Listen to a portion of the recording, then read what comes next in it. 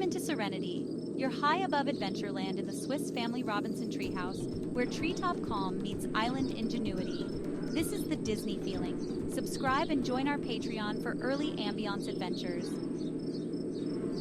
The Swiss Family Robinson by Johann R. Wyss. Chapter 1. For many days we had been tempest-tossed. 6 times had the darkness closed over a wild and terrific scene, and returning light as often brought but renewed distress, for the raging storm increased in fury, until on the 7th day all hope was lost. We were driven completely out of our course. No conjecture could be formed as to our whereabouts. The crew had lost heart, and were utterly exhausted by incessant labor. The riven masts had gone by the board, leaks had been sprung in every direction, and the water, which rushed in, gained upon us rapidly. Instead of reckless oaths, the seamen now uttered frantic cries to God for mercy, mingled with strange and often ludicrous vows, to be performed should deliverance be granted. Every man on board alternately commended his soul to his Creator, and strove to bethink himself of some means of saving his life. My heart sank as I looked round upon my family in the midst of these horrors. Our 4 young sons were overpowered by terror. "Dear children," said I, "if the Lord will, he can save us even from this fearful peril. If not, let us calmly yield our lives into his hand, and think of the joy and blessedness of finding ourselves forever and ever united in that happy home above." At these words my weeping wife looked bravely up, and as the boys clustered round her, she began to cheer and encourage them with calm and loving words. I rejoiced to see her fortitude, though my heart was ready to break as I gazed on my dear ones. We knelt down together, one after another, praying with deep earnestness and emotion. Fritz in particular besought help and deliverance for his dear parents and brothers, as though quite forgetting himself. Our hearts were soothed by the never-failing comfort of childlike, confiding prayer, and the horror of our situation seemed less overwhelming. "Ah," thought I, "the Lord will hear our prayer. He will help us." Amid the roar of the thundering waves, I suddenly heard the cry of "Land! Land!" while at the same instant the ship struck with a frightful shock, which threw everyone to the deck, and seemed to threaten her immediate destruction. Dreadful sounds betokened the breaking up of the ship, and the roaring waters poured in on all sides. Then the voice of the captain was heard above the tumult, shouting, "Lower away the boats! We are lost!" "Lost!" I exclaimed, and the word went like a dagger to my heart. But seeing my children's terror renewed, I composed myself, calling out cheerfully, "Take courage, my boys! We are all above water yet. There is the land not far off. Let us do our best to reach it. You know God helps those that help themselves." With that I left them and went on deck. What was my horror when, through the foam and spray, I beheld the only remaining boat leave the ship, the last of the seamen spring into her and push off, regardless of my cries and entreaties that we might be allowed to share their slender chance of preserving their lives. My voice was drowned in the howling of the blast, and even had the crew wished it, the return of the boat was impossible. Casting my eyes despairingly around, I became gradually aware that our position was by no means hopeless, inasmuch as the stern of the ship, containing our cabin, was jammed between 2 high rocks, and was partly raised from among the breakers which dashed the forepart to pieces. As the clouds of mist and rain drove past, I could make out, through rents in the vaporous curtain, a line of rocky coast, and, rugged as it was, my heart bounded toward it as a sign of help in the hour of need. Yet the sense of our lonely and forsaken condition weighed heavily upon me as I returned to my family, constraining myself to say with a smile, "Courage, dear ones! Although our good ship will never sail more, she is so placed that our cabin will remain above water, and tomorrow, if the wind and waves abate, I see no reason why we should not be able to get ashore." These few words had an immediate effect on the spirits of my children, who at once regarded our problematical chance of escaping as a happy certainty, and began to enjoy the relief from the violent pitching and rolling of the vessel. My wife, however, perceived my distress and anxiety, in spite of my forced composure, and I made her comprehend our real situation, greatly fearing the effect of the intelligence on her nerves. Not for a moment did her courage and trust in Providence forsake her, and on seeing this, my fortitude revived. "We must find some food and take a good supper," said she. "It will never do to grow faint by fasting too long. We shall require our utmost strength tomorrow." Night drew on apace. The storm was as fierce as ever, and at intervals we were startled by crashes, announcing further damage to our unfortunate ship. "God will help us soon now, won't he, Father?" said my youngest child. "You silly little thing," said Fritz, my eldest son, sharply. "Don't you know that we must not settle what God is to do for us? We must have patience and wait his time." "Very well said, had it been said kindly, Fritz, my boy. You too often speak harshly to your brothers, although you may not mean to do so." A good meal being now ready, my youngsters ate heartily, and retiring to rest were speedily fast asleep. Fritz, who was of an age to be aware of the real danger we were in, kept watch with us. After a long silence, "Father," said he, "don't you think we might contrive swimming belts for Mother and the boys? With those we might all escape to land, for you and I can swim." "Your idea is so good," answered I, "that I shall arrange something at once, in case of an accident during the night." We immediately searched about for what would answer the purpose, and fortunately got hold of a number of empty flasks and tin canisters, which we connected 2 and 2 together, so as to form floats sufficiently buoyant to support a person in the water, and my wife and young sons each willingly put one on. I then provided myself with matches, knives, cord, and other portable articles, trusting that, should the vessel go to pieces before daylight, we might gain the shore not wholly destitute. Fritz, as well as his brothers, now slept soundly. Throughout the night my wife and I maintained our prayerful watch, dreading at every fresh sound some fatal change in the position of the wreck. At length the faint dawn of day appeared, the long, weary night was over, and with thankful hearts we perceived that the gale had begun to moderate. Blue sky was seen above us, and the lovely hues of sunrise adorned the eastern horizon. I aroused the boys, and we assembled on the remaining portion of the deck, when they, to their surprise, discovered that no one else was on board. "Hallo, Papa! What has become of everybody? Are the sailors gone? Have they taken away the boats? Oh, Papa, why did they leave us behind? What can we do by ourselves?" "My good children," I replied, "we must not despair, although we seem deserted. See how those on whose skill and good faith we depended have left us cruelly to our fate in the hour of danger. God will never do so. He has not forsaken us, and we will trust him still.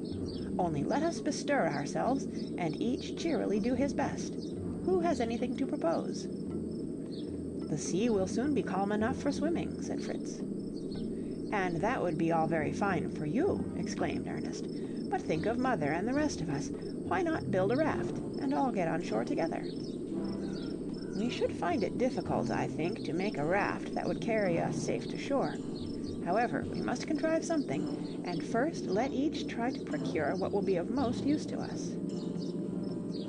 Away we all went to see what was to be found, I myself proceeding to examine, as of great consequence, the supplies of provisions and fresh water within our reach. My wife took her youngest son, Franz, to help her to feed the unfortunate animals on board, who were in a pitiful plight, having been neglected for several days. Fritz hastened to the arm chest, Ernest to look for tools, and Jack went toward the captain's cabin, the door of which he no sooner opened than out sprang 2 splendid large dogs, who testified their extreme delight and gratitude by such tremendous bounds that they knocked their little deliverer completely head over heels, frightening him nearly out of his wits. Jack did not long yield either to fear or anger. He presently recovered himself. The dogs seemed to ask pardon by vehemently licking his face and hands, and so, seizing the larger by the ears, he jumped on his back, and, to my great amusement, coolly rode to meet me as I came up the hatchway. When we reassembled in the cabin, we all displayed our treasures. Fritz brought a couple of guns, shot belt, powder flasks, and plenty of bullets. Ernest produced a cap full of nails, an axe, and a hammer, while pincers, chisels, and augers stuck out of all his pockets. Little Franz carried a box, and eagerly began to show us the nice, sharp little hooks it contained. "Well done, Franz!" cried I. "These fish hooks, which you the youngest have found, may contribute more than anything else in the ship, to save our lives by procuring food for us. Fritz and Ernest, you have chosen well." "Will you praise me too?" said my dear wife. "I have nothing to show, but I can give you good news. Some useful animals are still alive: a cow, a donkey, 2 goats, 6 sheep, a ram, and a fine sow. I was but just in time to save their lives by taking food to them." "All these things are excellent indeed," said I, "but my friend Jack here has presented me with a couple of huge, hungry, useless dogs, who will eat more than any of us." "Oh, Papa, they will be of use. Why, they will help us to hunt when we get on shore." "No doubt they will, if ever we do get on shore, Jack, but I must say I don't know how it is to be done." "Can't we each get into a big tub and float there?" returned he. "I have often sailed splendidly like that, round the pond at home." "My child, you have hit on a capital idea," cried I. "Now, Ernest, let me have your tools, hammers, nails, saws, augers, and axe, and then make haste to collect any tubs you can find." We very soon found 4 large casks, made of sound wood, and strongly bound with iron hoops. They were floating with many other things in the water in the hold, but we managed to fish them out, and drag them to a suitable place for launching them. They were exactly what I wanted, and I succeeded in sawing them across the middle. Hard work it was, and we were glad enough to stop and refresh ourselves with wine and biscuits. My 8 tubs now stood ranged in a row near the water's edge, and I looked at them with great satisfaction. To my surprise, my wife did not seem to share my pleasure. "I shall never," said she, "muster courage to get into one of these." "Do not be too sure of that, dear wife. When you see my contrivance completed, you will perhaps prefer it to this immovable wreck." I next procured a long, thin plank, on which my tubs could be fixed, and the 2 ends of this I bent upward so as to form a keel. Other 2 planks were nailed along the sides of the tubs. They also, being flexible, were brought to a point at each end, and all firmly secured and nailed together. I felt satisfied that in smooth water this craft would be perfectly trustworthy. But when we thought all was ready for the launch, we found, to our dismay, that the grand contrivance was so heavy and clumsy that even our united efforts could not move it an inch. "I must have a lever," cried I. "Run and fetch the capstan bar." Fritz quickly brought one, and having formed rollers by cutting up a long spar, I raised the fore part of my boat with the bar, and my sons placed a roller under it. "How is it, father," inquired Ernest, "that with that thing you alone can do more than all of us together?" I explained, as well as I could in a hurry, the principle of the lever, and promised to have a long talk on the subject of mechanics, should we have a future opportunity. I now made fast a long rope to the stern of our boat, attaching the other end to a beam. Then, placing a second and third roller under it, we once more began to push, this time with success, and soon our gallant craft was safely launched. So swiftly, indeed, did she glide into the water that, but for the rope, she would have passed beyond our reach. The boys wished to jump in directly, but alas, she leaned so much on one side that they could not venture to do so. Some heavy things being thrown in, however, the boat righted itself by degrees, and the boys were so delighted that they struggled which should first leap in to have the fun of sitting down in the tubs. But it was plain to me at once that something more was required to make her perfectly safe, so I contrived outriggers to preserve the balance, by nailing long poles across at the stem and stern, and fixing at the end of each empty brandy casks. Then, the boat appearing steady, I got in, and turning it toward the most open side of the wreck, I cut and cleared away obstructions, so as to leave a free passage for our departure, and the boys brought oars to be ready for the voyage.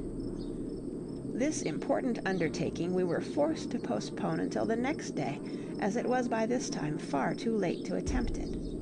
It was not pleasant to have to spend another night in so precarious a situation, but yielding to necessity, we sat down to enjoy a comfortable supper, for during our exciting and incessant work all day we had taken nothing but an occasional biscuit and a little wine.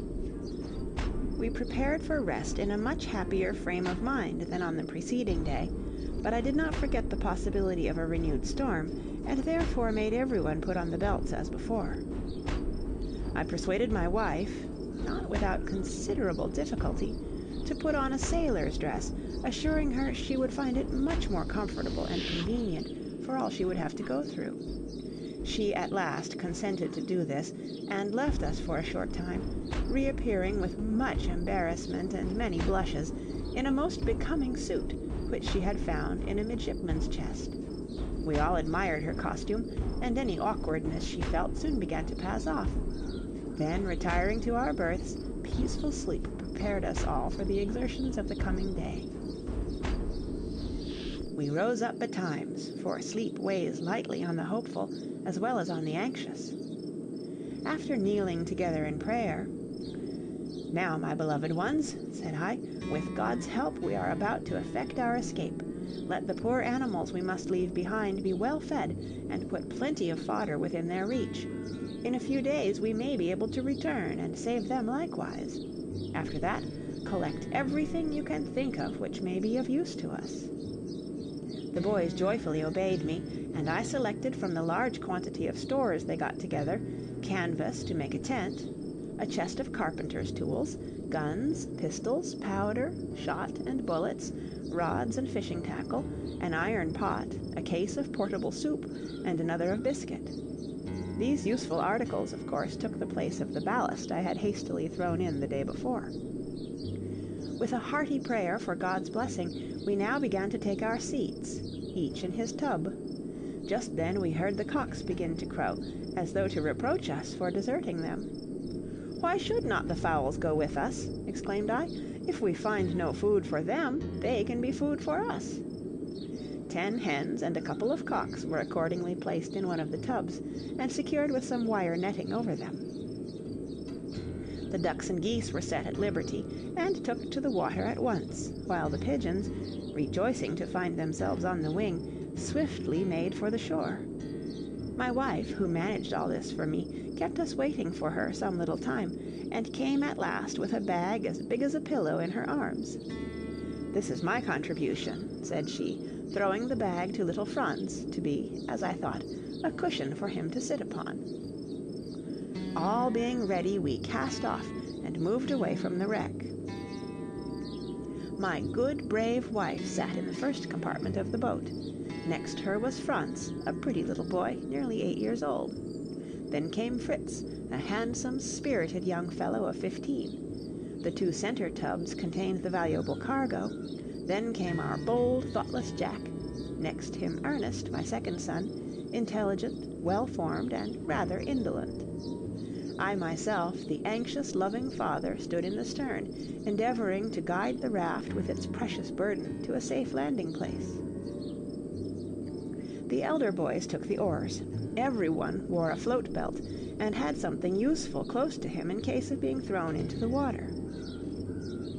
The tide was flowing, which was a great help to the young oarsmen. We emerged from the wreck and glided into the open sea. All eyes were strained to get a full view of the land, and the boys pulled with a will.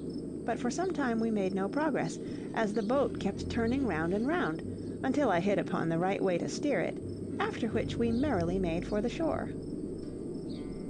We had left 2 dogs, Turk and Juno, on the wreck, as being both large mastiffs, we did not care to have their additional weight on board our craft. But when they saw us apparently deserting them, they set up a piteous howl, and sprang into the sea. I was sorry to see this, for the distance to the land was so great that I scarcely expected them to be able to accomplish it. They followed us, however, and occasionally resting their forepaws on the outriggers, kept up with us well. Jack was inclined to deny them this, their only chance of safety. "Stop," said I. That would be unkind as well as foolish. Remember, the merciful man regardeth the life of his beast. Our passage, though tedious, was safe, but the nearer we approached the shore, the less inviting it appeared. The barren rocks seemed to threaten us with misery and want. Many casks, boxes, and bales of goods floated on the water around us. Fritz and I managed to secure a couple of hogsheads so as to tow them alongside. With the prospect of famine before us, it was desirable to lay hold of anything likely to contain provisions. By and by we began to perceive that between and beyond the cliffs, green grass and trees were discernible. Fritz could distinguish many tall palms, and Ernest hoped they would prove to be coconut trees, and enjoyed the thoughts of drinking the refreshing milk. "I am very sorry I never thought of bringing away the captain's telescope," said I. "Oh, look here, father!" cried Jack, drawing a little spyglass joyfully out of his pocket. By means of this glass I made out that at some distance to the left the coast was much more inviting. A strong current, however, carried us directly toward the frowning rocks, but I presently observed an opening where a stream flowed into the sea, and saw that our geese and ducks were swimming toward this place. I steered after them into the creek, and we found ourselves in a small bay or inlet where the water was perfectly smooth and of moderate depth. The ground sloped gently upward from the low banks to the cliffs, which here retired inland, leaving a small plain on which it was easy for us to land. Everyone sprang gladly out of the boat but little Franz, who, lying packed in his tub like a potted shrimp, had to be lifted out by his mother. The dogs had scrambled on shore before us. They received us with loud barking and the wildest demonstrations of delight. The geese and ducks kept up an incessant din, added to which was the screaming and croaking of flamingos and penguins, whose dominion we were invading. The noise was deafening, but far from unwelcome to me, as I thought of the good dinners the birds might furnish. As soon as we could gather our children around us on dry land, we knelt to offer thanks and praise for our merciful escape, and with full hearts we commended ourselves to God's good keeping for the time to come. All hands then briskly fell to the work of unloading, and oh, how rich we felt ourselves as we did so. The poultry we left at liberty to forage for themselves, and set about finding a suitable place to erect a tent in which to pass the night. This we speedily did, thrusting a long spar into a hole in the rock, and supporting the other end by a pole firmly planted in the ground, we formed a framework over which we stretched the sailcloth we had brought. Besides fastening this down with pegs, we placed our heavy chest and boxes on the border of the canvas, and arranged hooks so as to be able to close up the entrance during the night. When this was accomplished, the boys ran to collect moss and grass, to spread in the tent for our beds, while I arranged a fireplace with some large flat stones, near the brook which flowed close by. Dry twigs and seaweed were soon in a blaze on the hearth. I filled the iron pot with water, and giving my wife several cakes of the portable soup, she established herself as our cook, with little Franz to help her. He, thinking his mother was melting some glue for carpentering, was eager to know what Papa was going to make next. "This is to be soup for your dinner, my child. Do you think these cakes look like glue?" "Yes, indeed I do," replied Franz, "and I should not much like to taste glue soup. Don't you want some beef or mutton, Mamma?" "Where can I get it, dear?" said she. "We are a long way from a butcher's shop, but these cakes are made of the juice of good meat, boiled till it becomes a strong, stiff jelly. People take them when they go to sea, because on a long voyage they can only have salt meat, which will not make nice soup." Fritz, meanwhile, leaving a loaded gun with me, took another himself and went along the rough coast to see what lay beyond the stream.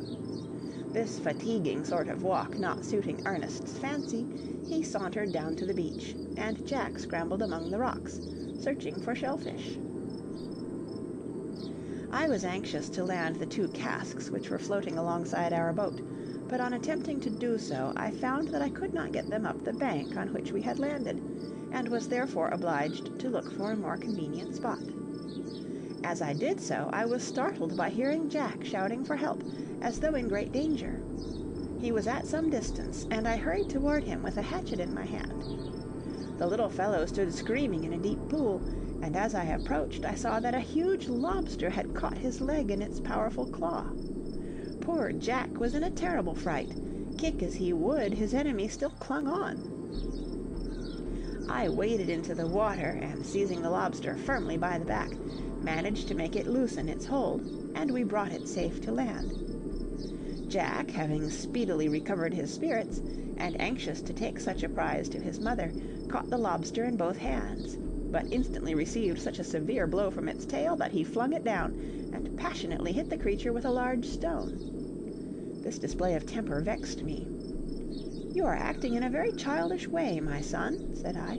"Never strike an enemy in a revengeful spirit." Once more lifting the lobster, Jack ran triumphantly toward the tent. "Mother, mother, a lobster, Ernest! Look here, Franz! Mind, he'll bite you. Where's Fritz?" All came crowding round Jack and his prize, wondering at its unusual size, and Ernest wanted his mother to make lobster soup directly, by adding it to what she was now boiling. She, however, begged to decline making any such experiment, and said she preferred cooking one dish at a time. Having remarked that the scene of Jack's adventure afforded a convenient place for getting my casks on shore, I returned thither, and succeeded in drawing them up on the beach, where I set them on end, and for the present left them.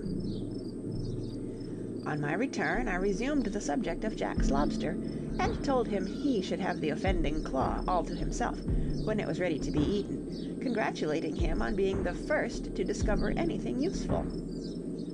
"As to that," said Ernest, "I found something very good to eat, as well as Jack, only I could not get at them without wetting my feet." "Pooh!" cried Jack. "I know what he saw, nothing but some nasty mussels. I saw them too. Who wants to eat trash like that? Lobster for me." "I believe them to be oysters, not mussels," returned Ernest calmly. "Be good enough, my philosophical young friend, to fetch a few specimens of these oysters in time for our next meal," said I. "We must all exert ourselves, Ernest, for the common good, and pray never let me hear you object to wetting your feet. See how quickly the sun has dried Jack and me." "I can bring some salt at the same time," said Ernest. "I remarked a good deal lying in the crevices of the rocks. It tasted very pure and good, and I concluded it was produced by the evaporation of sea water in the sun." "Extremely probable, learned sir," cried I. "But if you had brought a bagful of this good salt, instead of merely speculating so profoundly on the subject, it would have been more to the purpose. Run and fetch some directly." It proved to be salt, sure enough, although so impure that it seemed useless, till my wife dissolved and strained it, when it became fit to put in the soup. "Why not use the sea water itself?" asked Jack. "Because," said Ernest, "it is not only salt, but bitter too. Just try it." "Now," said my wife, tasting the soup with the stick with which she had been stirring it, "dinner is ready, but where can Fritz be?" she continued, a little anxiously. "How are we to eat our soup when he does come?" I asked. "We have neither plates nor spoons, and we can scarcely lift the boiling pot to our mouths. We are in as uncomfortable a position as was the fox, to whom the stork served up a dinner in a jug with a long neck." "Oh, for a few coconut shells," sighed Ernest. "Oh, for half a dozen plates, and as many silver spoons," rejoined I, smiling. "Really, though, oyster shells would do," said he, after a moment's thought. "True, that is an idea worth having. Off with you, my boys. Get the oysters and clean out a few shells. What though our spoons have no handles, and we do burn our fingers a little in bailing the soup out." Jack was away and up to his knees in the water in a moment, detaching the oysters. Ernest followed more leisurely, and, still unwilling to wet his feet, stood by the margin of the pool, and gathered in his handkerchief the oysters his brother threw him. As he thus stood, he picked up and pocketed a large mussel shell for his own use. As they returned with a good supply, we heard a shout from Fritz in the distance. We returned it joyfully, and he presently appeared before us, his hands behind his back, and a look of disappointment upon his countenance. "Unsuccessful," said he. "Really," I replied. "Never mind, my boy. Better luck next time." "Oh, Fritz!" exclaimed his brothers, who had looked behind him. "A sucking pig! A little sucking pig! Where did you get it? How did you shoot it? Do let us see it!" Fritz then, with sparkling eyes, exhibited his prize. "I am glad to see the results of your prowess, my boy," said I, "but I cannot approve of deceit, even as a joke. Stick to the truth, in jest and earnest." Fritz then told us how he had been to the other side of the stream. "So different from this," he said.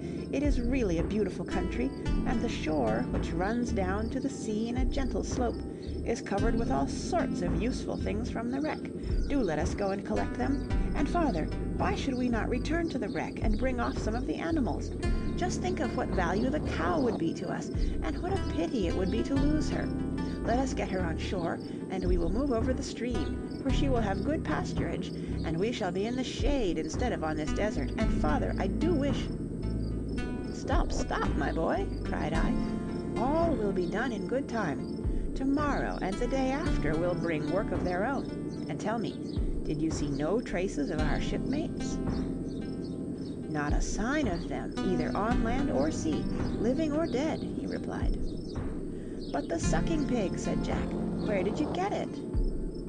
"It was one of several," said Fritz, "which I found on the shore. Most curious animals they are. They hopped rather than walked, and every now and then would squat down on their legs and rub their snouts with their forepaws. Had not I been afraid of losing them all, I would have tried to catch one alive. They seemed so tame." Meanwhile, Ernest had been carefully examining the animal in question.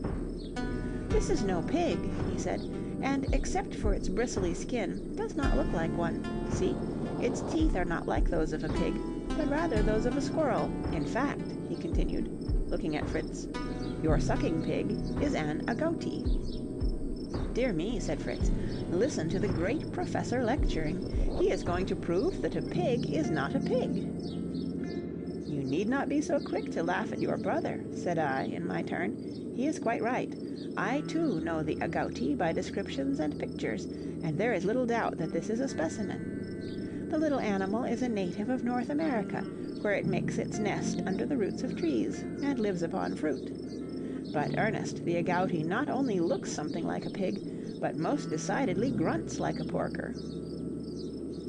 While we were thus talking, Jack had been vainly endeavoring to open an oyster with his large knife. "Here is a simpler way," said I, placing an oyster on the fire. It immediately opened. "Now," I continued, "who will try this delicacy?"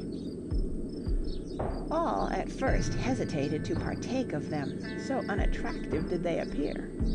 Jack, however, tightly closing his eyes and making a face as though about to take medicine, gulped one down.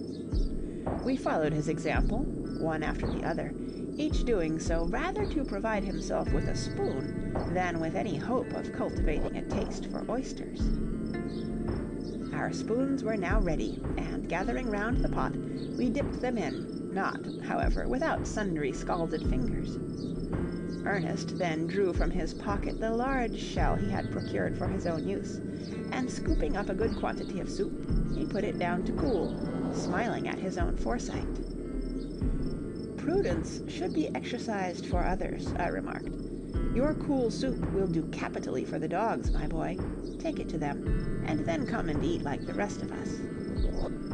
Ernest winced at this, but silently taking up his shell, he placed it on the ground before the hungry dogs, who lapped up its contents in a moment. He then returned, and we all went merrily on with our dinner. While we were thus busily employed, we suddenly discovered that our dogs, not satisfied with their mouthful of soup, had espied the agouti and were rapidly devouring it. Fritz, seizing his gun, flew to rescue it from their hungry jaws, and before I could prevent him, struck one of them with such force that his gun was bent. The poor beasts ran off howling, followed by a shower of stones from Fritz, who shouted and yelled at them so fiercely that his mother was actually terrified. I followed him, and as soon as he would listen to me, represented to him how despicable, as well as wicked, was such an outbreak of temper.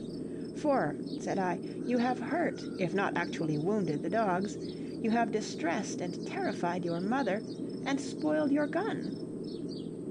Though Fritz's passion was easily aroused, it never lasted long, and speedily recovering himself, immediately he entreated his mother's pardon, and expressed his sorrow for his fault.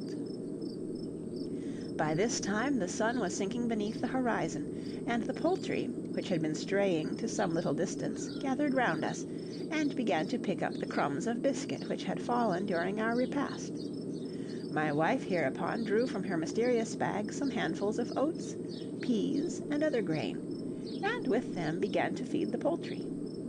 She at the same time showed me several other seeds of various vegetables. That was indeed thoughtful, said I, but pray be careful of what will be of such value to us. We can bring plenty of damaged biscuits from the wreck, which, though of no use as food for us, will suit the fowls very well indeed. The pigeons now flew up to the crevices in the rocks, the fowls perched themselves on our tent pole, and the ducks and geese waddled off, cackling and quacking, to the marshy margin of the river. We too were ready for repose, and having loaded our guns, and offered up our prayers to God, thanking him for his many mercies to us, we commended ourselves to his protecting care, and as the last ray of light departed, closed our tent, and lay down to rest. The children remarked the suddenness of nightfall, for indeed there had been little or no twilight. This convinced me that we must be not far from the equator, for twilight results from the refraction of the sun's rays. The more obliquely these rays fall, the farther does the partial light extend, while the more perpendicularly they strike the earth, the longer do they continue their undiminished force, until, when the sun sinks, they totally disappear, thus producing sudden darkness. The Swiss Family Robinson. Chapter 2. We should have been badly off without the shelter of our tent, for the night proved as cold as the day had been hot, but we managed to sleep comfortably, everyone being thoroughly fatigued by the labors of the day. The voice of our vigilant cock, which, as he loudly saluted the rising moon, was the last sound I heard at night, roused me at daybreak, and I then awoke my wife, that in the quiet interval while yet our children slept, we might take counsel together on our situation and prospects. It was plain to both of us that, in the first place, we should ascertain, if possible, the fate of our late companions, and then examine into the nature and resources of the country on which we were stranded. We therefore came to the resolution that, as soon as we had breakfasted, Fritz and I should start on an expedition with these objects in view, while my wife remained near our landing place with the 3 younger boys. Rouse up, my boys," cried I, awakening the children cheerfully. "Come and help your mother to get breakfast ready."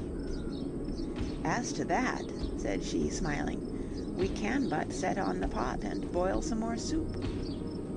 "Why, you forget Jack's fine lobster," replied I. "What has become of it, Jack?" "It has been safe in this hole in the rock all night, father.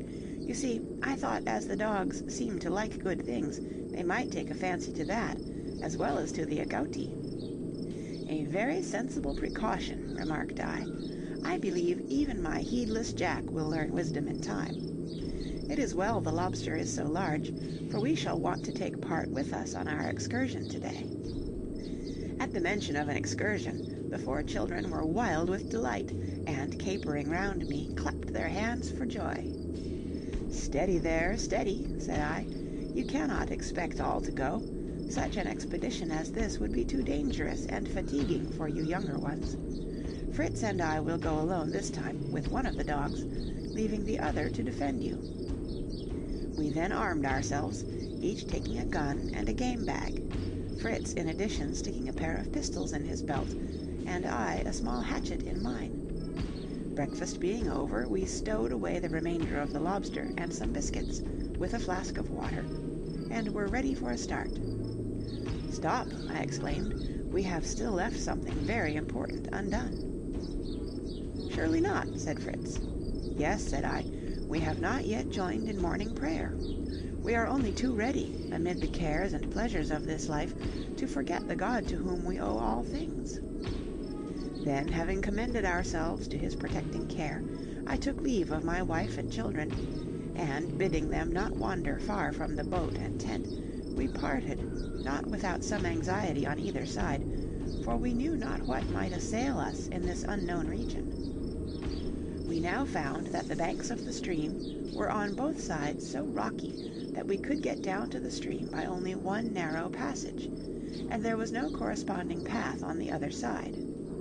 I was glad to see this, however, for I now knew that my wife and children were on a comparatively inaccessible spot, the other side of the tent being protected by steep and precipitous cliffs. Fritz and I pursued our way up the stream until we reached a point where the waters fell from a considerable height in a cascade, and where several large rocks lay half covered by the water. By means of these we succeeded in crossing the stream in safety. We thus had the sea on our left, and a long line of rocky heights, here and there adorned with clumps of trees, stretching away inland to the right. We had forced our way scarcely 50 yards through the long, rank grass, which was here partly withered by the sun and much tangled, when we heard behind us a rustling, and on looking round saw the grass waving to and fro, as if some animal were passing through it. Fritz instantly turned, and brought his gun to his shoulder, ready to fire the moment the beast should appear.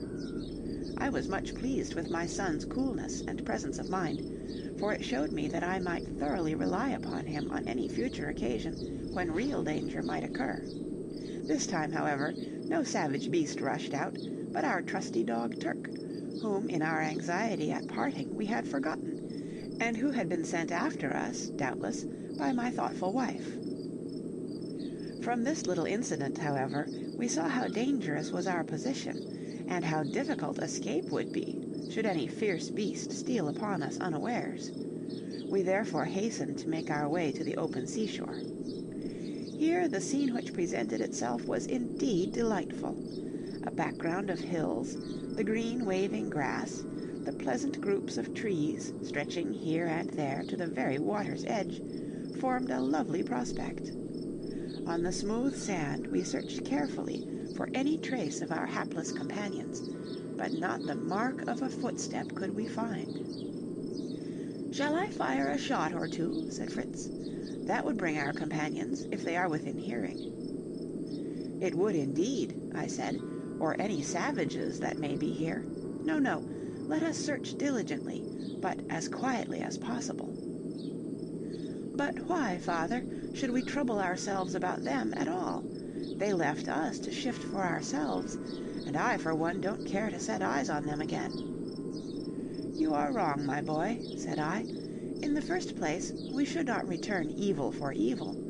Then, again, they might be of great assistance to us in building a house of some sort. And lastly, you must remember that they took nothing with them from the vessel, and may be perishing of hunger." Thus talking, we pushed on until we came to a pleasant grove, which stretched down to the water's edge. Here we halted to rest, seating ourselves under a large tree, by a rivulet which murmured and splashed along its pebbly bed into the great ocean before us. 1,000 gaily plumaged birds flew twittering above us, and Fritz and I gazed up at them. My son suddenly started up. "A monkey!" he exclaimed. "I am nearly sure I saw a monkey."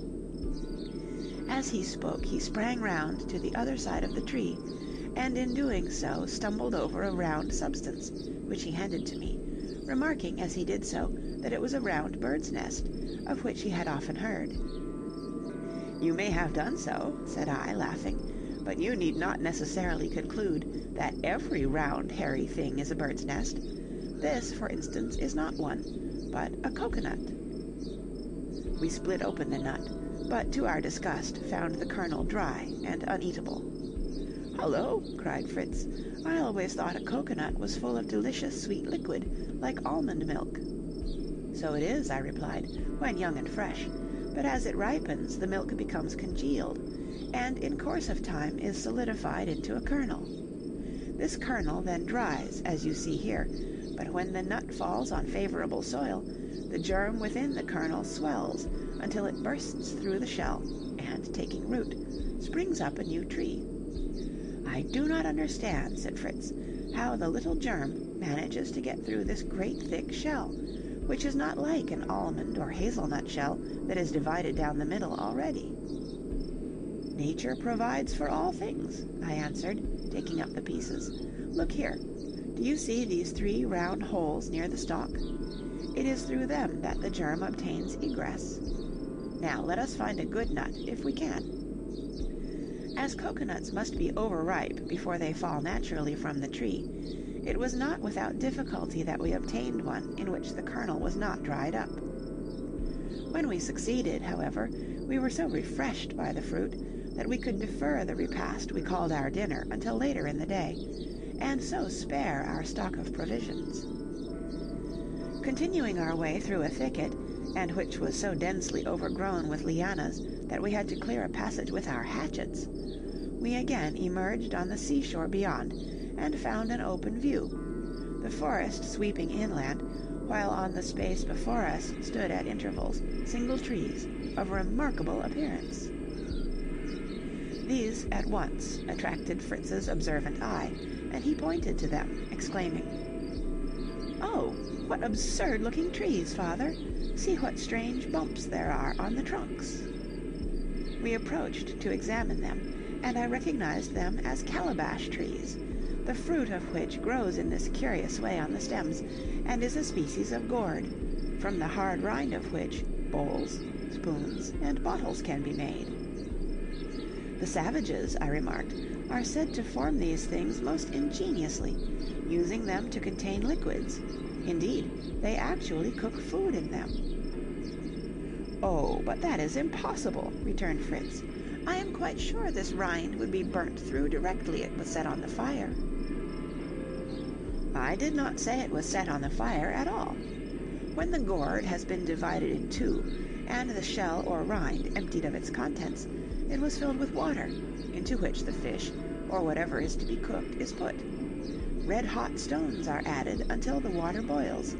The food becomes fit to eat, and the gourd rind remains uninjured." "That is a very clever plan. Very simple, too. I dare say I should have hit on it if I had tried," said Fritz. "The friends of Columbus thought it very easy to make an egg stand upon its end, when he had shown them how to do it. But now suppose we prepare some of these calabashes, that they may be ready for use when we take them home." Fritz instantly took up one of the gourds, and tried to split it equally with his knife, but in vain. The blade slipped, and the calabash was cut jaggedly. "What a nuisance!" said Fritz, flinging it down. "The thing is spoiled, and yet it seems so simple to divide it properly." "Stay," said I, "you are too impatient. Those pieces are not useless. Do you try to fashion from them a spoon or two, while I provide a dish." I then took from my pocket a piece of string, which I tied tightly round a gourd, as near one end of it as I could. Then, tapping the string with the back of my knife, it penetrated the outer shell. When this was accomplished, I tied the string yet tighter, and drawing the ends with all my might, the gourd fell, divided exactly as I wished. "That is clever!" cried Fritz. "What in the world put that plan into your head?" "It is a plan," I replied, "which the negroes adopt, as I have learned from reading books of travel." "Well, it certainly makes a capital soup tureen, and a soup plate too," said Fritz, examining the gourd. "But supposing you had wanted to make a bottle, how would you have set to work?" "It would be an easier operation than this, if possible. All that is necessary is to cut a round hole at one end, then to scoop out the interior, and to drop in several shot or stones. When these are shaken, any remaining portions of the fruit are detached, and the gourd is thoroughly cleaned, and the bottle completed." That would not make a very convenient bottle, though, Father. It would be more like a barrel. True, my boy. If you want a more shapely vessel, you must take it in hand when it is younger. To give it a neck, for instance, you must tie a bandage round the young gourd while it is still on the tree, and then all will swell but that part which you have checked. As I spoke, I filled the gourds with sand and left them to dry, marking the spot that we might return for them on our way back. For 3 hours or more we pushed forward, keeping a sharp lookout on either side for any trace of our companions, till we reached a bold promontory, stretching some way into the sea, from whose rocky summit I knew that we should obtain a good and comprehensive view of the surrounding country. With little difficulty we reached the top, but the most careful survey of the beautiful landscape failed to show us the slightest sign or trace of human beings. Before us stretched a wide and lovely bay, fringed with yellow sands, either side extending into the distance, and almost lost to view in 2 shadowy promontories. Enclosed by these 2 arms lay a sheet of rippling water, which reflected in its depths the glorious sun above. The scene inland was no less beautiful, and yet Fritz and I both felt a shade of loneliness stealing over us as we gazed on its utter solitude. "Cheer up, Fritz, my boy," said I presently. "Remember that we chose a settler's life long ago, before we left our own dear country. We certainly did not expect to be so entirely alone, but what matters a few people, more or less? With God's help, let us endeavor to live here contentedly, thankful that we were not cast upon some bare and inhospitable island. But come, the heat here is getting unbearable. Let us find some shady place before we are completely broiled away." We descended the hill and made for a clump of palm trees, which we saw at a little distance. To reach this we had to pass through a dense thicket of reeds, no pleasant or easy task, for besides the difficulty of forcing our way through, I feared at every step that we might tread on some venomous snake. Sending Turk in advance, I cut one of the reeds, thinking it would be a more useful weapon against a reptile than my gun. I had carried it but a little way, when I noticed a thick juice exuding from one end. I tasted it, and to my delight found it sweet and pleasant. I at once knew that I was standing amongst sugar canes. Wishing Fritz to make the same discovery, I advised him to cut a cane for his defense. He did so, and as he beat the ground before him, the reed split, and his hand was covered with the juice. He carefully touched the cane with the tip of his tongue. Then, finding the juice sweet, he did so again with less hesitation, and a moment afterward sprang back to me, exclaiming, "Oh, father, sugar canes, taste it. Oh, how delicious, how delightful. Do let us take a lot home to mother," he continued, sucking eagerly at the cane. "Gently there," said I.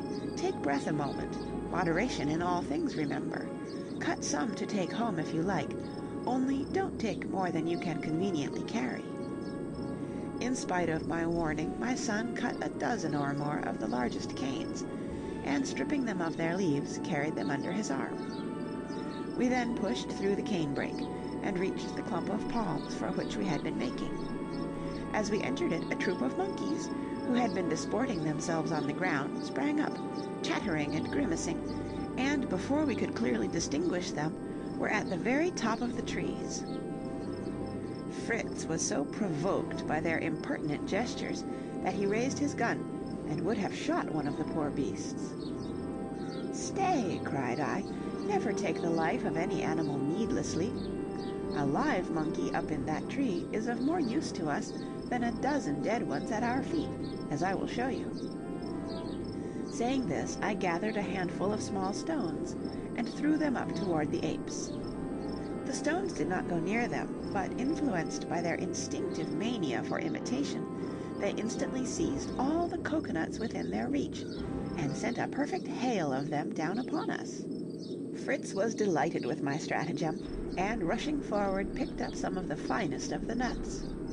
We drank the milk they contained, drawing it through the holes, which I pierced, and then, splitting the nuts open with the hatchet, ate the cream which lined their shells.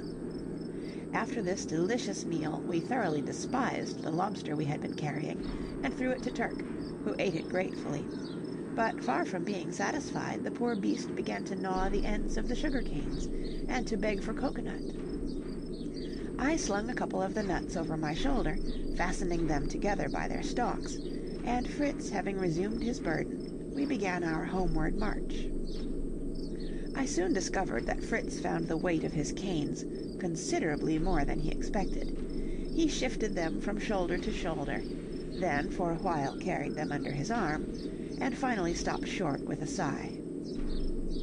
"I had no idea," he said, "that a few reeds would be so heavy." "Never mind, my boy," I said. "Patience and courage. Do you not remember the story of Aesop and his bread-basket? How heavy he found it when he started, and how light at the end of his journey. Let us each take a fresh staff, and then fasten the bundle crosswise with your gun." We did so, and once more stepped forward. Fritz presently noticed that I, from time to time, sucked the end of my cane. "Oh, come," said he, "that's a capital plan of yours, father. I'll do that too." So saying, he began to suck most vigorously, but not a drop of the juice could he extract. "How is this?" he asked. "How do you get the juice out, father?" "Think a little," I replied. "You are quite as capable as I am of finding out the way, even if you do not know the real reason of your failure." "Oh, of course," said he. "It is like trying to suck marrow from a marrow bone without making a hole at the other end." "Quite right," I said. "You form a vacuum in your mouth and the end of your tube, and expect the air to force down the liquid from the other end, which it cannot possibly enter." Fritz was speedily perfect in the accomplishment of sucking sugar-cane, discovering by experience the necessity for a fresh cut at each joint or knot in the cane, through which the juice would not flow. He talked of the pleasure of initiating his brothers in the art, and of how Ernest would enjoy the coconut milk, with which he had filled his flask. "My dear boy," said I, "you need not have added that to your load. The chances are it is vinegar by the time we get home. In the heat of the sun it will ferment soon after being drawn from the nut." "Vinegar? Oh, that would be a horrid bore. I must look directly and see how it is getting on," cried Fritz, hastily swinging the flask from his shoulder and tugging out the cork. With a loud pop, the contents came forth, foaming like champagne. "There now," said I, laughing as he tasted this new luxury. "You will have to exercise moderation again, friend Fritz. I dare say it is delicious, but it will go to your head if you venture deep into your flask." "My dear father, you cannot think how good it is. Do take some. Vinegar indeed. This is like excellent wine." We were both invigorated by this unexpected draught, and went on so merrily after it that the distance to the place where we had left our gourd dishes seemed less than we expected. We found them quite dry, and very light and easy to carry. Just as we had passed through the grove in which we had breakfasted, Turk suddenly darted away from us, and sprang furiously among a troop of monkeys, which were gambolling playfully on the turf at a little distance from the trees. They were taken by surprise completely, and the dog, now really ravenous from hunger, had seized and was fiercely tearing one to pieces before we could approach the spot. His luckless victim was the mother of a tiny little monkey, which, being on her back when the dog flew at her, hindered her flight. The little creature attempted to hide among the grass, and in trembling fear watched its mother. On perceiving Turk's bloodthirsty design, Fritz had eagerly rushed to the rescue, flinging away all he was carrying, and losing his hat in his haste. All to no purpose as far as the poor mother ape was concerned, and a laughable scene ensued, for no sooner did the young monkey catch sight of him than at one bound it was on his shoulders, and holding fast by his thick curly hair, it firmly kept its seat in spite of all he could do to dislodge it.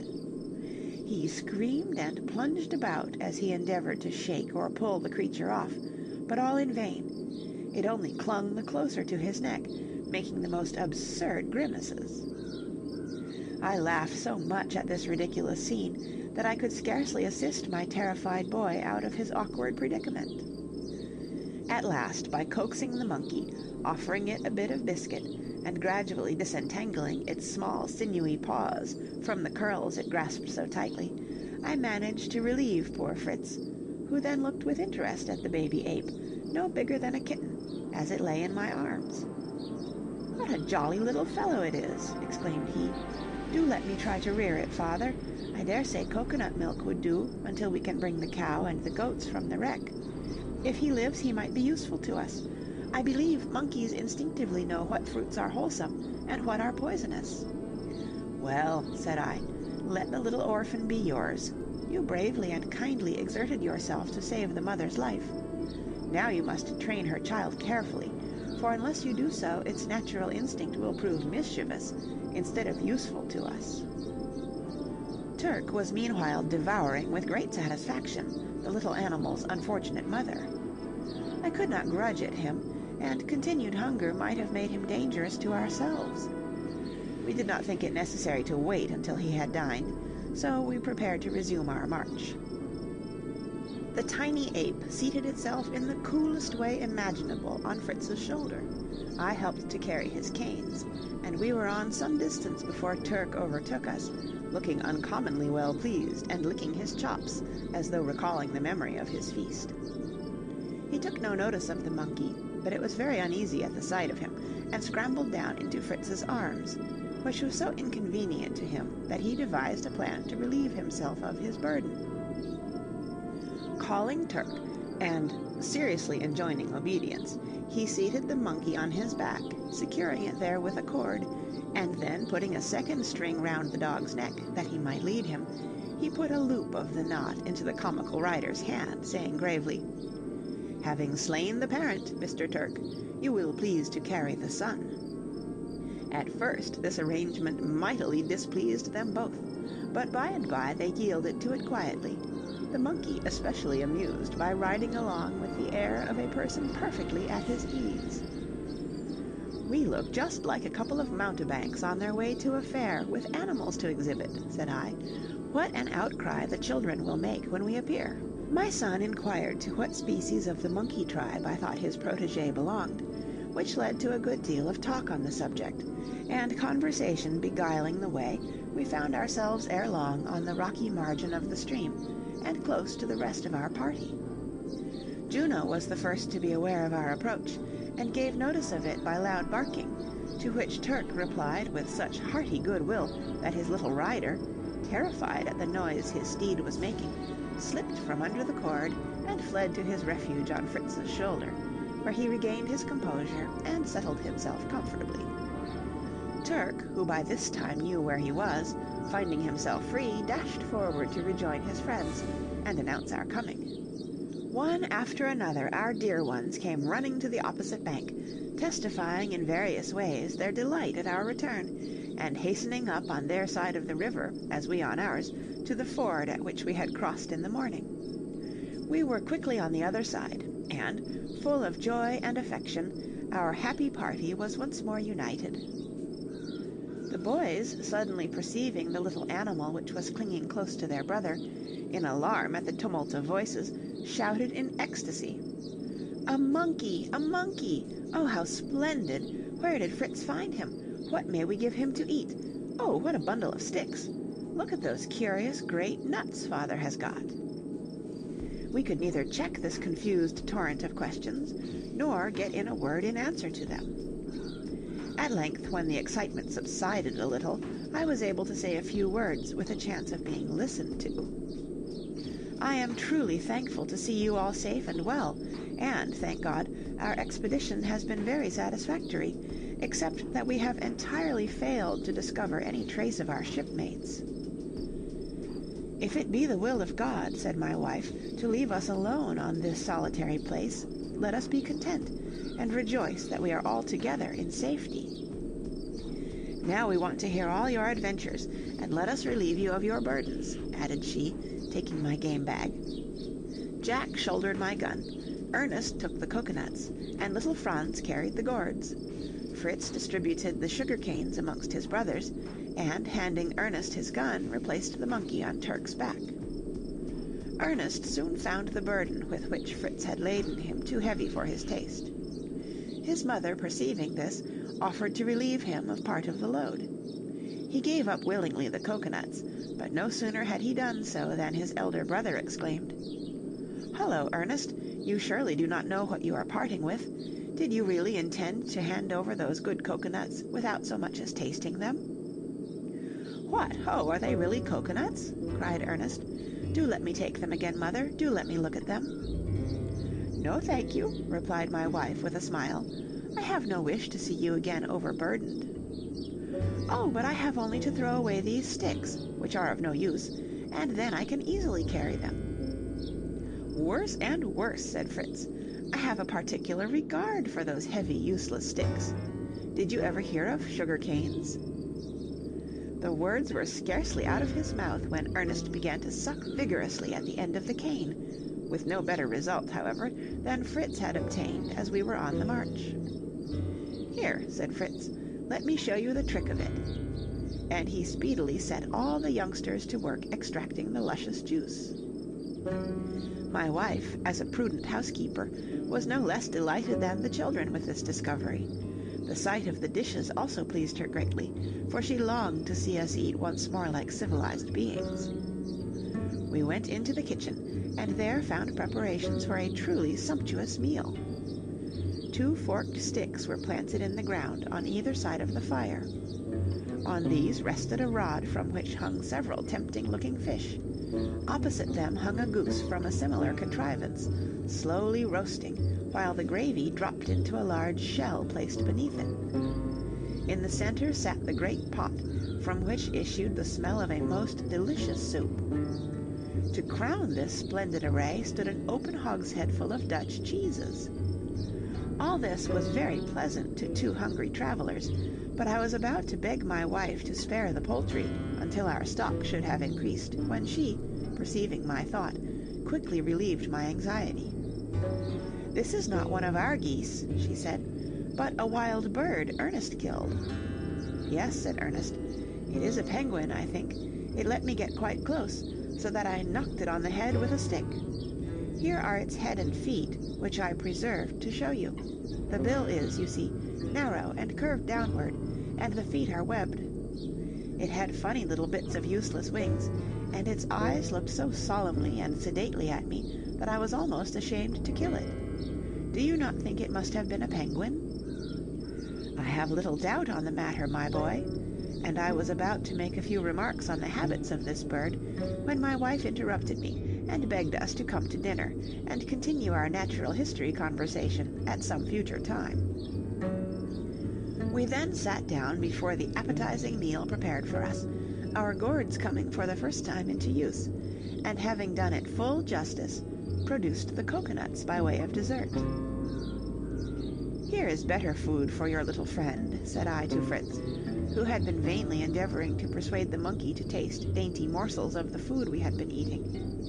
"The poor little animal has been accustomed to nothing but its mother's milk. Fetch me a saw, one of you." I then, after extracting the milk of the nuts from their natural holes, carefully cut the shells in half, thus providing several more useful basins. The monkey was perfectly satisfied with the milk, and eagerly sucked the corner of a handkerchief dipped in it. Fritz now suddenly recollected his delicious wine, and, producing his flask, begged his mother to taste it. "Try it first yourself," said I.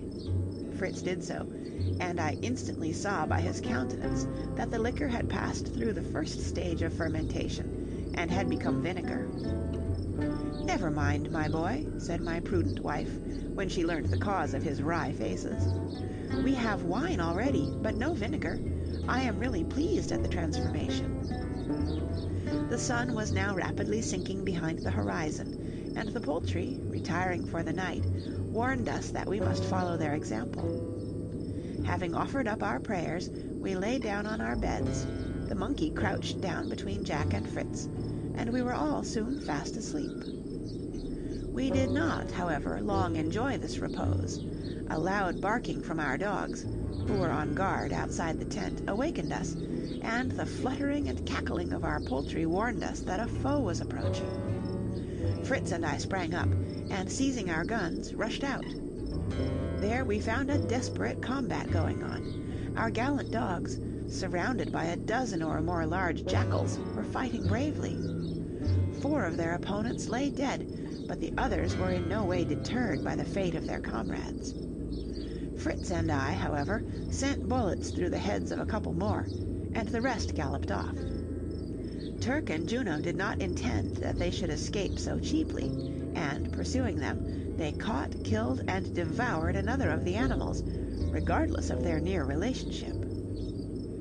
Fritz wished to save one of the jackals that he might be able to show it to his brothers in the morning. Dragging, therefore, the one that he had shot near the tent, he concealed it, and we once more returned to our beds.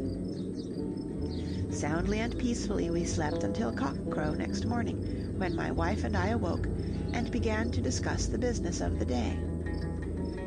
"It seems absolutely necessary, my dear wife," I began, "to return at once to the wreck while it is yet calm, that we may save the poor animals left there, and bring on shore many articles of infinite value to us, which, if we do not now recover, we may finally lose entirely. On the other hand, I feel that there is an immense deal to be done on shore, and that I ought not to leave you in such an insecure shelter as this tent." "Return to the wreck by all means," replied my wife cheerfully. "Patience, order, and perseverance will help us through all our work, and I agree with you that a visit to the wreck is without doubt our first duty. Come, let us wake the children, and set to work without delay." They were soon roused, and Fritz, overcoming his drowsiness before the others, ran out for his jackal. It was cold and stiff from the night air, and he placed it on its legs before the tent, in a most lifelike attitude, and stood by to watch the effect upon the family. The dogs were the first to perceive their enemy, and growling, seemed inclined to dispose of the animal as they had disposed of its brethren in the night, but Fritz called them off. The noise the dogs made, however, had the effect of bringing out the younger children, and many were the exclamations they made at the sight of the strange animal. "A yellow dog!" cried Franz. "A wolf!" exclaimed Jack. "It is a striped fox," said Ernest. "Hullo!" said Fritz. "The greatest men may make mistakes. Our professor does not know a jackal when he sees one." "But really," continued Ernest, examining the animal, "I think it is a fox." Very well," retorted Fritz. "No doubt you know better than your father. He thinks it is a jackal." "Come, boys," said I, "no more of this quarreling. You are none of you very far wrong, for the jackal partakes of the nature of all three, dog, wolf, and fox."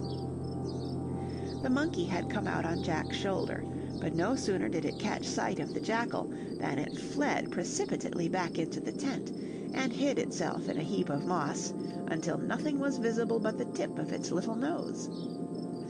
Jack soothed and comforted the frightened little animal, and I then summoned them all to prayers, soon after which we began our breakfast. So severely had we dealt with our supper the previous night, that we had little to eat but the biscuits, which were so dry and hard that, hungry as we were, we could not swallow much.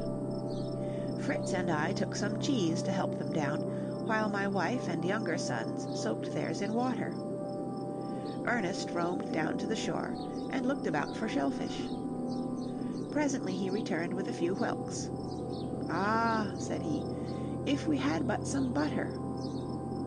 "My boy," I replied, "your perpetual if quite annoys me. Why do you not sit down and eat cheese like the rest of us?" "Not while I can get butter," he said. "See here, father," and he pointed to a large cask. "That barrel contains butter of some sort or another, for it is oozing out at the end."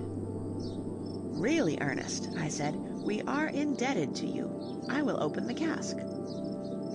So saying, I took a knife and carefully cut a small hole, so that I could extract the butter without exposing the mass of it to the effects of the air and heat. Filling a coconut shell, we once more sat down, and, toasting our biscuits before the fire, spread them with the good Dutch butter. We found this vastly better than the dry biscuits, and while we were thus employed, I noticed that the 2 dogs were lying unusually quiet by my side.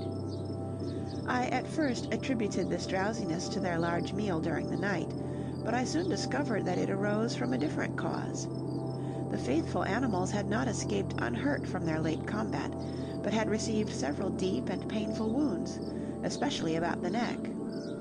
The dogs began to lick each other on places which they could not reach with their own tongues, and my wife carefully dressed the wounds with butter, from which she had extracted the salt by washing. A sudden thought now struck Ernest, and he wisely remarked that if we were to make spiked collars for the dogs, they would in future escape such dangerous wounds. "Oh, yes," exclaimed Jack, "and I will make them. May I not, father?" "Try, by all means, my little fellow," said I, "and persuade your mother to assist you. And now, Fritz," I continued, "we must be starting, for you and I are to make a trip to the wreck." I begged the party who were to remain on shore to keep together as much as possible, and having arranged a set of signals with my wife, that we might exchange communications, asked a blessing on our enterprise. I erected a signal post, and, while Fritz was making preparations for our departure, hoisted a strip of sailcloth as a flag. This flag was to remain hoisted so long as all was well on shore, but should our return be desired, 3 shots were to be fired, and the flag lowered. All was now ready, and, warning my wife that we might find it necessary to remain all night on the vessel, we tenderly bade adieu and embarked. Except our guns and ammunition, we were taking nothing, that we might leave as much space as possible for the stowage of a large cargo. Fritz, however, had resolved to bring his little monkey, that he might obtain milk for it as soon as possible. We had not got far from the shore when I perceived that a current from the river set in directly for the vessel, and though my nautical knowledge was not great, I succeeded in steering the boat into the favorable stream, which carried us nearly 3/4 of our passage, with little or no trouble to ourselves. Then, by dint of hard pulling, we accomplished the whole distance, and entering through the breach, gladly made fast our boat and stepped on board. Our first care was to see the animals, who greeted us with joy, lowing, bellowing, and bleating as we approached. Not that the poor beasts were hungry, for they were all still well supplied with food, but they were apparently pleased by the mere sight of human beings. Fritz then placed his monkey by one of the goats, and the little animal immediately sucked the milk with evident relish, chattering and grinning all the while. The monkey provided for, we refreshed ourselves with some wine and biscuits. "Now," said I, "we have plenty to do. Where shall we begin?" "Let us fix a mast and sail to our boat," answered Fritz, "for the current which brought us out will not take us back, whereas the fresh breeze we met would help us immensely, had we but a sail." "Capital thought," I replied. "Let us set to work at once." I chose a stout spar to serve as a mast, and having made a hole in a plank nailed across one of the tubs, we, with the help of a rope and a couple of blocks, stepped it and secured it with stays. We then discovered a lug sail, which had belonged to one of the ship's boats. This we hoisted, and our craft was ready to sail. Fritz begged me to decorate the masthead with a red streamer, to give our vessel a more finished appearance. Smiling at this childish but natural vanity, I complied with his request. I then contrived a rudder, that I might be able to steer the boat, for though I knew that an oar would serve the purpose, it was cumbrous and inconvenient. While I was thus employed, Fritz examined the shore with his glass, and soon announced that the flag was flying and all was well. So much time had now slipped away that we found we could not return that night, as I had wished. We signaled our intention of remaining on board, and then spent the rest of our time in taking out the stones we had placed in the boat for ballast, and stowed in their place heavy articles of value to us. The ship had sailed for the purpose of supplying a young colony. She had therefore on board every conceivable article we could desire in our present situation. Our only difficulty, indeed, was to make a wise selection. A large quantity of powder and shot we first secured, and as Fritz considered that we could not have too many weapons, we added 3 excellent guns, and a whole armful of swords, daggers, and knives. We remembered that knives and forks were necessary. We therefore laid in a large stock of them, and kitchen utensils of all sorts. Exploring the captain's cabin, we discovered a service of silver plate and a cellaret of good old wine. We then went over the stores and supplied ourselves with potted meats, portable soups, Westphalian hams, sausages, a bag of maize and wheat, and a quantity of other seeds and vegetables. I then added a barrel of sulphur for matches, and as much cordage as I could find. All this, with nails, tools, and agricultural implements, completed our cargo, and sank our boat so low that I should have been obliged to lighten her had not the sea been calm. Night drew on, and a large fire, lighted by those on shore, showed us that all was well. We replied by hoisting 4 ship's lanterns, and 2 shots announced to us that our signal was perceived. Then, with a heartfelt prayer for the safety of our dear ones on shore, we retired to our boat, and Fritz, at all events, was soon sound asleep. For a while I could not sleep. The thought of my wife and children, alone and unprotected, save by the great dogs, disturbed my rest. The night at length passed away. At daybreak Fritz and I arose and went on deck. I brought the telescope to bear upon the shore, and with pleasure I saw the flag still waving in the morning breeze. While I kept the glass directed to the land, I saw the door of the tent open, and my wife appear, and look steadfastly toward us. I at once hoisted a white flag, and in reply the flag on shore was thrice dipped. Oh, what a weight seemed lifted from my heart as I saw the signal! "Fritz," I said, "I am not now in such haste to get back, and begin to feel compassion for all these poor beasts. I wish we could devise some means for getting them on shore." "We might make a raft," suggested Fritz, "and take off 1 or 2 at a time." "True," I replied. "It is easy enough to say, make a raft, but to do it is quite another thing." "Well," said Fritz, "I can think of nothing else, unless indeed we make them such swimming belts as you made for the children." "Really, my boy, that idea is worth having. I am not joking indeed," I continued, as I saw him smile. "We may get every one of the animals ashore in that way." So saying, I caught a fine sheep, and proceeded to put our plan into execution. I first fastened a broad piece of linen round its belly, and to this attached some corks and empty tins. Then, with Fritz's help, I flung the animal into the sea. It sank, but a moment afterward rose and floated famously. "Hurrah!" exclaimed Fritz. "We will treat them all like that." We then rapidly caught the other animals, and provided them, one after the other, with a similar contrivance. The cow and ass gave us more trouble than did the others, as for them we required something more buoyant than the mere cork.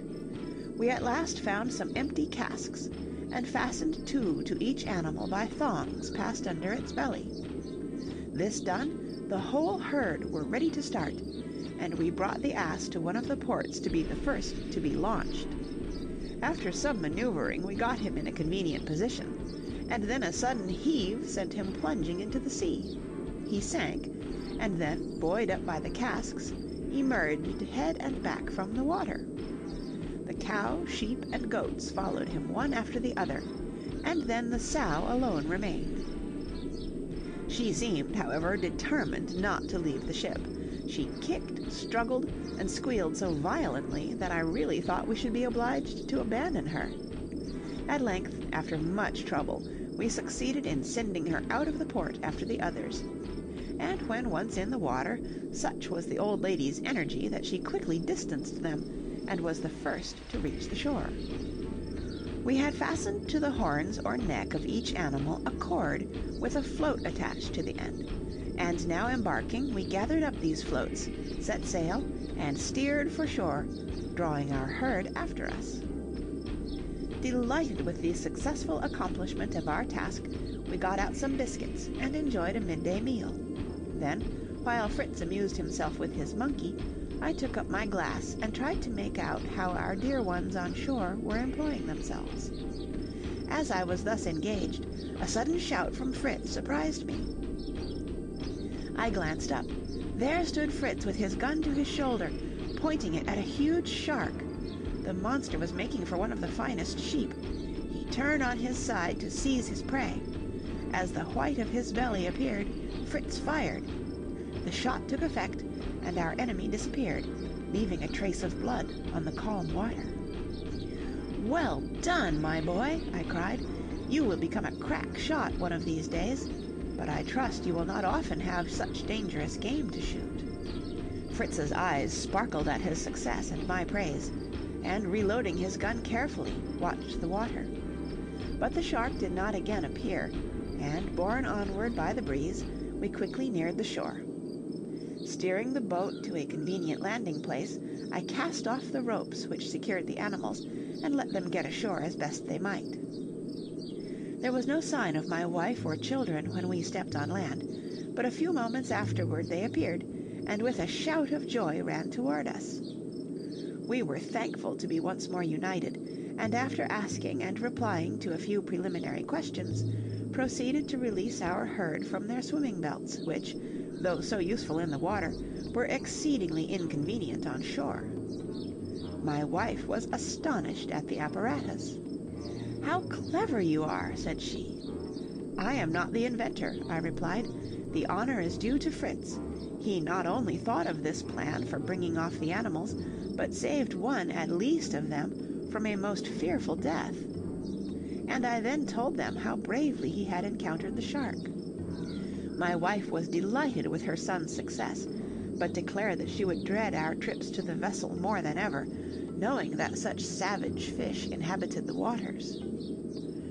Fritz, Ernest, and I began the work of unloading our craft, while Jack, seeing that the poor donkey was still encumbered with his swimming belt, tried to free him from it. But the donkey would not stand quiet, and the child's fingers were not strong enough to loosen the cordage. Finally, therefore, he scrambled upon the animal's back, and, urging him on with hand and foot, trotted toward us. "Come, my boy," I said, "no one must be idle here, even for a moment. You will have riding practice enough hereafter. Dismount, and come and help us." Jack was soon on his feet. "But I have not been idle all day," he said. "Look here." And he pointed to a belt round his waist. It was a broad belt of yellow hair, in which he had stuck a couple of pistols and a knife. "And see," he added, "what I have made for the dogs. Here, Juno, Turk." The dogs came bounding up at his call, and I saw that they were each supplied with a collar of the same skin, in which were fastened nails, which bristled round their necks in a most formidable manner. "Capital, capital, my boy," said I. "But where did you get your materials, and who helped you?" "Except in cutting the skin," said my wife, "he had no assistance, and as for the materials, Fritz's jackal supplied us with the skin, and the needles and thread came out of my wonderful bag. You little think how many useful things may be had from that same bag. It is woman's duty and nature, you know, to see after trifles." Fritz evidently did not approve of the use to which his jackal's hide had been devoted, and, holding his nose, begged his little brother to keep at a distance. "Really, Jack," he said, "you should have cured the hide before you used it. The smell is disgusting. Don't come near me." "It is not the hide that smells at all," retorted Jack. "It is your nasty jackal itself that you left in the sun." "Now, boys," said I, "no quarreling here. Do you, Jack, help your brother to drag the carcass to the sea, and if your belt smells after that, you must take it off and dry it better." The jackal was dragged off, and we then finished our work of unloading the boat. When this was accomplished, we started for our tent, and finding no preparation for supper, I said, "Fritz, let us have a Westphalian ham." "Ernest," said my wife, smiling, "let us see if we cannot conjure up some eggs." Fritz got out a splendid ham and carried it to his mother triumphantly, while Ernest set before me a dozen white balls with parchment-like coverings. "Turtles' eggs," said I. "Well done, Ernest. Where did you get them?"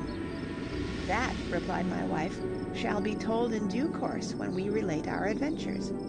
Now we will see what they will do toward making a supper for you. With these and your ham, I do not think we shall starve." Leaving my wife to prepare supper, we returned to the shore and brought up what of the cargo we had left there. Then, having collected our herd of animals, we returned to the tent. The meal which awaited us was as unlike the first supper we had there enjoyed as possible. My wife had improvised a table of a board laid on 2 casks. On this was spread a white damask tablecloth, on which were placed knives, forks, spoons, and plates for each person. A tureen of good soup first appeared, followed by a capital omelette, then slices of the ham, and finally some Dutch cheese, butter, and biscuits, with a bottle of the captain's Canary wine, completed the repast. While we thus regaled ourselves, I related to my wife our adventures, and then begged she would remember her promise, and tell me all that had happened in my absence. The Swiss Family Robinson, by Johann R. Wyss. Chapter 3. "I will spare you a description," said my wife, "of our first day's occupations. Truth to tell, I spent the time chiefly in anxious thought, and watching your progress and signals. I rose very early this morning, and with the utmost joy perceiving your signal that all was right, hastened to reply to it, and then, while my sons yet slumbered, I sat down and began to consider how our position could be improved. For it is perfectly impossible, said I to myself, to live much longer where we are now. The sun beats burningly the lifelong day on this bare, rocky spot. Our only shelter is this poor tent, beneath the canvas of which the heat is even more oppressive than on the open shore. Why should not I and my little boys exert ourselves as well as my husband and Fritz? Why should not we too try to accomplish something useful? If we could but exchange this melancholy and unwholesome abode for a pleasant, shady dwelling place, we should all improve in health and spirits.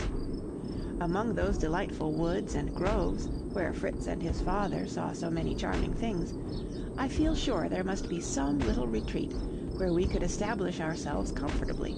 There must be, and I will find it. By this time the boys were up, and I observed Jack very quietly and busily occupied with his knife about the spot where Fritz's jackal lay. Watching his proceedings, I saw that he had cut 2 long, narrow strips of the animal's skin, which he cleaned and scraped very carefully.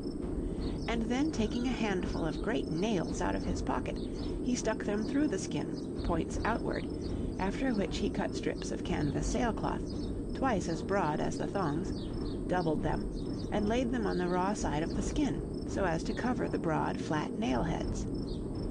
At this point of the performance, Master Jack came to me with the agreeable request that I would kindly stitch the canvas and moist skin together for him.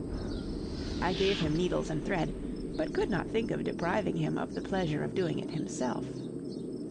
However, when I saw how good-humoredly he persevered in the work with his awkward, unskilled fingers, I took pity on him, and conquering the disgust I felt, finished lining the skin dog collars he had so ingeniously contrived. After this I was called upon to complete in the same way a fine belt of skin he had made for himself. I advised him to think of some means by which the skin might be kept from shrinking. Ernest, although rather treating Jack's manufacture with ridicule, proposed a sensible enough plan, which Jack forthwith put into execution. He nailed the skin, stretched flat, on a board, and put it in the sun to dry. My scheme of a journey was agreed to joyously by my young companions. Preparations were instantly set on foot, weapons and provisions provided, the 2 elder boys carrying guns, while they gave me charge of the water flask and a small hatchet. Leaving everything in as good order as we could at the tent, we proceeded toward the stream, accompanied by the dogs.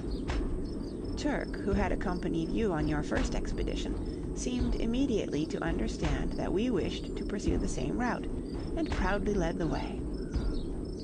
As I looked at my 2 young sons, each with his gun, and considered how much the safety of the party depended on these little fellows, I felt grateful to you, dear husband, for having acquainted them in childhood with the use of firearms. Filling our water jar, we crossed the stream, and went on to the height from whence, as you described, a lovely prospect is obtained, at the sight of which a pleasurable sensation of buoyant hope, to which I had long been a stranger, awoke within my breast. A pretty little wood in the distance attracted my notice particularly, and thither we directed our course. But soon finding it impossible to force our way through the tall, strong grass, which grew in dense luxuriance higher than the children's heads, we turned toward the open beach on our left, and, following it, we reached a point much nearer the little woods, when, quitting the strand, we made toward it. We had not entirely escaped the tall grass, however, and with the utmost fatigue and difficulty were struggling through the reeds, when suddenly a great rushing noise terrified us all dreadfully. A very large and powerful bird sprang upward on the wing. Both boys attempted to take aim, but the bird was far away before they were ready to fire. "Oh dear, what a pity!" exclaimed Ernest. "Now, if I had only had my light gun, and if the bird had not flown quite so fast, I should have brought him down directly." "Oh yes," said I. "No doubt you would be a capital sportsman, if only your game would always give you time to make ready comfortably." "But I had no notion that anything was going to fly up just at our feet like that," cried he. "A good shot," I replied, "must be prepared for surprises. Neither wild birds nor wild beasts will send you notice that they are about to fly or to run." "What sort of bird can it have been?" inquired Jack. "Oh, it certainly must have been an eagle," answered little Franz. "It was so very big." "Just as if every big bird must be an eagle," replied Ernest in a tone of derision. "Let's see where he was sitting, at all events," said I. Jack sprang toward the place, and instantly a second bird, rather larger than the first, rushed upward into the air, with a most startling noise. The boys stood staring upward, perfectly stupefied, while I laughed heartily, saying, "Well, you are first-rate sportsmen, to be sure. You certainly will keep my larder famously well supplied." At this, Ernest colored up and looked inclined to cry, while Jack put on a comical face, pulled off his cap, and with a low bow called after the fugitive, "Adieu for the present, sir. I live in hopes of another meeting." On searching the ground carefully, we discovered a rude sort of nest made untidily of dry grass.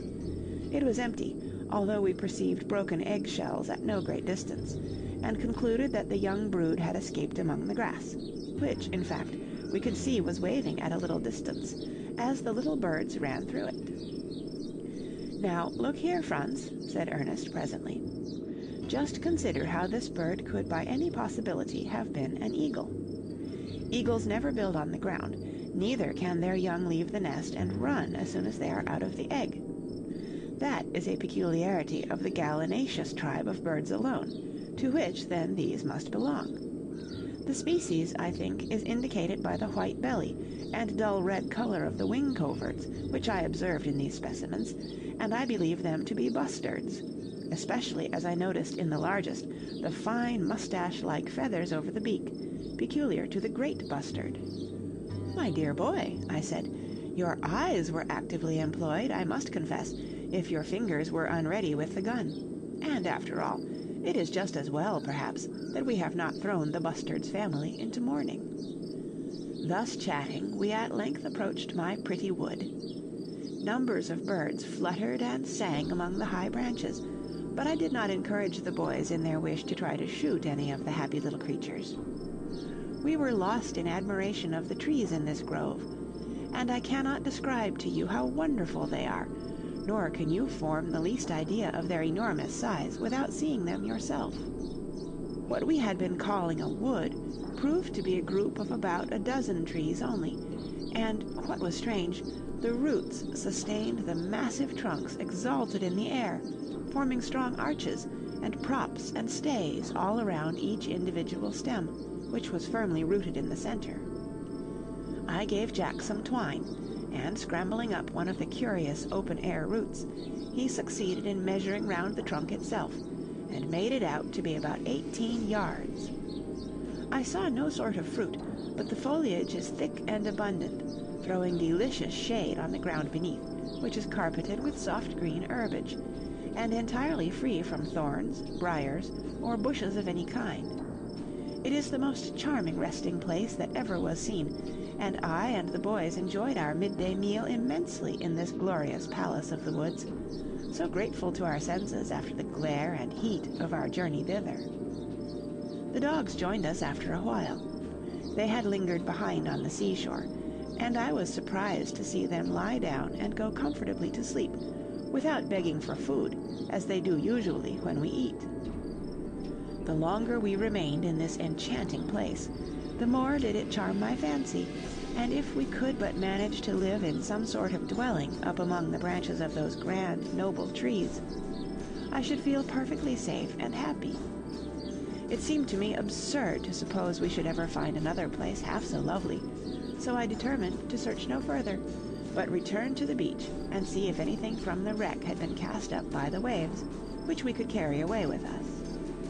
Before starting, Jack persuaded me to sit quietly a little longer and finish making his belt and the spike collars for the dogs, for you must know that the child had actually been carrying the board on which these were stretched all this time, so that they should get the full benefit of the sun. As they were now quite dry, I completed them easily, and Jack girded on the belt with great pride, placing his pistols in it, and marching about in the most self-important style, while Ernest fitted the collars on the two dogs. On reaching the shore, we found it strewed with many articles, doubtless of value, but all too heavy for us to lift. We rolled some casks, however, beyond high water mark, and dragged a chest or two also higher on the beach, and while doing so observed that our dogs were busy among the rocks. They were carefully watching the crevices and pools, and every now and then would pounce downward and seize something which they swallowed with apparent relish. "They are eating crabs," said Jack. "No wonder they have not seemed hungry lately."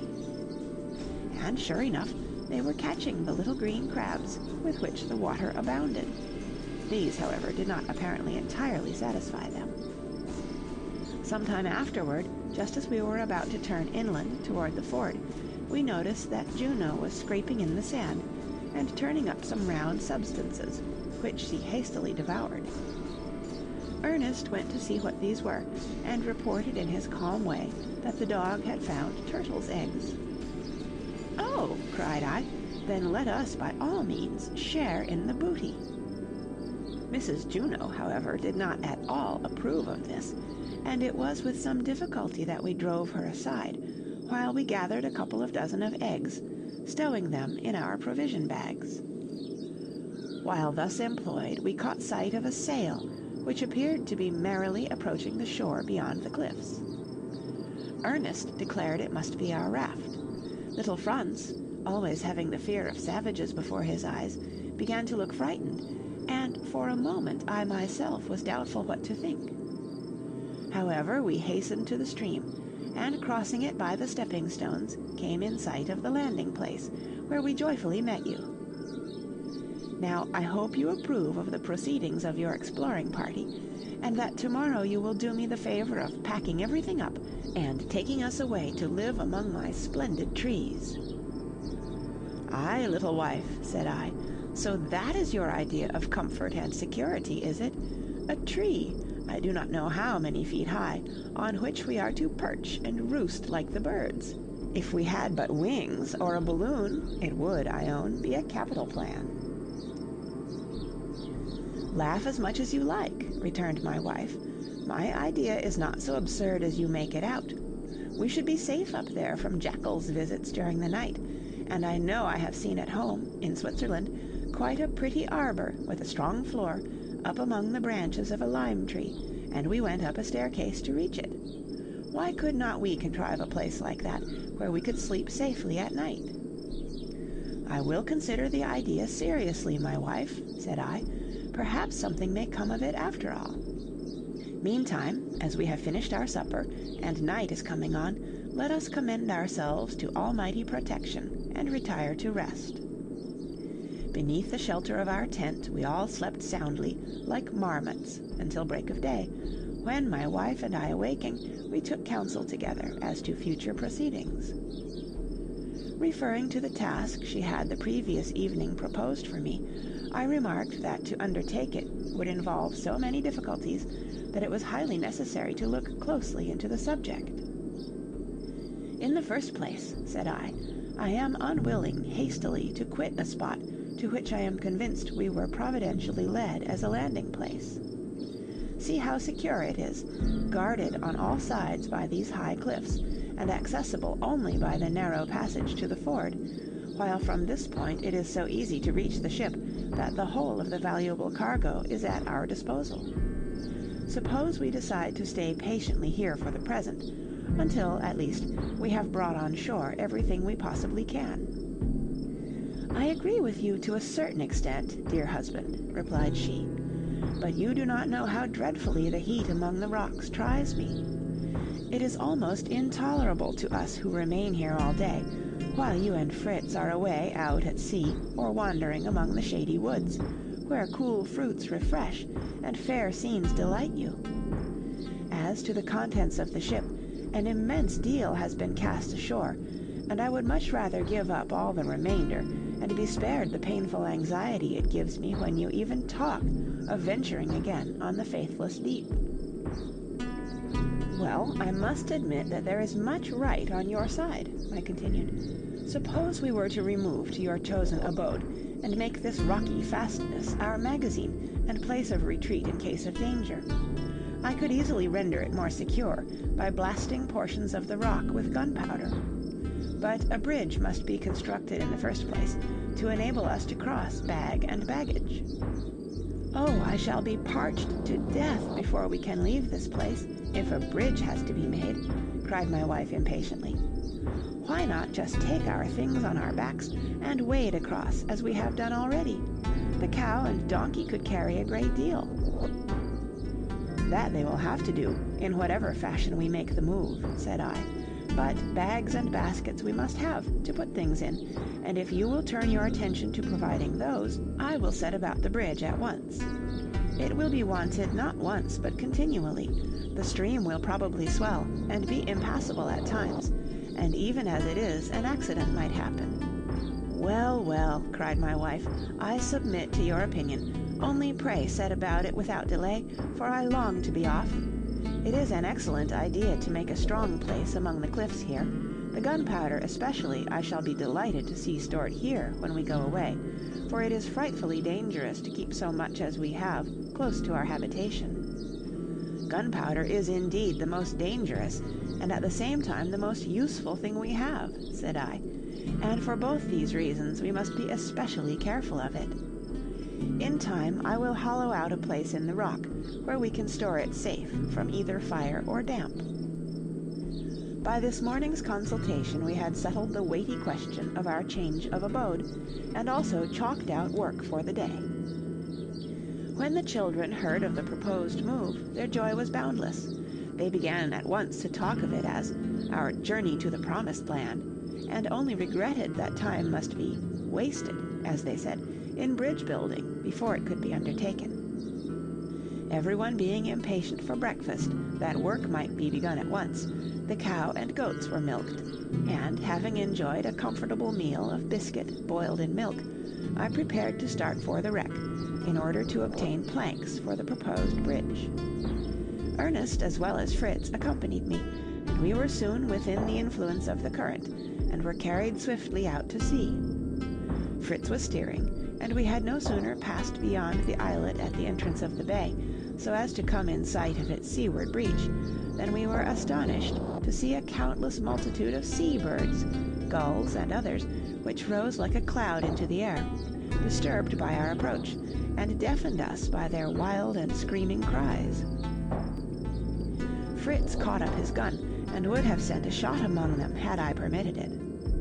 I was curious to find out what could be the attraction for all this swarm of feathered fowl, and availing myself of a fresh breeze from the sea, I set the sail and directed our course toward the island. The swelling sail and flying pennant charmed Ernest, while Fritz bent his keen eyes eagerly toward the sandy shore, where the flocks of birds were again settling. Presently he shouted, "Aha! Now I see what they are after. They have got a huge monster of a fish there, and a proper feast they are making. Let's have a nearer look at it, father." We could not take our boat very close in, but we managed to effect a landing at a short distance from the festive scene, and, securing the raft by casting a rope round a large stone, we cautiously drew near the object of interest. It proved to be a monstrous fish on whose flesh these multitudes of birds were ravenously feeding, and it was extraordinary to watch the ferocity, the envy, the gluttony, and all manner of evil passions exhibited among the guests at this banquet. "There was nothing on this sandy beach when we passed yesterday, I am certain, father," said Fritz. "It seems strange to see this creature stranded here." "Why, Fritz," cried Ernest, "it must be the shark, your shark, you know. I believe I can see where you hit him in the head." "You are right, I do believe, Ernest," said I, "though I think your imagination only can distinguish the gunshot wound among all the pecking and tearing of the voracious birds there. Just look, boys, at those terrific jaws beneath the strangely projecting snout. See the rows upon rows of murderous teeth, and thank God we were delivered from them. Let us try if we can induce these greedy birds to spare us a bit of the shark's skin. It is extremely rough, and when dry may be used like a file." Ernest drew the ramrod from his gun and charged so manfully into the crowd that, striking right and left, he speedily killed several, while most of the others took to flight. Fritz detached some broad strips of skin with his knife, and we returned toward the boat. Perceiving with satisfaction that the shore was strewn with just the sort of boards and planks I wanted, I lost no time in collecting them, and, forming a raft to tow after us, we were in a short time able to direct our course homeward, without visiting the wreck at all. As we sailed along, extremely well pleased with our good fortune, Fritz, by my direction, nailed part of the shark's skin flat on boards to dry in the sun, and the rest on the rounded mast. "Will that be a good plan, father?" inquired he. "It will be quite bent and crooked when it hardens." "That is just what I want it to be," said I. "We may happen to find it useful in that form as well as flat. It would be beautiful shagreen if we could smooth and polish it." "I thought," remarked Ernest, "that shagreen was made from ass's hide." "And you thought rightly," said I. "The best shagreen is prepared in Turkey, Persia, and Tartary, from the skins of horses and asses. In these skins the roughness is produced artificially. While the skin is newly flayed and still soft, hard grains of corn are spread on the under surface and pressed into it as it dries. These grains are afterward removed, and the roughness imparted to the appearance of the skin remains indelibly. Shagreen is useful in polishing joiner's work, and it is made in France from the rough skin of a hideous creature called the angelfish." "Angelfish!" exclaimed Fritz. "What a name to give to anything hideous, father!" "There are bad angels as well as good ones," observed Ernest, in his dry, quiet way. "It is better to leave people to see for themselves which is meant." By this time we were close in shore, and, lowering the sail, we soon had our craft, with the raft in tow, safely moored to the bank. No one was in sight, not a sound to be heard, so with united voice we gave a loud, cheery halloo, which after a while was answered in shrill tones, and the mother, with her 2 boys, came running from behind the rocks between us and the stream, each carrying a small bundle in a handkerchief, while little Franz held aloft a landing net. Our return so soon was quite unexpected, and they anxiously inquired the reason, which we soon explained, and then the mysterious bundles were opened, and a great number of fine crawfish displayed, whose efforts to escape by scuttling away in every direction, directly they were placed in a heap on the ground, caused immense fun and laughter as the boys pursued and brought them back, only to find others scrambling off in a dozen different ways. "Now, father, have we not done well today?" cried Jack. "Did you ever see such splendid crawfish? Oh, there were thousands of them, and I am sure we have got 200 here at least. Just look at their claws." "No doubt you were the discoverer of these fine crabs, eh, Jack?" said I. "No, fancy young Franz being the lucky man," answered he. "He and I went toward the stream, while mother was busy, just to look for a good place for the bridge. Franz was picking up pebbles and alabasters, some because they were so pretty, some to strike sparks with in the dark, and some, he insisted, were gold. "Jack, Jack!" cried he presently, "come and see the crabs on Fritz's jackal." You know, we threw it away there, and to be sure it was swarming with these creatures. "Are you glad we have found them, father? Will they be good to eat?" "Very excellent, my boy, and we may be thankful that food for our wants is thus provided day by day." When each party had related the day's adventures, and while the mother was cooking the crawfish, we went to bring our store of planks to land. Even this apparently simple operation required thought, and I had to improvise rope harness for the cow and the donkey, by which we could make them drag each board separately from the water's edge to the margin of the stream.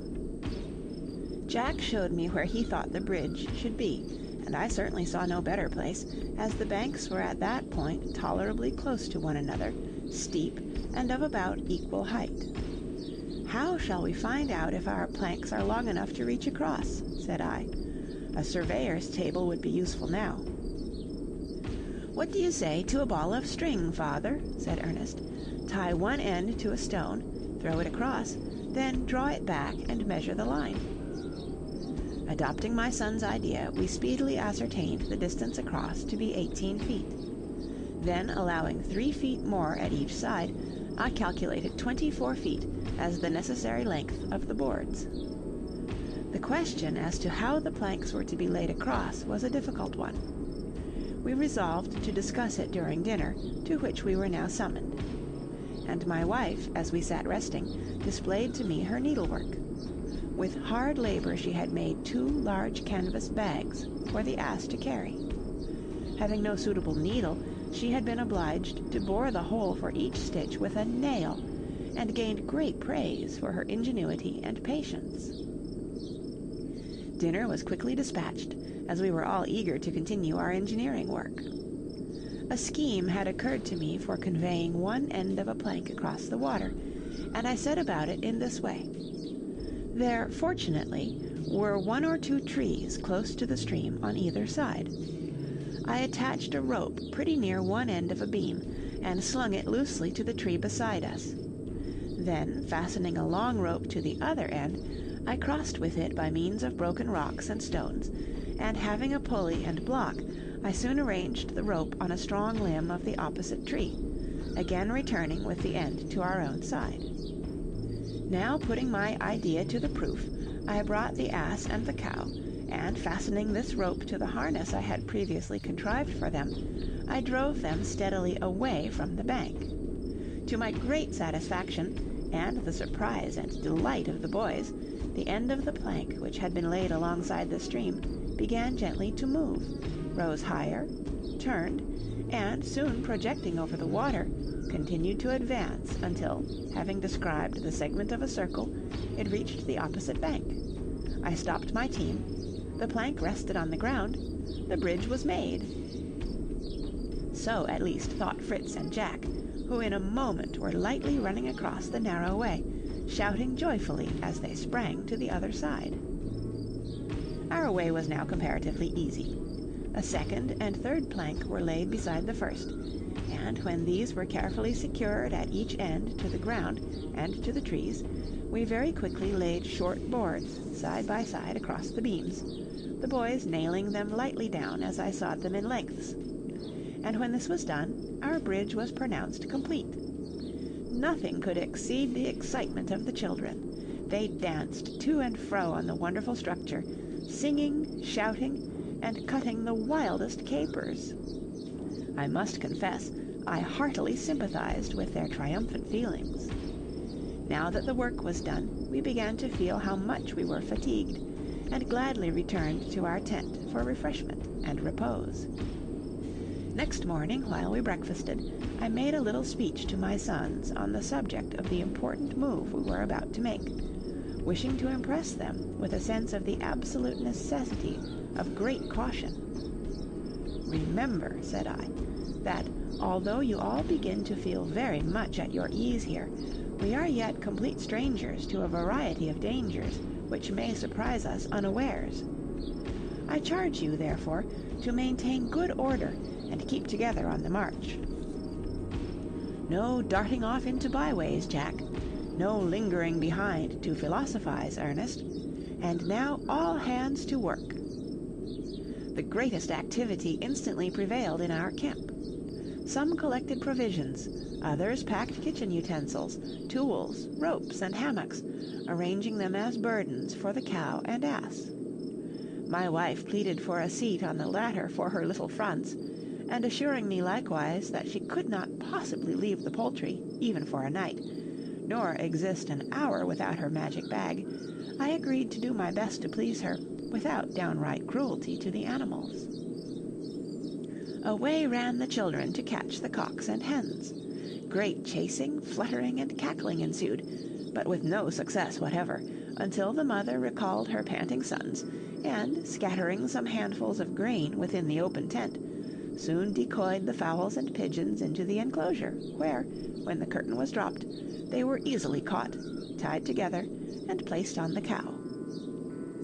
This amiable and phlegmatic animal had stood calmly chewing the cud, while package after package was disposed on her broad back, nor did she now object even to this noisy addition to her load. I placed a couple of half-hoops over all, and, spreading sailcloth on them, put the fowls in darkness, and they rapidly became quiet, and the cow, with the appearance of having a small wagon on her back, was ready to start. Franz was firmly seated on the ass, amidst bags and bundles of all sorts and sizes. They rose about him like cushions and pillows, and his curly head rested on the precious magic bag, which surmounted all the rest. Having filled the tent with the things we left behind, closing it carefully, and ranging chests and casks around it, we were finally ready to be off, each well equipped and in the highest spirits. Fritz and his mother led the van. Franz, the young cavalier, and the sober-minded cow followed them closely. Jack conducted the goats. One of these had also a rider, for Knips, the monkey, was seated on his foster mother, whose patience was sorely tried by his restlessness and playful tricks. The sheep were under Ernest's care, and I brought up the rear of this patriarchal band, while the dogs kept constantly running backward and forward in the character of aides-de-camp. "We seem delightfully like those simple and pastoral tribes I have read of," said Ernest, as we proceeded, "whose whole lives are spent in shifting from place to place, without any wish to settle." "Yes," said I, "among the Arabs, Tartars, and some other eastern nations, this mode of life is natural. They, for that reason, are called nomads. These tribes are amply provided with camels and horses, and effect their journeys more quickly and conveniently than we are likely to do with these deliberate quadrupeds of ours. Whatever you young folks may think, I suspect your mother and I will be quite satisfied with one such undertaking. At least I hope she will be contented with the nest she intends me to build for her, up in her wonderful trees." With honest pride I introduced my wife to my bridge, and after receiving from her what I considered well-merited praise for my skill in its construction, we passed over it in grand procession, reinforced unexpectedly on the opposite side by the arrival of our cross-grained old sow. The perverse creature had obstinately resisted our attempts to bring her with us, but finding herself deserted, had followed of her own accord, testifying in the most unmistakable manner, by angry grunts and squeals, her entire disapproval of our proceedings. I soon found we must, as before, turn down to the sea beach, for not only did the rank grass impede our progress, but it also tempted the animals to break away from us, and, but for our watchful dogs, we might have lost several of them.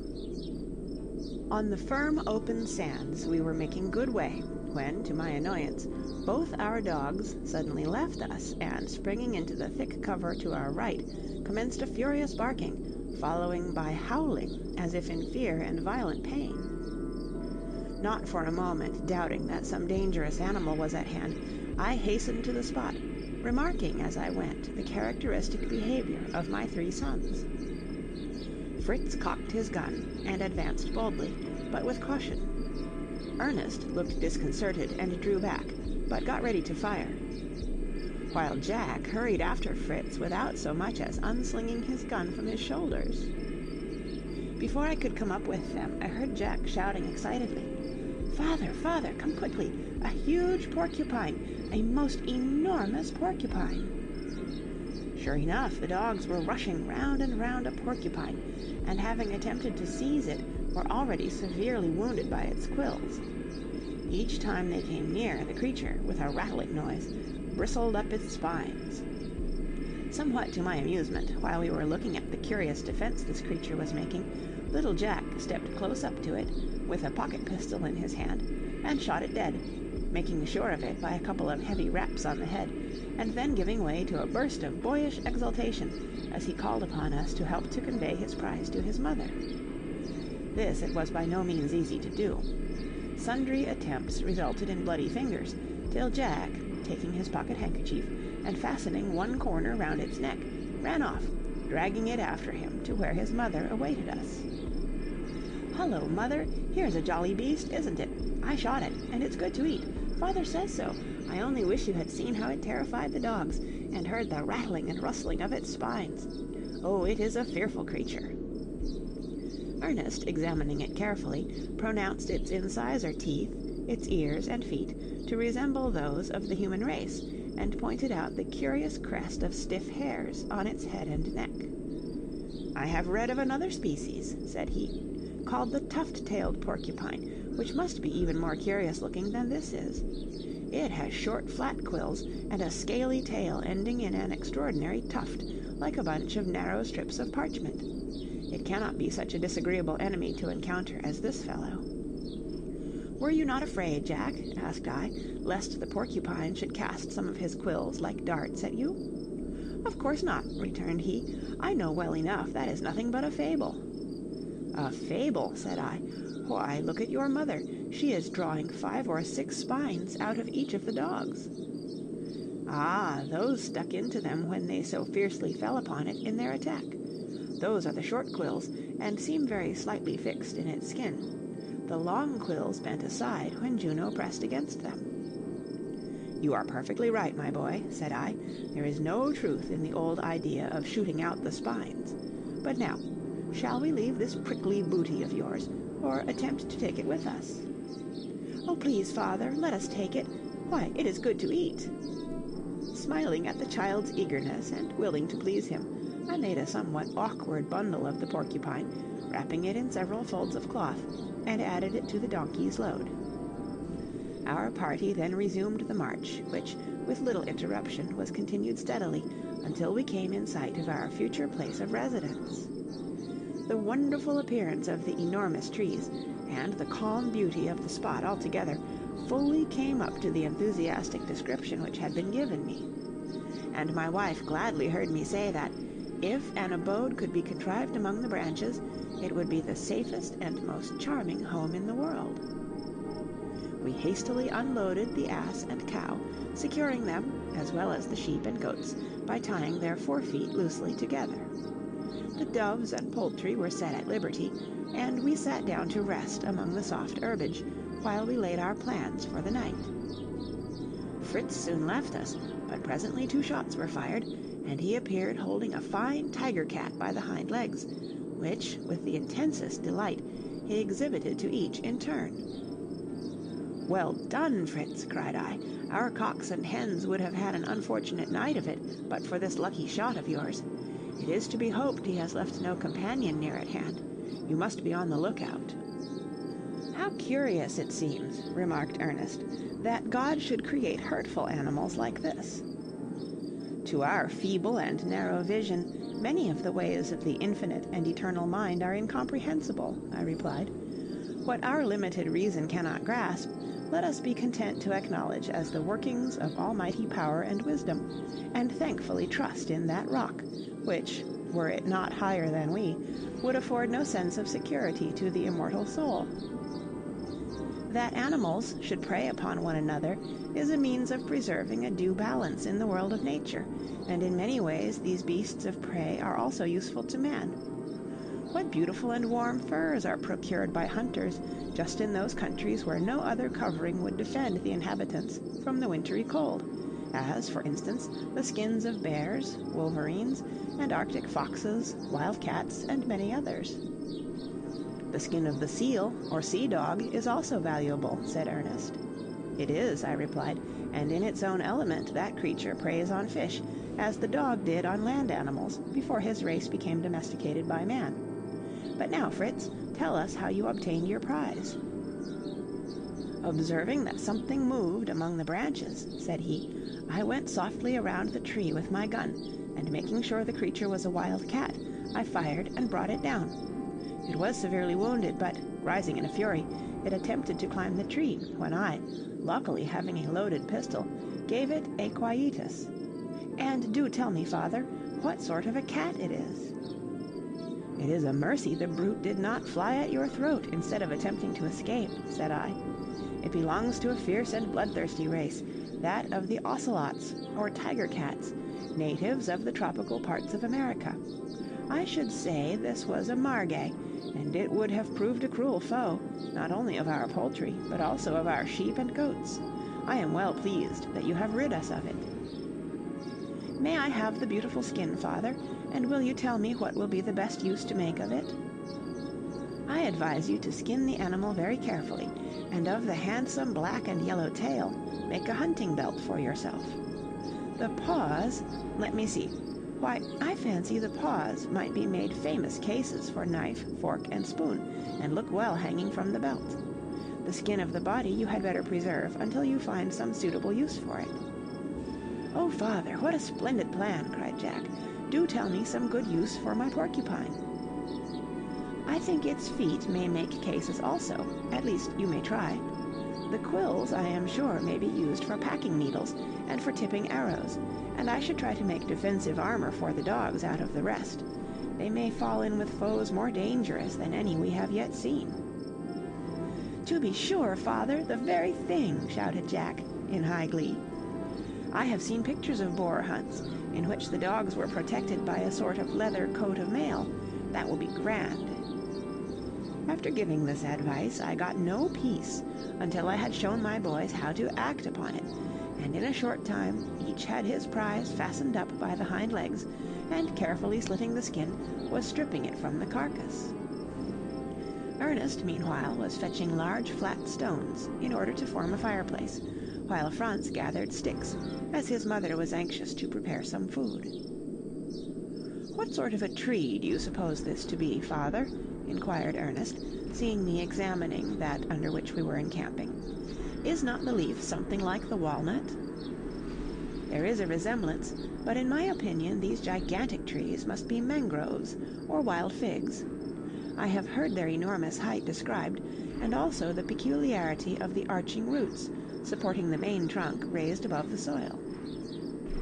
Just then little Franz came up with a large bundle of sticks, and his mouth full of something he was eating with evident satisfaction. "Oh, mother," cried he, "this is so good, so delicious!"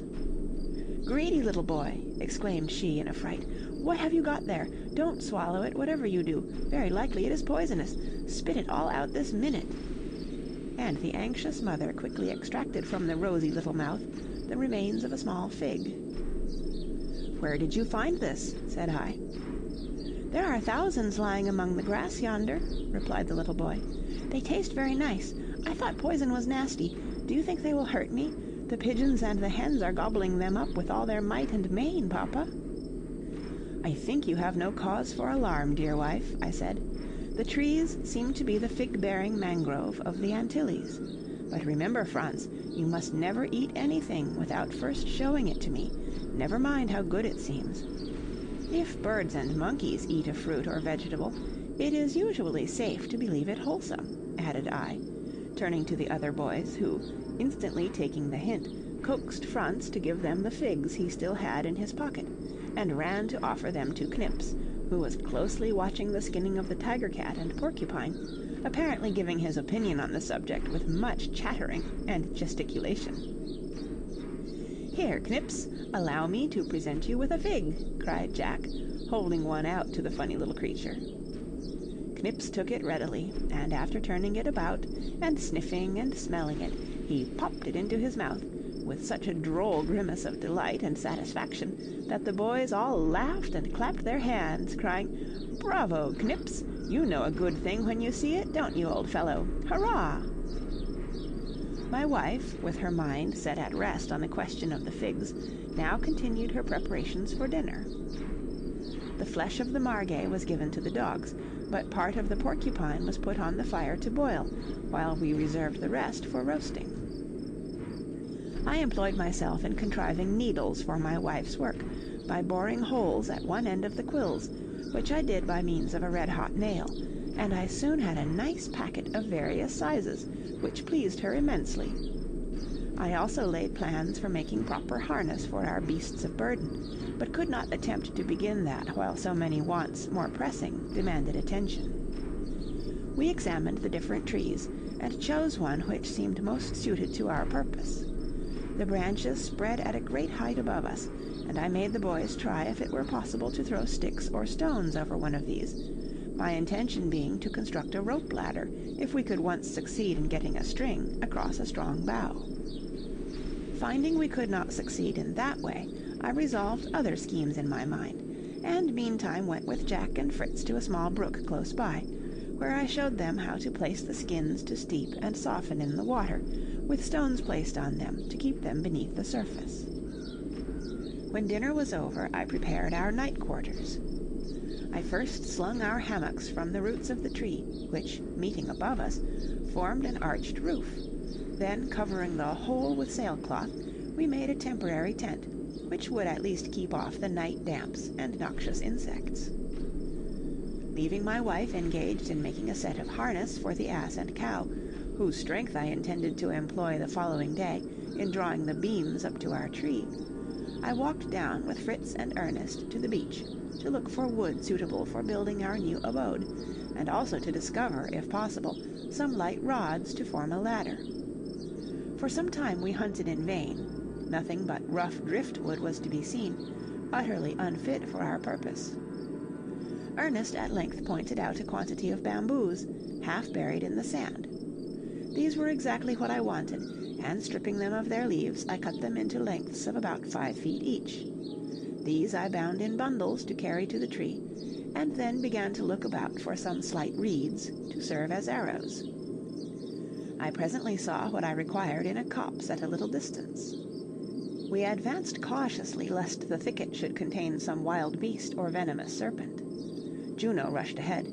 As she did so, a flock of flamingos, which had been quietly feeding, rose in the air. Fritz instantly firing brought a couple of the birds to the ground, the rest of the squadron sailing away in perfect order, their plumage continually changing as they flew, from beautiful rose to pure white, as alternately their snowy wings and rosy breasts were visible. One of those which fell was perfectly dead, but the other appeared only slightly wounded in the wing, for it made off across the swampy ground. I attempted to follow, but soon found that progress was impossible on the marsh. Juno, however, chased the bird, and, seizing it, speedily brought it to my feet. Fritz and Ernest were delighted at the sight of our prize. "What a handsome bird!" exclaimed they. "Is it much hurt? Let us tame it, and let it run about with the fowls."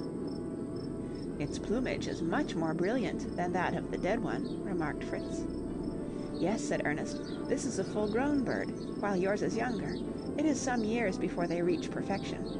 See what long, active legs it has, like those of a stork, while with its great webbed feet it can swim faster than a goose." Earth, air, or water is all the same to the flamingo. It is equally at home in any one of the three.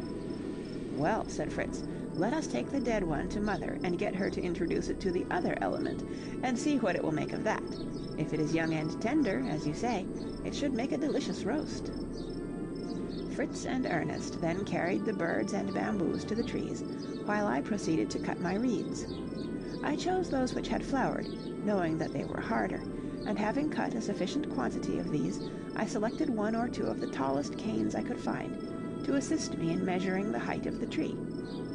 I then bound them together and returned to my family. "Do you mean to keep this great hungry bird Fritz has brought?" said my wife. "It is another mouth to feed, remember, and provisions are still scarce." "Luckily," I replied, "the flamingo will not eat grain like our poultry, but will be quite satisfied with insects, fish, and little crabs, which it will pick up for itself. Pray reassure yourself, therefore, and let me see to the poor bird's wound." So saying, I procured some wine and butter, and anointed the wing, which, though hurt, was not broken. I bound it up, and then took the bird to the stream, where I fastened it by a long cord to a stake, and left it to shift for itself. In a few days the wound was healed, and the bird, subdued by kind treatment, became rapidly tame. While I was thus employed, my sons were endeavoring to ascertain the height of the lowest branch of the tree from the ground. They had fastened together the long reeds I had brought, and were trying to measure the distance with them, but in vain. They soon found that were the rods 10 times their length, they could not touch the branch. "Hullo, my boys," I said, when I discovered what they were about. "That is not the way to set to work. Geometry will simplify the operation considerably. With its help, the altitude of the highest mountains are ascertained. We may, therefore, easily find the height of the branch." So saying, I measured out a certain distance from the base of the tree, and marked the spot. And then, by means of a rod whose length I knew, and imaginary lines, I calculated the angle subtended by the trunk of the tree from the ground to the root of the branch. This done, I was able to discover the height required, and, to the astonishment of the younger children, announced that we should henceforth live 30 feet above the ground. This I wanted to know, that I might construct a ladder of the necessary length. Telling Fritz to collect all our cord, and the others to roll all the twine into a ball, I sat down, and taking the reeds, speedily manufactured 6 arrows and feathered them from the dead flamingo. I then took a strong bamboo, bent it, and strung it so as to form a bow. When the boys saw what I had done, they were delighted, and begged to have the pleasure of firing the first shot. "No, no," said I did not make this for mere pleasure, nor is it even intended as a weapon. The arrows are pointless. Elizabeth," I continued to my wife, "can you supply me with a ball of stout thread from your wonderful bag?" "Certainly," replied she. "I think a ball of thread was the first thing to enter the bag." And, diving her hand deep in, she drew out the very thing I wanted. "Now, boys," I said, "I am going to fire the first shot."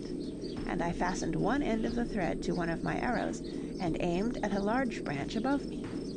The arrow flew upward and bore the thread over the branch, and fell at our feet. Thus was the first step in our undertaking accomplished. Now for the rope ladder. Fritz had obtained 2 coils of cord, each about 40 feet in length. These we stretched on the ground side by side. Then Fritz cut the bamboos into pieces of 2 feet for the steps of the ladder, and as he handed them to me, I passed them through knots, which I had prepared in the ropes, while Jack fixed each end with a nail driven through the wood. When the ladder was finished, I carried over the bow a rope by which it might be hauled up.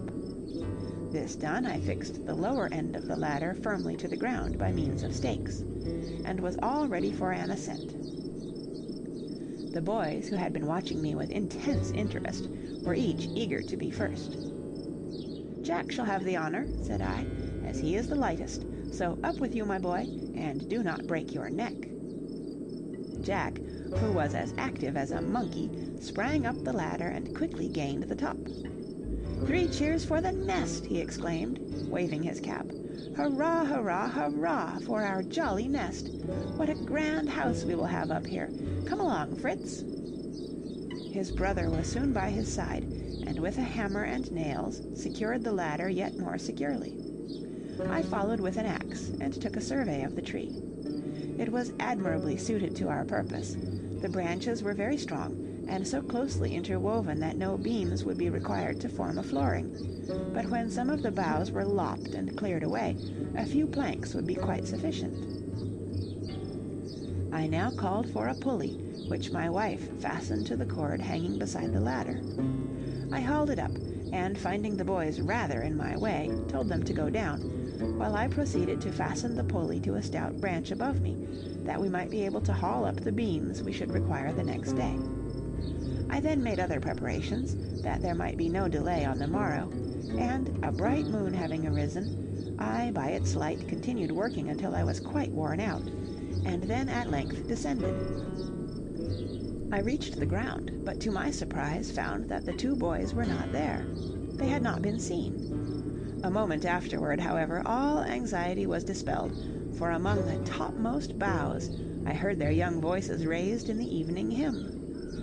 Instead of descending, they had, while I was busy, climbed upward, and had been sitting in silent admiration of the moonlight scene high above me. They now joined us, and my wife showed me the results of her labor. She had made 2 complete sets of harness. I congratulated her upon her success, and we then sat down to supper. On a cloth spread out upon the grass were arranged a roast shoulder of porcupine, a delicious bowl of soup made from a piece of the same animal, cheese, butter, and biscuits, forming a most tempting repast. Having done this ample justice, we collected our cattle, and the pigeons and fowls having retired to roost on the neighboring trees and on the steps of our ladder, we made up a glorious fire to keep off any prowling wild beasts, and ourselves lay down. The children, in spite of the novelty of the hammocks, were quickly asleep. In vain I tried to follow their example. 1,000 anxious thoughts presented themselves, and as quickly as I dispelled them, others rose in their place. The night wore on, and I was still awake. The fire burned low, and I rose and replenished it with dry fuel. Then again I climbed into my hammock, and toward morning fell asleep. Early next morning we were astir, and dispersed to our various occupations. My wife milked the goats and cow, while we gave the animals their food, after which we went down to the beach to collect more wood for our building operations. To the larger beams we harnessed the cow and ass, while we ourselves dragged up the remainder. Fritz and I then ascended the tree, and finished the preparations I had begun the night before. All useless boughs were lopped off, leaving a few about 6 feet from the floor, from which we might sling our hammocks, and others still higher, to support a temporary roof of sailcloth. My wife made fast the planks to a rope passed through the block I had fixed to the boughs above us, and by this means Fritz and I hauled them up. These we arranged side by side on the foundation of boughs, so as to form a smooth, solid floor, and round this platform built a bulwark of planks, and then throwing the sailcloth over the higher branches, we drew it down and firmly nailed it. Our house was thus enclosed on 3 sides, for behind the great trunk protected us, while the front was left open to admit the fresh sea breeze which blew directly in. We then hauled up our hammocks and bedding, and slung them from the branches we had left for that purpose. A few hours of daylight still remaining, we cleared the floor of leaves and chips, and then descended to fashion a table and a few benches from the remainder of the wood. After working like slaves all day, Fritz and I flung ourselves on the grass, while my wife arranged supper on the table we had made. "Come," said she at length, "come and taste flamingo stew, and tell me how you like it. Ernest assured me that it would be much better stewed than roasted, and I have been following his directions." Laughing at the idea of Ernest turning the scientific cook, we sat down. The fowls gathered round us to pick up the crumbs, and the tame flamingo joined them, while Master Knips skipped about from one to the other, chattering and mimicking our gestures continually.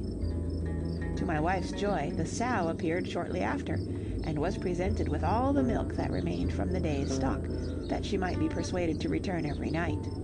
"For," said my wife, "this surplus milk is really of no use to us, as it will be sour before the morning in this hot climate."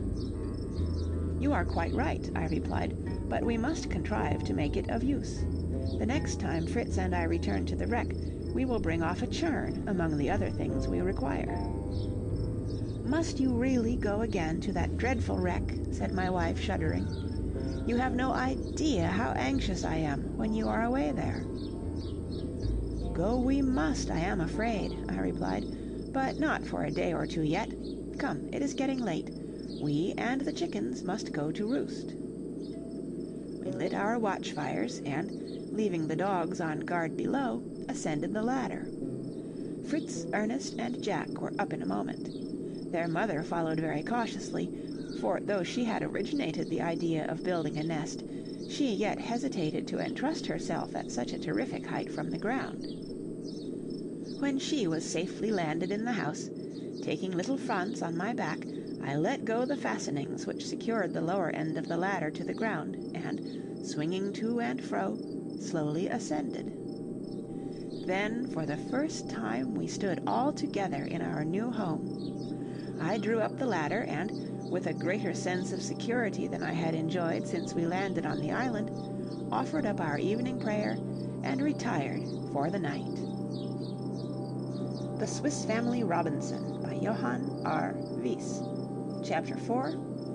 Next morning all were early awake, and the children sprang about the tree like young monkeys. "What shall we begin to do, father?" they cried. "What do you want us to do today?" "Rest, my boys," I replied. "Rest." "Rest?" repeated they. "Why should we rest?" 6 days shalt thou labor, and do all that thou hast to do, but on the 7th thou shalt do no manner of work. This is the 7th day, I replied. On it, therefore, let us rest. "What, is it really Sunday?" asked Jack. "How jolly! Oh, I won't do any work, but I'll take a bow and arrow and shoot, and we'll climb about the tree and have fun all day." "That is not resting," said I. "That is not the way you are accustomed to spend the Lord's Day." "No, but then we can't go to church here, and there is nothing else to do." "We can worship here as well as at home," said I. "But there is no church, no clergyman, and no organ," said Franz. "The leafy shade of this great tree is far more beautiful than any church," I said. "There we will worship our Creator. Come, boys, down with you. Turn our dining hall into a breakfast room." The children, one by one, slipped down the ladder. "My dear Elizabeth," said I, "this morning we will devote to the service of the Lord, and by means of a parable I will endeavor to give the children some serious thoughts, but without books, or the possibility of any of the usual Sunday occupations, we cannot keep them quiet the whole day. Afterward, therefore, I shall allow them to pursue any innocent recreation they choose, and in the cool of the evening we will take a walk." My wife entirely agreed with my proposal, and having breakfasted, the family assembled round me, as we sat in the pleasant shade on the fresh, soft green grass. After singing some hymns and offering heartfelt prayers to the Almighty Giver of all good, I told the children I would relate to them a parable, instead of preaching a sermon. "Oh, that would be delightful. I like the parables in the Bible better than anything," said Franz. "When can we hear you read out of the Bible again, father?" "Ah, my little boy, your words reproach me," returned I. "While eagerly striving to procure from the ship what would feed our bodies and provide for their comfort, I blush to think that I have neglected the bread of life, the Word of God. I shall search for a Bible on my next return to the wreck. Although our own books were nearly all destroyed, I am pretty sure to find one." At these words my wife arose, and fetching her magic bag, she drew from it a copy of the Holy Scriptures, which I thankfully received from her hand, and after reading aloud from its sacred pages, I spoke as follows. "A great king, ruling in power and splendor over a vast realm of light and love, possessed within its boundaries a desolate and unfruitful island. This spot he made the object of his special care, and lavishing on it all the varied resources of his might and goodness, it bloomed in beauty, and became the happy residence of a band of colonists, who were charged not only with the cultivation and improvement of the soil, but each, individually, was bound to cherish in his soul the spirit of love and true allegiance to his sovereign. While this faithful union was maintained, the colony flourished, and the noblest virtues exalted and rendered happy the existence of every member of the race. That a discontented and rebellious spirit should ever have infected these fortunate subjects of so loving a master seems incredible, yet so it was. Disobedience and pride brought misery and punishment. The fair prospects of the colony were blighted, the labors of the colonists were unblessed, and total separation from the parent kingdom seemed inevitable. A message of pardon, of free forgiveness, was nevertheless accorded to these rebels, and to all who, humbly accepting it, molded their future lives to the will of the great king, now revealed in a character even more gracious than before, was held out the promise of removal at last from among the ruins caused by the great rebellion to the glory and undimmed splendor of the realm of light and blessedness. Having interested the children, I then, leaving allegory, pressed simply and earnestly home to each young heart the truths I sought to teach, and, with a short prayer for a blessing on my words, brought the service to a close. After a thoughtful pause, we separated, and each employed himself as he felt disposed. I took some arrows, and endeavored to point them with porcupine quills. Franz came to beg me to make a little bow and arrow for him to shoot with, while Fritz asked my advice about the tiger cat skin and the cases he was to contrive from it. Jack assisted with the arrow making, and inserting a sharp spine at one end of each reed, made it fast with packthread, and began to wish for glue to ensure its remaining firm. "Oh, Jack, Mamma's soup is as sticky as anything," cried Franz. "Shall I run and ask for a cake of it?" "No, no, little goose. Better look for some real glue in the toolbox." "There you will find glue, to be sure," said I, "and the soup would scarcely have answered your purpose. But, Jack, my boy, I do not like to hear you ridicule your little brother's ideas. Some of the most valuable discoveries have been the result of thoughts which originally appeared no wiser than his." While thus directing and assisting my sons, we were surprised by hearing a shot just over our heads. At the same moment 2 small birds fell dead at our feet, and looking up we beheld Ernest among the branches, as, bending his face joyfully toward us, he cried, well hit, a good shot, wasn't it?" Then, slipping down the ladder and picking up the birds, he brought them to me. One was a kind of thrush, the other a small dove called the ortolan, and esteemed a very great delicacy on account of its exquisite flavor. As the figs on which these birds came to feed were only just beginning to ripen, it was probable that they would soon flock in numbers to our trees, and by waiting until we could procure them in large quantities, we might provide ourselves with valuable food for the rainy season, by placing them, when half cooked, in cases with melted lard or butter poured over them. By this time Jack had pointed a good supply of arrows, and industriously practiced archery. I finished the bow and arrows for Franz, and expected to be left in peace, but the young man next demanded a quiver, and I had to invent that also, to complete his equipment. It was easily done by stripping a piece of bark from a small tree, fitting a flat side and a bottom to it, and then a string. Attaching it to his shoulders, the youthful hunter filled it with arrows and went off, looking, as his mother said, like an innocent little Cupid bent on conquest. Not long after this we were summoned to dinner, and all right willingly obeyed the call.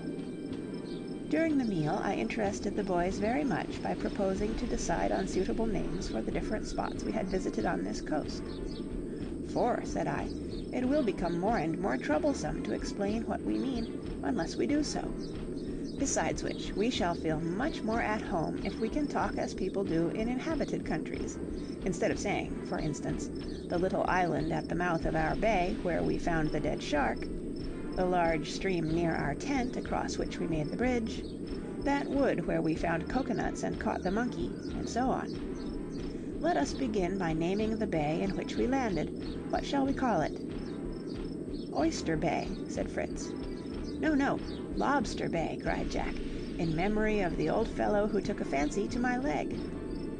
"I think," observed his mother, "that in token of gratitude for our escape, we should call it Safety Bay." This name met with general approbation, and was forthwith fixed upon. Other names were quickly chosen. Our first place of abode we called Tentholm, the islet in the bay, Shark's Island, and the reedy swamp, Flamingo Marsh. It was some time before the serious question of a name for our leafy castle could be decided, but finally it was entitled Falconhurst, and we then rapidly named the remaining points: Prospect Hill, the eminence we first ascended; Cape Disappointment, from whose rocky heights we had strained our eyes in vain search for our ship's company; and Jekyll River, as a name for the large stream at our landing place, concluded our geographical nomenclature. In the afternoon the boys went on with their various employments. Fritz finished his cases, and Jack asked my assistance in carrying out his plan of making a cuirass for Turk out of the porcupine skin. After thoroughly cleansing the inside, we cut and fitted it round the body of the patient dog. Then, when strings were sewn on, and it became tolerably dry, he was armed with this ingenious coat of mail, and a most singular figure he cut. Juno strongly objected to his friendly approaches, and got out of his way as fast as she could, and it was clear that he would easily put to flight the fiercest animal he might encounter, while protected by armor at once defensive and offensive. I determined to make also a helmet for Jack out of the remainder of the skin, which to his infinite delight I speedily did. Amid these interesting occupations the evening drew on, and after a pleasant walk among the sweet glades near our abode, we closed our Sabbath day with prayer and a glad hymn of praise, retiring to rest with peaceful hearts. Next morning I proposed an expedition to Tentholm, saying I wished to make my way thither by a different route. We left the tree well armed, I and my 3 elder sons each carrying a gun and game bag, while little Franz was equipped with his bow and quiver full of arrows. A most curious party we formed. Fritz adorned with his belt of margay skin, and Jack, with his extraordinary headdress, looked like a couple of young savages. Their mother and I walked together. She, of the whole party, being the only one unarmed, carried a jar in which to get butter from Tentholm. We were preceded by the dogs, Turk armed most effectively with his cuirass of porcupine skin, and Juno keeping at a respectful distance from so formidable a companion. Master Knips fully intended to mount his charger as usual, but when he saw him arrayed apparently in a new skin, he approached him carefully, and, touching him with one paw, discovered that such a hide would make anything but an agreeable seat. The grimace he made was most comical, and chattering vociferously he bounded toward Juno, skipped on her back, seated himself, and soon appeared perfectly reconciled to the change of steed. The flamingo saw us starting, and, having been much petted during the last day or two, considered himself entitled to accompany us. For some time he kept beside the children, following first one and then another as they explored the wood on either side. Their irregular course, however, at length disgusted him, and abandoning them, he walked sedately by my side. We strolled on in the cool air, following the course of the stream. The great trees overshadowed us, and the cool green sward stretched away between them at our feet. The boys roamed ahead of me, intent on exploration. Presently I heard a joyful shout, and saw Ernest running at full speed toward me, followed by his brothers. In his hand he held a plant, and, panting for breath, and with sparkling eyes, he held it up to me. "Potatoes! Potatoes, father!" he gasped out. "Yes," said Jack, "acres and acres of potatoes." "My dear Ernest," said I, for there was no mistaking the flower and leaf, and the light, clear green, bulbous roots. "You have indeed made a discovery. With the potato we shall never starve." "But come and look at them," said Jack. "Come and feast your eyes on thousands of potatoes." We hurried to the spot.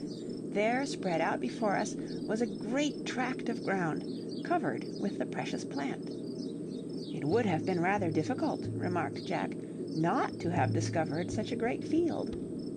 "Very likely," replied Ernest, smiling, "but I doubt if you would have discovered that it was a potato field." "Perhaps not," said Jack. "You are quite welcome, at all events, to the honor of the discovery. I'll have the honor of being the first to get a supply of them." So saying, he dug up with hands and knife a number of plants and filled his game bag with the roots. The monkey followed his example, and scratching away with his paws most cleverly, soon had a heap beside him. So delighted were we with the discovery, and so eager were we to possess a large supply of the roots, that we stopped not digging until every bag, pouch, and pocket was filled. Some wished to return at once to Falconhurst, to cook and taste our new acquisition, but this I overruled, and we continued our march heavily laden, but delighted. "How," said I, "can we thank the giver of all these blessings sufficiently?" "Oh," said Franz, "we can say, 'We thank thee, O Lord, for all thy goodness and mercy, and bless us for Jesus Christ's sake. Amen.'" "That would not be sufficient," said Fritz. "Do you think it would be enough just to say to father and mother, 'Thank you for all you do,' and not to show them we were really thankful by loving them and doing what we can to please them?" "You are quite right, Fritz," said I. "Franz did not say all that was necessary. He should have added, 'Give me grace to do thy will, and to obey thee in all things.'" As we thus talked, we reached the head of our streamlet, where it fell from the rocks above in a beautiful, sparkling, splashing cascade. We crossed and entered the tall grass on the other side. We forced our way through with difficulty, so thick and tangled were the reeds. Beyond this the landscape was most lovely. Rich tropical vegetation flourished on every side, the tall, stately palms, surrounded by luxuriant ferns, brilliant flowers and graceful creepers, the prickly cactus shooting up amidst them, aloe, jasmine, and sweet-scented vanilla, the Indian pea, and above all the regal pineapple, loaded the breath of the evening breeze with their rich perfume. The boys were delighted with the pineapple, and so eagerly did they fall to that my wife had to caution them that there were no doctors on our territory, and if they became ill, they would have to cure themselves as best they might. This advice, however, seemed to have small effect on my sons, and showing Knips what they wanted, they sent him after the ripest and best fruit. While they were thus employed, I examined the other shrubs and bushes. Among these I presently noticed one which I knew well from the description to be the karatas. "Come here, boys," I said. "Here is something of far more value than your pineapples. Do you see that plant with long pointed leaves and beautiful red flower? That is the karatas. The filaments of the leaves make capital thread, while the leaves themselves, bruised, form an invaluable salve. The pith of this wonderful plant may be used either for tinder or bait for fish. Suppose, Ernest, you had been wrecked here, how would you have made a fire without matches or flint and steel?" "As the savages do," replied he. "I would rub 2 pieces of wood together until they kindled." "Try it," I said, "but if you please, try it when you have a whole day before you and no other work to be done, for I am certain it would be night before you accomplish the feat. But see here," and I broke a dry twig from the karatas, and peeling off the bark, laid the pith upon a stone. I struck a couple of pebbles over it, and they emitting a spark, the pith caught fire. The boys were delighted with the experiment. I then drew some of the threads from the leaves and presented them to my wife. "But what," said Fritz, "is the use of all these other prickly plants, except to annoy one? Here, for instance, is a disagreeable little tree." "That is an Indian fig," said I. "It grows best on dry, rocky ground, for most of its nourishment is derived from the air. Its juice is used, I believe, medicinally, while its fruit is pleasant and wholesome."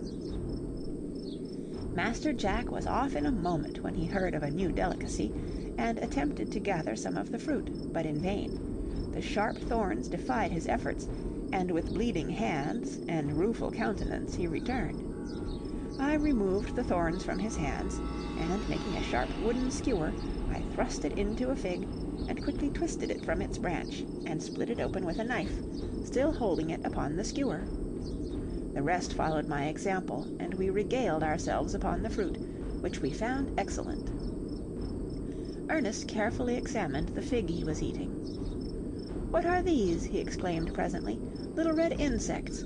They cling all over the fruit, and I cannot shake them off. Can they be cochineal?" He handed me the fig, and I examined it attentively. "You are quite right, my boy," I said.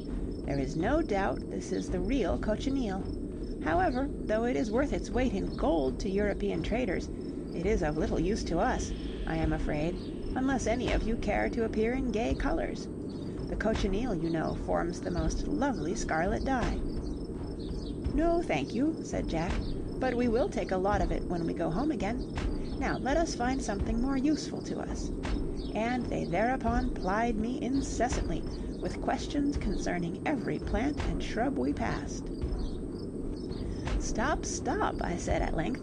"The most learned naturalist would be much puzzled with many of these trees, and I, who have never seen any of them before, and know them merely by description, cannot pretend to tell you the names or explain to you the use of 1/4 of them." Discussing, however, the properties of such shrubs as I did know, we at length reached Tentholm. Everything was safe, and we set to work to collect what we wanted. I opened the butter cask, from which my wife filled her pot.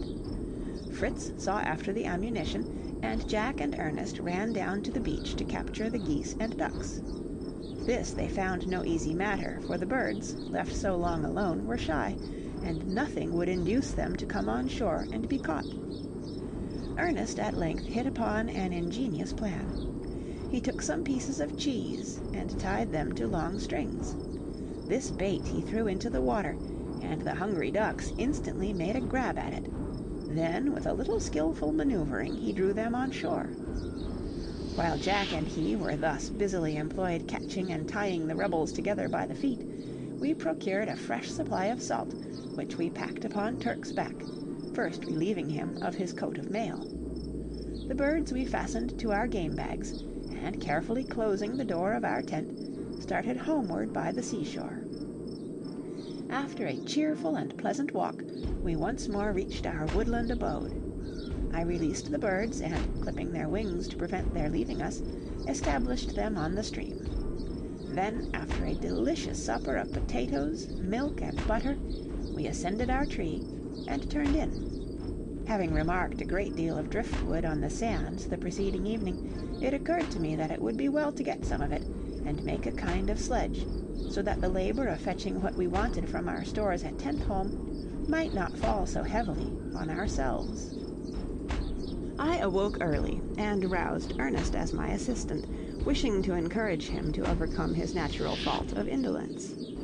After a little stretching and yawning, he got up cheerfully, pleased with the idea of an expedition while the others still slept, and we made our way to the beach, taking with us the donkey, who drew a large broad bough, which I expected to find useful in bringing back our load. As we went along, I remarked to Ernest that I supposed he was rather sorry for himself, and grudged leaving his cozy hammock and pleasant dreams at this untimely hour. "Oh, father, do not laugh at my laziness. Indeed, I mean to cure myself of it. I am very glad to go with you. I intended to shoot some more of the ortolans this morning, but there will be plenty of time afterward. The boys will be shooting at them, I dare say, but I don't expect they will have any great luck." "Why not, pray?" inquired I. "I don't believe they will know what shot to use at first, and besides, they will most likely shoot upward at the birds, and be sure to miss them on account of the great height and thickness of the branches and foliage." "Well, Ernest, you certainly possess the gifts of prudence and reflection, as well as observation. These are valuable, but sudden action is so often necessary in life that I advise you to cultivate the power of instantly perceiving and deciding what must be done in cases of emergency. Presence of mind is a precious quality which, although natural in some characters, may be acquired in a certain degree by all who train themselves to it. Once on the seashore, our work was quickly accomplished, for, selecting the wood I thought fit for my purpose, we laid it across the broad leafy branch, and, with some help from us, the donkey dragged a very fair load of it homeward, with the addition of a small chest, which I raised from among the sand, which nearly covered it. We heard the boys popping away at the birds as we drew near. They hastened to meet us and inquired where we had been, looking curiously at the chest, which I allowed them to open, while I asked my wife to excuse our absence without leave, and after submitting to her gentle reprimand, I explained my plan for a sledge, which pleased her greatly, and she already imagined it loaded with her hogshead of butter, and on its way from Tentholm to Falconhurst. The chest proved to be merely that of a common sailor, containing his clothes, very much wetted by the sea-water. The boys exhibited an array of several dozen birds, and related, during breakfast, the various incidents of failure and success which had attended their guns. Ernest had rightfully guessed the mistakes they would make, but practice was making them perfect, and they seemed disposed to continue their sport, when their mother, assuring them that she could not use more birds than those already killed, asked if I did not think some means of snaring them might be contrived, as much powder and shot would be expended if they fired on at this rate. Entirely agreeing with this view of the subject, I desired the lads to lay aside their guns for the present, and the younger ones readily applied themselves to making snares of the long threads drawn from the leaves of the karatas, in a simple way I taught them, while Fritz and Ernest gave me substantial assistance in the manufacture of the new sledge. We were busily at work, when a tremendous disturbance among our fowls led us to suppose that a fox or wild cat had got into their midst. The cocks crowed defiantly, the hens fluttered and cackled in a state of the wildest excitement. We hastened toward them, but Ernest, remarking Master Knips slipping away, as though conscious of some misdemeanor, went to watch him, and presently caught him in the act of eating a new-laid egg, which he had carried off and hidden among the grass and roots. Ernest found several others. These were very welcome to my wife, for hitherto the hens had not presented us with any eggs. Hereafter she determined to imprison the monkey every morning, until the eggs had been collected. Soon after this, as Jack was setting the newly made snares among the branches, he discovered that a pair of our own pigeons were building in the tree. It was very desirable to increase our stock of these pretty birds, and I cautioned the boys against shooting near our tree while they had nests there, and also with regard to the snares, which were only meant to entrap the wild fig-eaters. Although my sons were interested in setting the snares, they by no means approved of the new order to economize the ammunition. No doubt they had been discussing this hardship, for little Franz came to me with a brilliant proposal of his own. "Papa," said he, "why should not we begin to plant some powder and shot immediately? It would be so much more useful than bare grain for the fowls." His brothers burst into a roar of laughter, and I must confess I found it no easy matter to keep my countenance. "Come, Ernest," said I, "now we have had our amusement, tell the little fellow what gunpowder really is." "It is not seed at all, Franz," Ernest explained. "Gunpowder is made of charcoal, sulfur, and saltpeter, mixed cleverly together, so you see it cannot be sown like corn, any more than shot can be planted like peas and beans." My carpentering meantime went on apace. In order to shape my sledge with ends properly turned up in front, I had chosen wood which had been part of the bow of the vessel, and was curved in the necessary way for my purpose. Two pieces, perfectly similar, formed the sides of my sleigh, or sledge, and I simply united these strongly by fixing short bars across them. Then, when the ropes of the donkey's harness were attached to the raised points in front, the equipage was complete and ready for use. My attention had been for some time wholly engrossed by my work, and I only now observed that the mother and her little boys had been busily plucking above 24 of the wild birds, and were preparing to roast them, spitted in a row on a long, narrow sword blade belonging to one of our ship's officers. It seemed somewhat wasteful to cook so many at once, but my wife explained that she was getting them ready for the butter cask I was going to fetch for her on the new sledge, as I had advised her to preserve them half-cooked and packed in butter. Amused at her promptitude, I could do nothing less than promise to go for her cask directly after dinner. For her part, she resolved, in our absence, to have a grand wash of linen and other clothes, and she advised me to arrange regular baths for all the boys in future. Early in the afternoon, Ernest and I were ready to be off, equipped as usual. Fritz presented us each with a neat case of margay skin to hang at our girdles. We harnessed both cow and ass to the sledge, and, accompanied by Juno, cheerfully took our departure, choosing the way by the sands, and reaching Tentholm without accident or adventure. There, unharnessing the animals, we began at once to load the sledge, not only with the butter cask, but with a powder chest, a barrel of cheese, and a variety of other articles, ball, shot, tools, and Turk's armor, which had been left behind on our last visit.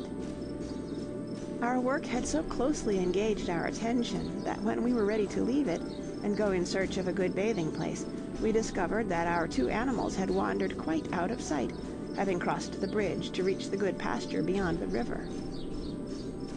I sent Ernest after them, and went alone to the extremity of the bay.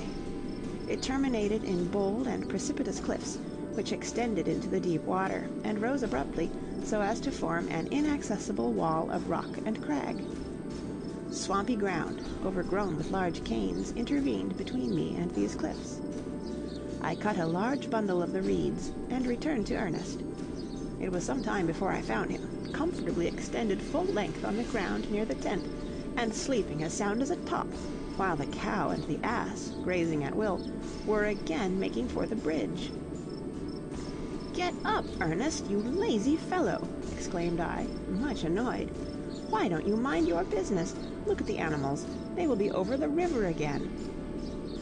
"No fear of that, father," returned he with the utmost composure. "I have taken a couple of boards off the bridge. They won't pass the gap." I could not help laughing at the ingenious device by which the boy had spared himself all trouble. At the same time I observed that it is wrong to waste the precious moments in sleep when duty has to be performed. I then bid him go and collect some salt, which was wanted at home, while I went to bathe. On coming back, much refreshed, I again missed Ernest, and began to wonder whether he was still gathering salt, or whether he had lain down somewhere to finish his nap, when I heard him loudly calling, "Father, father, I've caught a fish! An immense fellow he is. I can scarcely hold him, he drags the line so." Hastening toward the spot, I saw the boy lying in the grass, on a point of land close to the mouth of the stream, and with all his might keeping hold of a rod. The line was strained to the utmost by the frantic efforts of a very large fish, which was attempting to free itself from the hook. I quickly took the rod from him, and, giving the fish more line, led him by degrees into shallow water. Ernest ran in with his hatchet and killed him.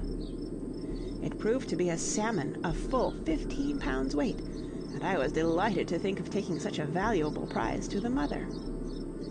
"This is capital, Ernest," cried I. "You have cleared yourself for once of the charge of laziness. Let us now carry this splendid salmon to the sledge. I will clean and pack it for the journey, that it may arrive in good condition, while you go and take a bath in the sea." All this being accomplished, we harnessed our beasts to the well-laden vehicle, and, replacing the boards on the bridge, commenced the journey home. We kept inland this time, and were skirting the borders of a grassy thicket, when Juno suddenly left us, and, plunging into the bushes, with fierce barking, hunted out, right in front of us, the most singular-looking creature I ever beheld. It was taking wonderful flying leaps, apparently in a sitting posture, and got over the ground at an astonishing rate. I attempted to shoot it as it passed, but missed. Ernest, who was behind me, observed its movements very coolly, and, seeing that the dog was puzzled, and that the animal, having paused, was crouching among the grass, went cautiously nearer, fired at the spot he had marked, and shot it dead. The extraordinary appearance of this creature surprised us very much. It was as large as a sheep, its head was shaped like that of a mouse, its skin also was of a mouse color, it had long ears like a hare, and a tail like a tiger's. The forepaws resembled those of a squirrel, but they seemed only half grown, while the hind legs were enormous and so long that, when upright on them, the animal would look as if mounted on stilts. For some time we stood silently, wondering at the remarkable creature before us. I could not recollect to have seen or heard of any such. "Well, father," said Ernest at last, "I should say this was about the queerest beast to be met with anywhere. I'm glad I knocked it over. How they will all stare when I carry it home."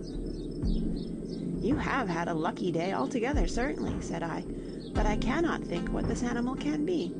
Examine its teeth, and let us see to what class of mammalia it belongs. We may be led to guess at its name in that way."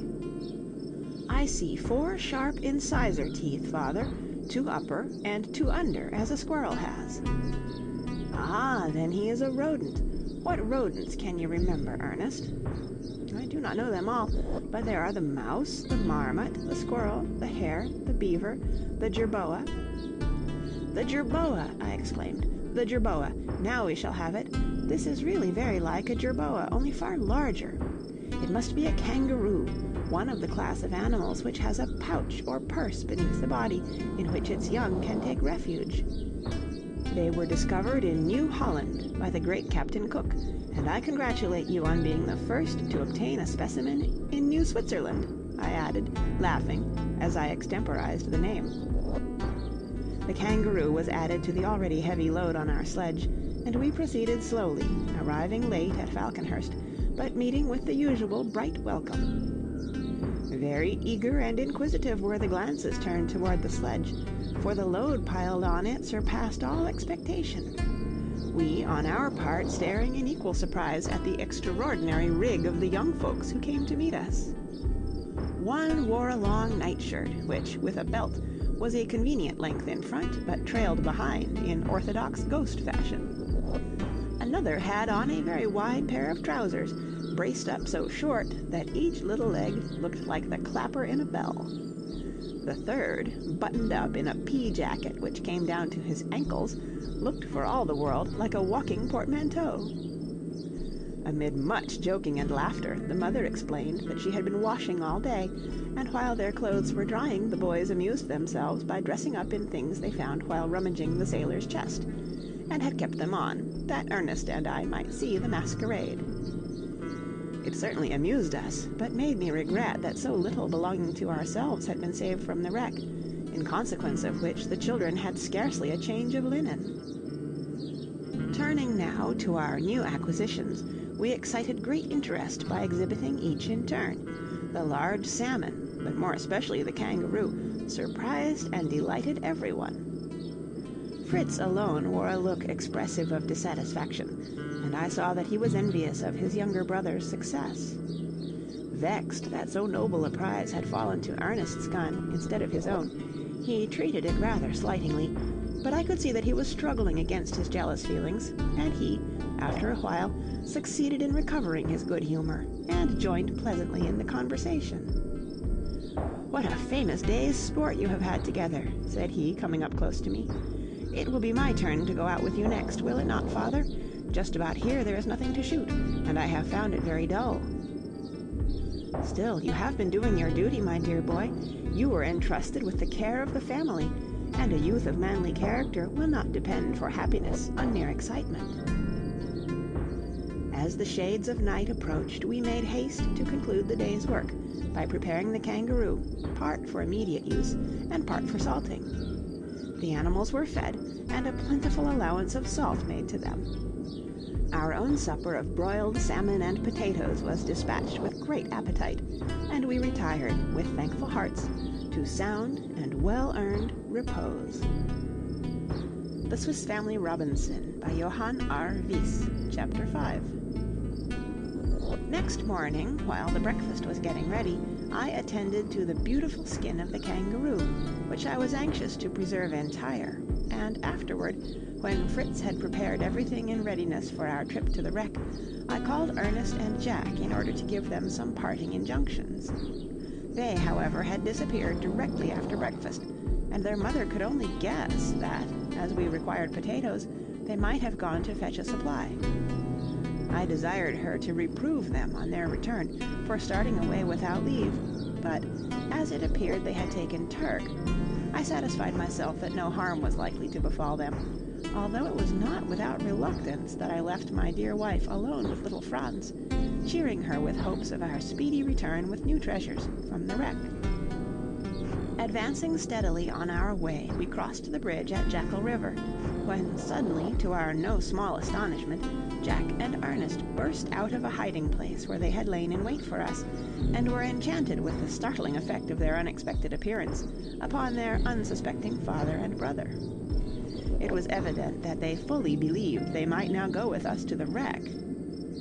To this notion I at once put a decided stop, although I could not find in my heart to scold the two merry rogues for their thoughtless frolic, more especially as I particularly wished to send back a message to my wife. I told them they must hurry home, so as not to leave their mother in suspense, although, as they were already so far, they might collect some salt. And I instructed them to explain that, as my work on board would take up a long time, she must try to bear with our absence for a night. This I had meant to say when we parted, but my courage had failed, knowing how much she would object to such a plan, and I had resolved to return in the evening. On consideration, however, of the importance of constructing a raft, which was my intention in going, and finishing it without a second trip, I determined to remain on board for the night, as the boys had, unintentionally, given me the chance of sending a message to that effect. "Goodbye, boys. Take care of yourselves. We're off," shouted Fritz, as I joined him in the tub-boat, and we shoved off. The current carried us briskly out of the bay. We were very soon moored safely alongside the wreck, and scrambling up her shattered sides, stood on what remained of the deck, and began at once to lay our plans. I wanted to make a raft fit to carry on shore a great variety of articles far too large and heavy for our present boat. A number of empty water casks seemed just what was required for a foundation. We closed them tightly, pushed them overboard, and arranging 12 of them side by side in rows of 3, we firmly secured them together by means of spars, and then proceeded to lay a good substantial floor of planks, which was defended by a low bulwark. In this way we soon had a first-rate raft, exactly suited to our purpose. It would have been impossible to return to land that same evening, for we were thoroughly fatigued by our labors, and had eaten only the light refreshment we had brought in our wallets, scarcely desisting a moment from our work. Rejoicing that we were not expected home, we now made an excellent supper from the ship's provisions, and then rested for the night on spring mattresses, a perfect luxury to us after our hard and narrow hammocks. Next morning we actively set about loading the raft and boat, first carrying off the entire contents of our own cabins, and passing on to the captain's room. We removed the furniture, as well as the doors and window frames, with their bolts, bars, and locks. We next took the officers' chests, and those belonging to the carpenter and gunsmith. The contents of these latter we had to remove in portions, as their weight was far beyond our strength. One large chest was filled with an assortment of fancy goods, and reminded us of a jeweler's shop, so glittering was the display of gold and silver watches, snuff-boxes, buckles, studs, chains, rings, and all manner of trinkets. These and a box of money drew our attention for a time, but more useful to us at present was a case of common knives and forks, which I was glad to find, as more suited to us than the smart silver ones we had previously taken on shore. To my delight, we found, most carefully packed, a number of young fruit trees, and we read on the tickets attached to them the names so pleasant to European ears of the apple, pear, chestnut, orange, almond, peach, apricot, plum, cherry, and vine. The cargo, which had been destined for the supply of a distant colony, proved, in fact, a rich and almost inexhaustible treasure to us. Ironmongery, plumber's tools, lead, paint, grindstones, cartwheels, and all that was necessary for the work of a smith's forge, spades and plowshares, sacks of maize, peas, oats, and wheat, a hand mill, and also the parts of a sawmill, so carefully numbered that, were we strong enough, it would be easy to put it up, had been stowed away. So bewildered were we by the wealth around us that for some time we were at a loss as to what to remove to the raft. It would be impossible to take everything, yet the first storm would complete the destruction of the ship, and we should lose all that we left behind. Selecting a number of the most useful articles, however, including of course the grain and the fruit trees, we gradually loaded our raft. Fishing lines, reels, cordage, and a couple of harpoons were put on board, as well as a mariner's compass. Fritz, recollecting our encounter with the shark, placed the harpoons in readiness, and amused me by seeming to picture himself a whaler, flourishing his harpoon in most approved fashion. Early in the afternoon, both our crafts were heavily laden, and we were ready to make for the shore. The voyage was begun with considerable anxiety, as, with the raft in tow, there was some danger of an accident. But the sea being calm and the wind favorable, we found we could spread the sail, and our progress was very satisfactory. Presently Fritz asked me for the telescope, as he had observed something curious floating at a distance. Then, handing it back, he begged me to examine the object, which I soon discovered to be a turtle asleep on the water, and, of course, unconscious of our approach. "Do, father, steer toward it," exclaimed he. I accordingly did so, that he might have a nearer look at the creature. Little did I suspect what was to follow. The lad's back was turned to me, and the broad sail was between us, so that I could not perceive his actions, when, all of a sudden, I experienced a shock, and the thrill of line running through a reel. Before I had time to call out, a second shock, and the sensation of the boat being rapidly drawn through the water alarmed me. "Fritz, what are you about?" cried I. "You are sending us to the bottom."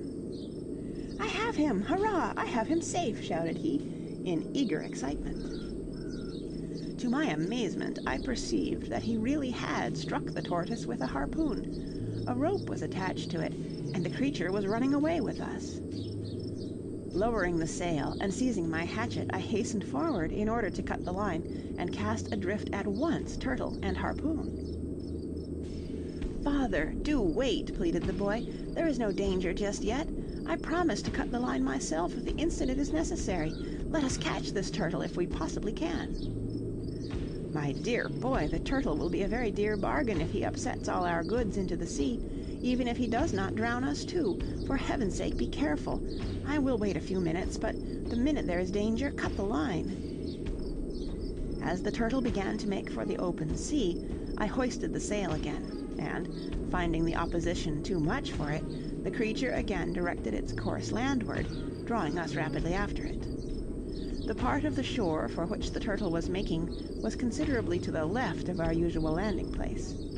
The beach there shelved very gradually, and at some distance from land we grounded with a sharp shock, but fortunately without a capsize. The turtle was evidently greatly exhausted, and no wonder, since it had been acting the part of a steam tug, and had been dragging at full speed a couple of heavily laden vessels. Its intention was to escape to land, but I leaped into the water, and, wading up to it, dispatched it with my axe. Such was its tenacity of life, however, that it did not cease its struggles until I had actually severed its head from its body. As we were by no means far from Falconhurst, Fritz gave notice of our approach by firing off his gun, as well as shouting loudly in his glee, and while we were yet engaged in securing our boats and getting the turtle on shore, the whole family appeared in the distance, hastening eagerly toward us, and our new prize, together with the well-laden boat and raft, excited the liveliest interest. My wife's chief pleasure, however, consisted in seeing us back, as our night's absence had disturbed her, and she was horrified by the description of our dangerous run in the wake of the fugitive turtle. Being anxious to remove some of our goods before night, the boys ran off to fetch the sledge, while I, having no anchor, contrived to moor the boats by means of some of the heavy blocks of iron we had brought. It required our united strength to get the turtle hoisted onto the sledge, its weight being prodigious. We found it, indeed, with the addition of the sapling fruit trees, quite a sufficient load. We then made the best of our way home, chatting merrily about our various adventures. The first thing to be done on arriving was to obtain some of the turtle's flesh and cook it for supper. To my wife this appeared necessarily a work of time as well as of difficulty, but I turned the beast on its back, and soon detached a portion of the meat from the breast with a hatchet by breaking the lower shell, and I then directed that it should be cooked with a little salt, shell and all. "But let me first cut away this disgusting green fat," said my wife with a little shudder. "See how it sticks all over the meat. No one could eat anything so nasty." "Leave that fat, whatever you do," exclaimed I. "Why, my dear, that is the very best part, and the delight of the epicure. If there be really too much, cut some off, it can be used as lard, and let the dogs make a supper of the refuse." "And the handsome shell," cried Fritz. "I should like to make a water trough of that, to stand near the brook, and be kept always full of clear water. How useful it would be!" "That is a capital idea," I replied, "and we may manage it easily if we can find clay so as to make a firm foundation on which to place it." "Oh, as to clay," said Jack, "I have a grand lump of clay there under that root." "Well done, my lad. When did you find it?" "He found a bed of clay near the river this morning," said his mother, "and came home in such a mess I had regularly to scrape his clothes and wash him thoroughly." "Well, mother, I can only tell you I should never in all my days have found the clay if I had not slipped and fallen among it." "That I can well believe," returned his mother. "Only to hear your talk this morning, one would have thought your discovery of clay the result of very arduous search indeed." "When you have ended the question of the clay and the turtle shell," said Ernest, "I should like to show you some roots I found today. They are getting rather dry now. They look something like radishes, although the plant itself was almost a bush, but I have not ventured to taste them, although our old sow was devouring them at a great rate." "In that you did wisely, my boy. Swine eat many things injurious to men. Let me see your roots. How did you discover them?" "I was rambling in the wood this morning, and came upon the sow, very busy grubbing under a small bush, and eating something ravenously, so I drove her away, and found a number of these roots, which I brought for you to see." "Indeed, Ernest," I exclaimed, after taking the roots in my hand, and considering them attentively, "I am inclined to believe that you have really made a brilliant discovery. If this proves to be, as I expect, the manioc root, we might lose every other eatable we possess, and yet not starve. In the West Indies, cakes called cassava bread are made from it, and already having potatoes, we shall be very independent if we can succeed in preparing flour from these roots. Great care must be taken in the manufacture to express the juice, otherwise the flour may be injurious and even poisonous. If we can collect a sufficient quantity, we will attempt bread making. I think I know how to set about it." Finding there was still time to make another trip with the sledge, I went off with the elder boys, leaving Franz with his mother, and we all looked forward with satisfaction to the prospect of the princely supper they were to have ready for us, for our day's work had been none of the lightest. "I have been thinking about my turtle, father," said Fritz, as we went along. "Is not the shell very valuable? Surely beautiful combs, boxes, and a number of ornamental things are made of tortoise shell, and if so, it seems a pity to use it for a water trough."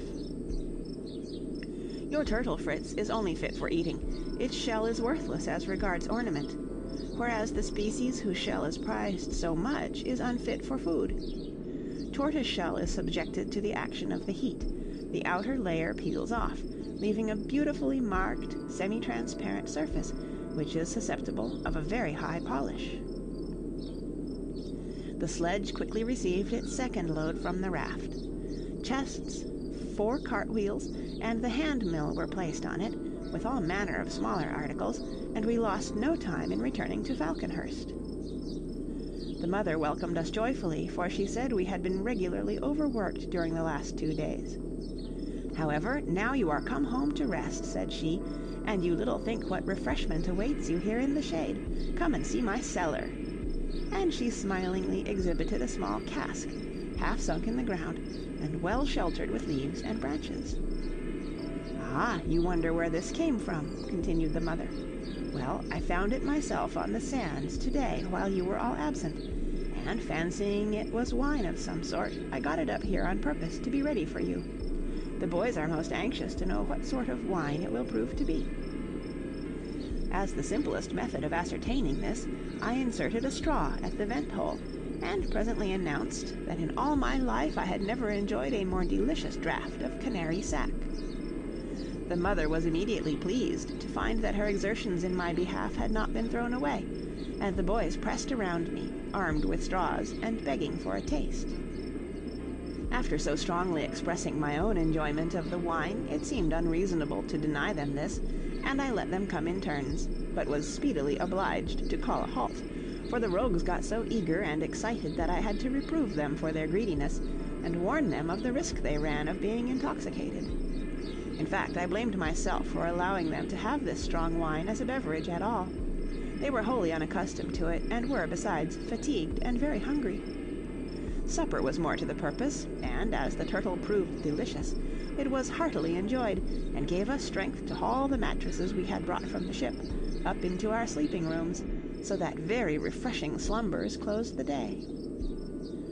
Early next morning I got up without rousing any of the others, intending to pay a visit to the beach, for I had my doubts about the safety of my vessels on the open shore.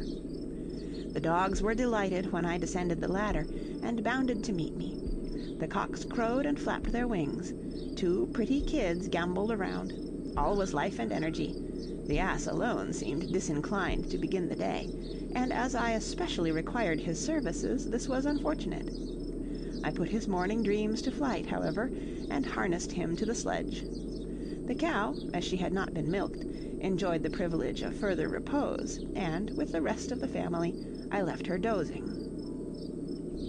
My fears as to the safety of the boats were soon dispelled, for they were all right, and, being in haste to return, the load I collected from their freight was but a light one, and the donkey willingly trotted home with it, he, as well as I, being uncommonly ready for breakfast. Approaching the tree, not a sound was to be heard, not a soul was to be seen, although it was broad day, and great was my good wife's surprise when, roused by the clatter and hullabaloo I made, she started up, and became aware of the late hour. "What can have made us oversleep ourselves like this?" she exclaimed. "It must be the fault of those mattresses. They are delightful, but really too lulling. See, the children are sound asleep still." With much stretching and many yawns, the boys at last came tumbling down from the tree, rubbing their eyes and seeming but half awake. Ernest last, as usual. "Come, my boys," said I, "this will never do. Your beds were too luxurious last night, I see." In my own opinion, however, I felt there was something else to blame besides the comfortable mattresses, and I made a mental resolve that the captain's fine canary should be dealt with very sparingly in future. "So now for prayers and breakfast," I continued, "and then off to work. I must have our cargo landed in time to get the boats off with the next tide." By dint of downright hard work we accomplished this, and I got on board with Fritz as soon as they were afloat. The rest turned homeward, but Jack lingered behind with such imploring looks that I could not resist taking him with me. My intention had been simply to take the vessels round to the harbor in Safety Bay, but the calm sea and fine weather tempted me to make another trip to the wreck. It took up more time than I expected, so that, when on board, we could only make a further examination of the cargo, collect a few portable articles, and then avail ourselves of the sea breeze, which would fail us later in the evening. To Jack, the pleasure of hunting about in the hold was novel and charming, and very soon a tremendous rattling and clattering heralded his approach with a wheelbarrow, in the highest spirits at his good fortune in having found such a capital thing in which to bring home potatoes. He was followed by Fritz, whose news was still more important. He had found, carefully packed and enclosed within partitions, what appeared to be the separate parts of a pinnace, with rigging and fittings complete, even to a couple of small brass guns. This was a great discovery, and I hastened to see if the lad was right. Indeed he was, but my pleasure was qualified by a sense of the arduous task it would be to put such a craft together so as to be fit for sea. For the present, we had barely time to get something to eat and hurry into the boat, where we collected our new acquisitions, namely, a copper boiler, iron plates, tobacco graters, 2 grindstones, a small barrel of powder, and another of flints, 2 wheelbarrows besides Jack's, which he kept under his own especial care. As we drew near the shore, we were surprised to see a number of little figures ranged in a row along the water's edge, and apparently gazing fixedly at us. They seemed to wear dark coats and white waistcoats, and stood quite still with their arms dropping by their sides, only every now and then one would extend them gently, as though longing to embrace us. "Ah, here at last come the pygmy inhabitants of the country to welcome us," cried I, laughing. "Oh, father," exclaimed Jack, "I hope they are Lilliputians. I read once in a book about them, so there must be such people, you know, only these look rather too large." "You must be content to give up the Lilliputians and accept penguins, my dear Jack," said I. "We have not before seen them in such numbers, but Ernest knocked one down, if you remember, soon after we landed. They can neither fly nor run." We were gradually approaching the land as I spoke, and no sooner was the water shallow than out sprang Jack from his tub, and, wading ashore, took the unsuspecting birds by surprise, and with his stick laid 6 right and left, either stunned or dead at his feet. The rest escaped into the water, dived, and disappeared. As these penguins are disagreeable food on account of their strong oily taste, I was sorry Jack had attacked them, but going to examine them when we landed, some of the fallen arose from their swoon, and began solemnly to waddle away, upon which we caught them, and tying their feet together with long grass, laid them on the sand to wait until we were ready to start. The 3 wheelbarrows then each received a load. The live penguins, seated gravely, were trundled along by Jack, and away we went at a great rate. The usual noise of our approach set the dogs barking furiously, but discovering us, they rushed forward with such forcible demonstrations of delight that poor little Jack, who as it was could scarcely manage his barrow, was fairly upset, penguins and all. This was too much for his patience, and it was absurd to see how he started up and cuffed them soundly for their boisterous behavior. This scene, and the examination of our burdens, caused great merriment, the tobacco grater and iron plates evidently puzzling everybody. I sent the boys to catch some of our geese and ducks, and bid them fasten a penguin to each by the leg, thinking that it was worth while to try to tame them. My wife had exerted herself in our absence to provide a good store of potatoes, and also of manioc root. I admired her industry, and little Franz said, "Ah, father, I wonder what you will say when mother and I give you some Indian corn, and melons, and pumpkins, and cucumbers." "Now, you little chatterbox," cried she, "you have let out my secret. I was to have the pleasure of surprising your father when my plants were growing up." "Ah, the poor disappointed little mother," said I. "Never mind, I am charmed to hear about it. Only do tell me, where did these seeds come from?" "Out of my magic bag, of course," replied she, "and each time I have gone for potatoes, I have sown seeds in the ground which was dug up to get them, and I have planted potatoes also." "Well done, you wise little woman!" I exclaimed. "Why, you are a model of prudence and industry." "But," continued she, "I do not half like the appearance of those tobacco graters you have brought. Is it possible you are going to make snuff? Do, pray, let us make sure of abundance of food for our mouths before we think of our noses." "Make your mind easy, my wife," said I. "I have not the remotest intention of introducing the dirty, ridiculous habit of snuffing into your family. Please to treat my graters with respect, however, because they are to be the means of providing you with the first fresh bread you have seen this many a long day."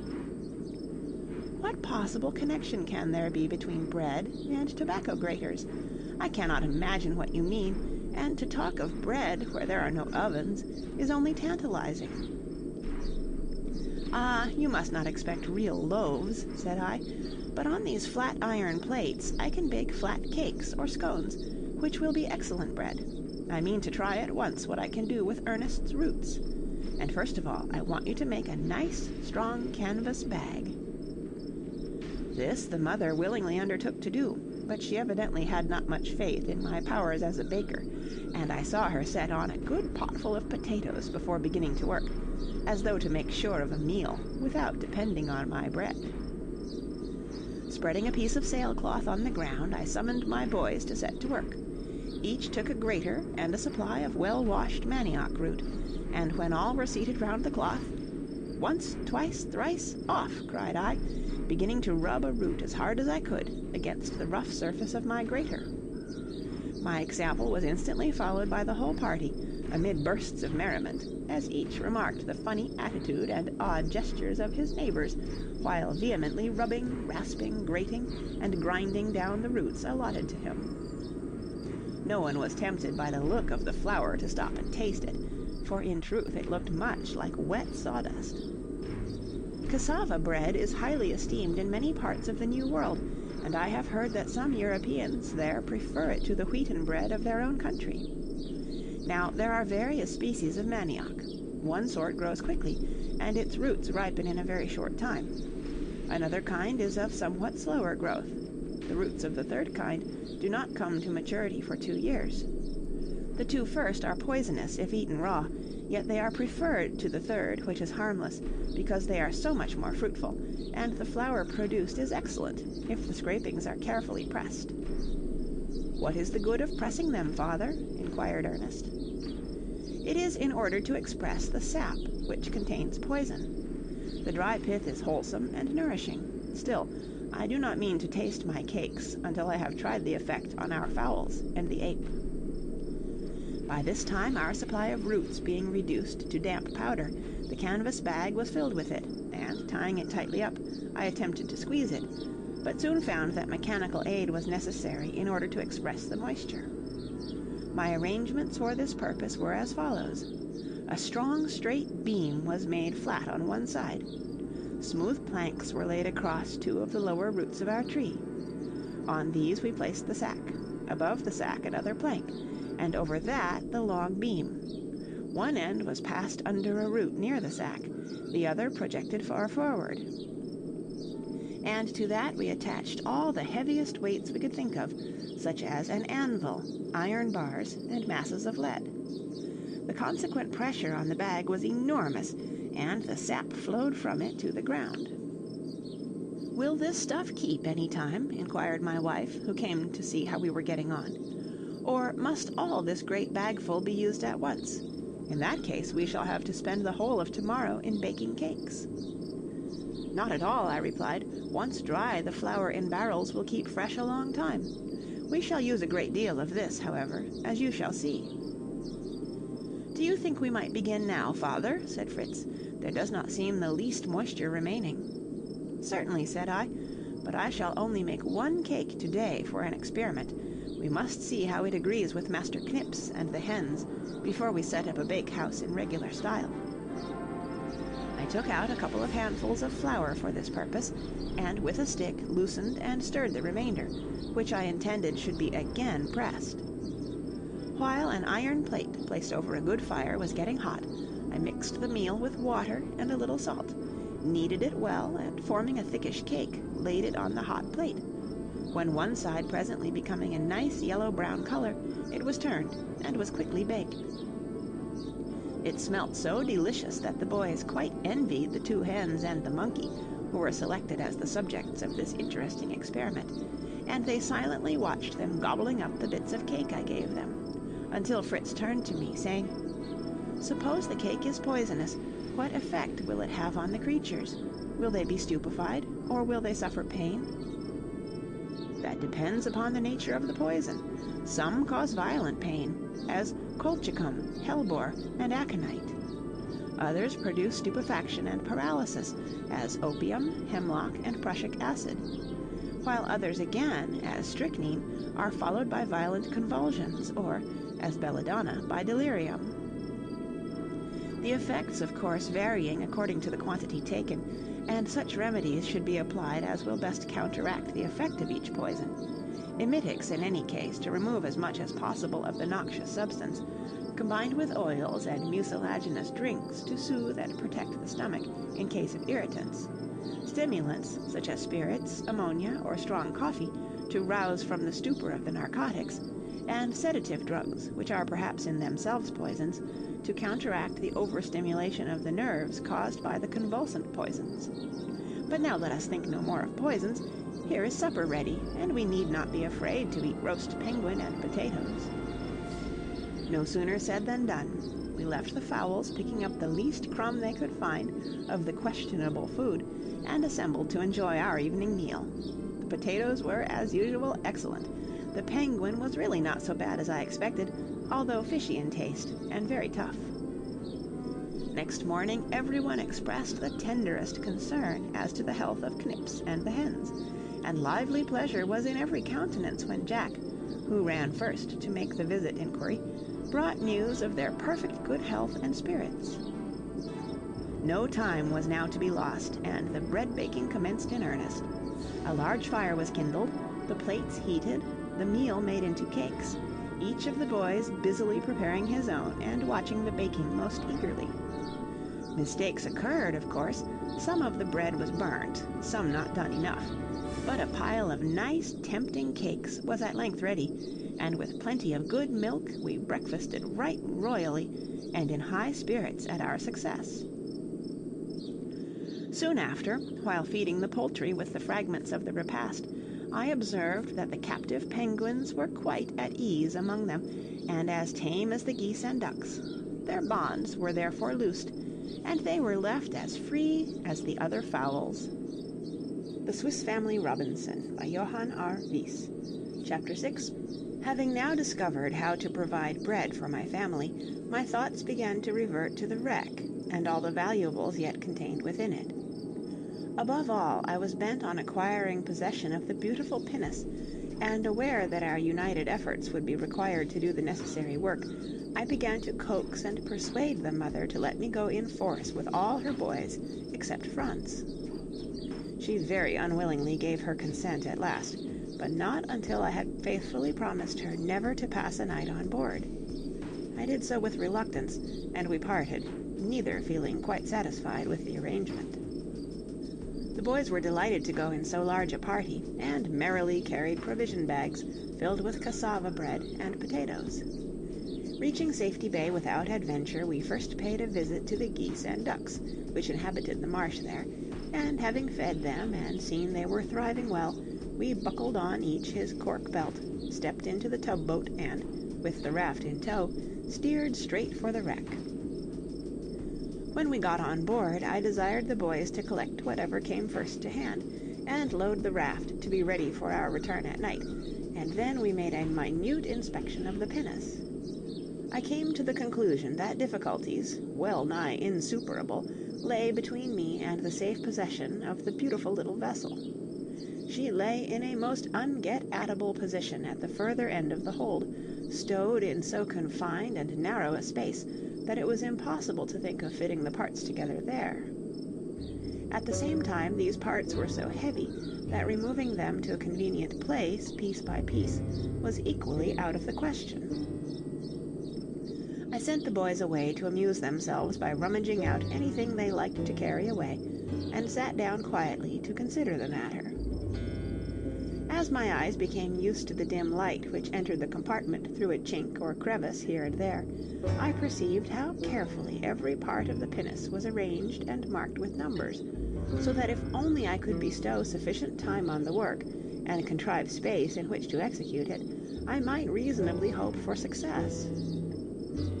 Room to work in, boys, that's what we need in the first place, I cried, as my sons came to see what plan I had devised, for so great was their reliance on me that they never doubted the pinnace was to be ours.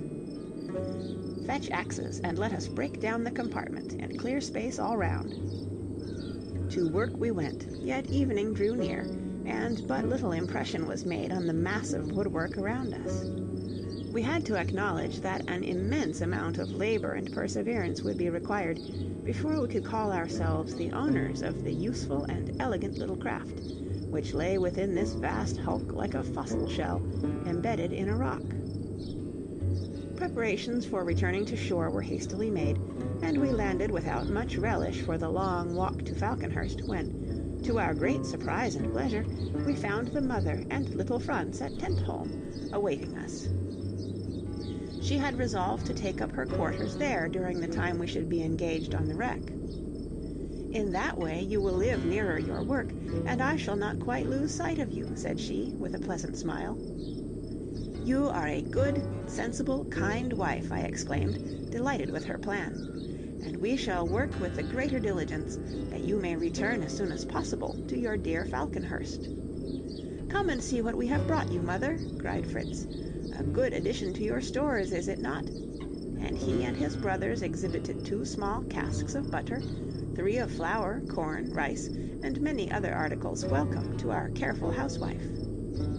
Our days were now spent in hard work on board, first cutting and clearing an open space round the pinnace, and then putting the parts together. We started early and returned at night, bringing each time a valuable freight from the old vessel. At length, with incredible labor, all was completed. The pinnace stood actually ready to be launched, but imprisoned within massive wooden walls which defied our strength. It seemed exactly as though the graceful vessel had been awakened from sleep, and was longing to spring into the free blue sea and spread her wings to the breeze. I could not bear to think that our success so far should be followed by failure and disappointment. Yet no possible means of setting her free could I conceive, and I was almost in despair when an idea occurred to me which, if I could carry it out, would effect her release without further labor or delay. Without explaining my purpose, I got a large cast-iron mortar, filled it with gunpowder, secured a block of oak to the top, through which I pierced a hole for the insertion of the match, and this great petard I so placed that when it exploded it should blow out the side of the vessel, next from which the pinnace lay. Then, securing it with chains, that the recoil might do no damage, I told the boys I was going ashore earlier than usual, and calmly desired them to get into the boat.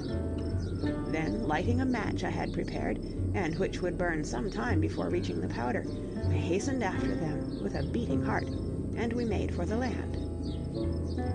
We brought the raft close inshore and began to unload it. The other boat I did not haul up, but kept her ready to put off at a moment's notice. My anxiety was unobserved by anyone, as I listened with strained nerves for the expected sound. It came, a flash, a mighty roar, a grand burst of smoke. My wife and children, terror-stricken, turned their eyes toward the sea whence the startling noise came, and then, in fear and wonder, looked to me for some explanation. "Perhaps," said the mother, as I did not speak, "perhaps you have left a light burning near some of the gunpowder, and an explosion has taken place." "Not at all unlikely," replied I quietly. "We had a fire below when we were caulking the seams of the pinnace. I shall go off at once and see what has happened. Will anyone come?" The boys needed no second invitation, but sprang into the boat, while I lingered to reassure my wife by whispering a few words of explanation, and then joining them, we pulled for the wreck at a more rapid rate than we ever had done before. No alternation had taken place in the side at which we usually boarded her, and we pulled round to the further side, where a marvelous sight awaited us.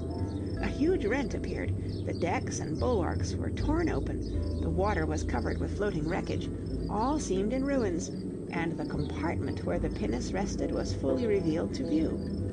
There sat the little beauty, to all appearance uninjured, and the boys, whose attention was taken up with the melancholy scene of ruin and confusion around them, were astonished to hear me shout in enthusiastic delight, "Hurrah! She is ours! The lovely pinnace is won! We shall be able to launch her easily after all. Come, boys, let us see if she has suffered from the explosion which has set her free." The boys gazed at me for a moment, and then, guessing my secret, "You planned it yourself, you clever, cunning father! Oh, that machine we helped to make was on purpose to blow it up!" cried they, and eagerly they followed me into the shattered opening, where, to my intense satisfaction, I found everything as I could wish, and the captive in no way a sufferer from the violent measures I had adopted for her deliverance. The boys were deeply interested in examining the effects of the explosion, and in the explanation I gave them of the principal and proper way to manage a petard. It was evident that the launch could now be effected without much trouble. I had been careful to place rollers beneath the keel, so that by means of levers and pulleys we might, with our united strength, move her forward toward the water. A rope was attached by which to regulate the speed of the descent, and then, all hands putting their shoulders to the work, the pinnace began to slide from the stocks, and finally slipped gently and steadily into the water, where she floated as if conscious it was her native element, while we, wild with excitement, cheered and waved enthusiastically.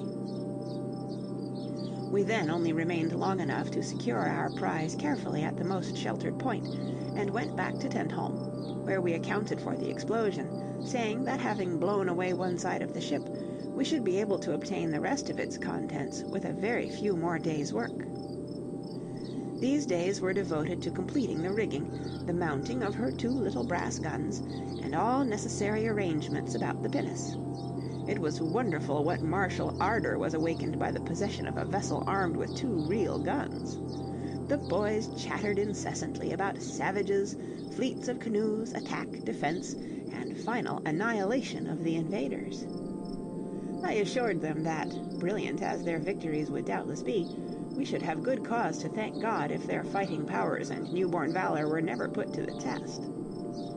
The pinnace was fully equipped and ready to sail, while yet no idea of the surprise we were preparing for her had dawned upon my wife, and I permitted the boys, who had kept the secret so well, to fire a salute when we entered the bay.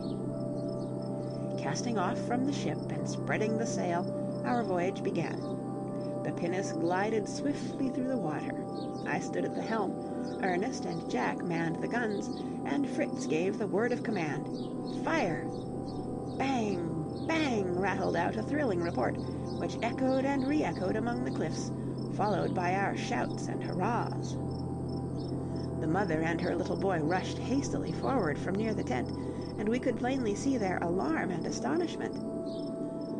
But speedily recognizing us, they waved joyfully, and came quickly to the landing place to meet us.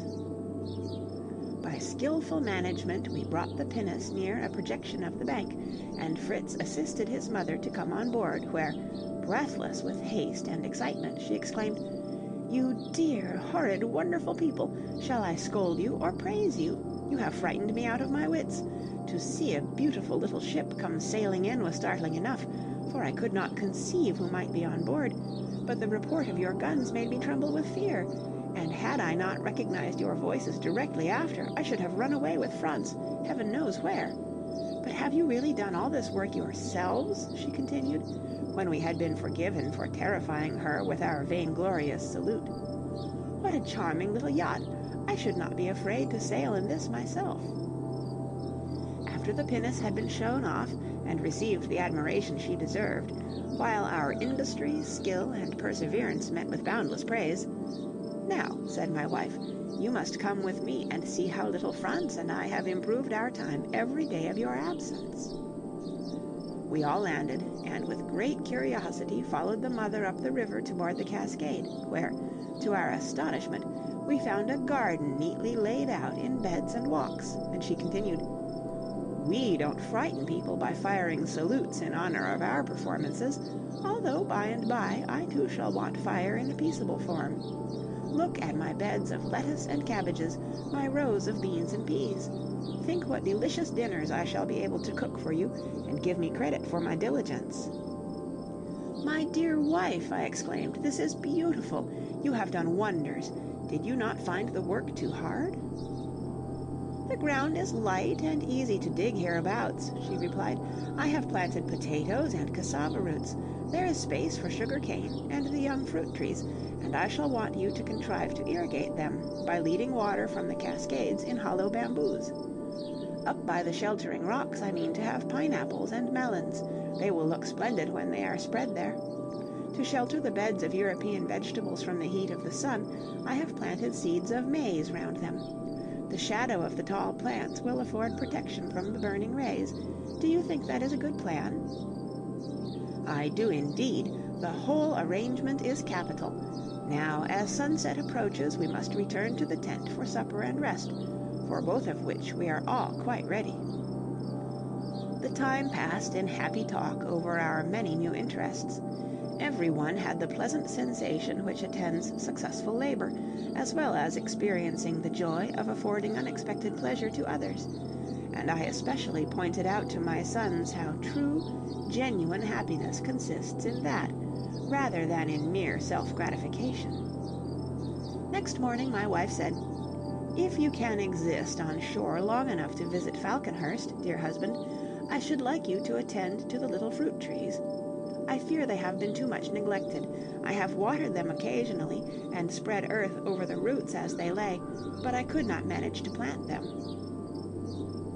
"You have done far more than I could have expected, my wife," I replied, "and provided you do not ask me to give up the sea altogether, I most willingly agree to your request, and will go to Falconhurst as soon as the raft is unloaded and everything safely arranged here." Life on shore was an agreeable change for us all, and the boys actively went to work, so that the stores were quickly brought up to the tent, piled in order, and carefully covered with sailcloths, fastened down by pegs all round. The pinnace, being provided with an anchor, was properly moored, and her elegant appearance quite altered the looks of our harbor, hitherto occupied only by the grotesque tub-boat and flat, uninteresting raft. Taking an ample supply of everything we should require at Falconhurst, we were soon comfortably re-established in that charming abode, its peaceful shade seeming more delightful than ever after the heat and hard work we had lately undergone. Several Sundays had passed during our stay at Tentholm, and the welcome day of rest now returned again, to be observed with heartfelt devotion and grateful praise. I did not attempt too much in the form of preaching, as I could not have secured the attention of my hearers to any long-winded discourse, but they were interested in the Bible reading and simple instructions I drew from it, and their young voices joined sweetly in favorite hymns, which my wife sang from memory. In the evening I desired the boys to let me see their dexterity in athletic exercises, such as running, leaping, wrestling, and climbing, telling them they must keep up the practice of these things, so as to grow strong, active men, powerful to repel and cope with danger, as well as agile and swift-footed to escape from it. No man can be really courageous and self-reliant without an inward consciousness of physical power and capability. "I want to see my sons strong, both morally and physically," said I. "That means, little Franz," as the large blue eyes looked inquiringly up at me, "brave to do what is good and right, and to hate evil, and strong to work, hunt, and provide for themselves and others, and to fight if necessary." On the following day, the boys seeming disposed to carry out my wishes by muscular exercise of all sorts, I encouraged them by saying I meant to prepare a curious new weapon for them, only they must promise not to neglect the practice of archery. As to their guns, I had no reason to fear they would be laid aside. Taking a long cord, I attached a leaden bullet to each end, and had instantly to answer a storm of questions as to what this could possibly be for. "This is a miniature lasso," said I. "The Mexicans, Patagonians, and various tribes of South America make use of this weapon in hunting, with marvelous dexterity, only, having no bullets, they fasten stones to their ropes, which are immensely longer than this. One end is swung round and round the mounted hunter's head, and then cast with skill and precision toward the animal he wishes to strike. Immediately drawing it back, he can repeat the blow, and either kill or wound his prey.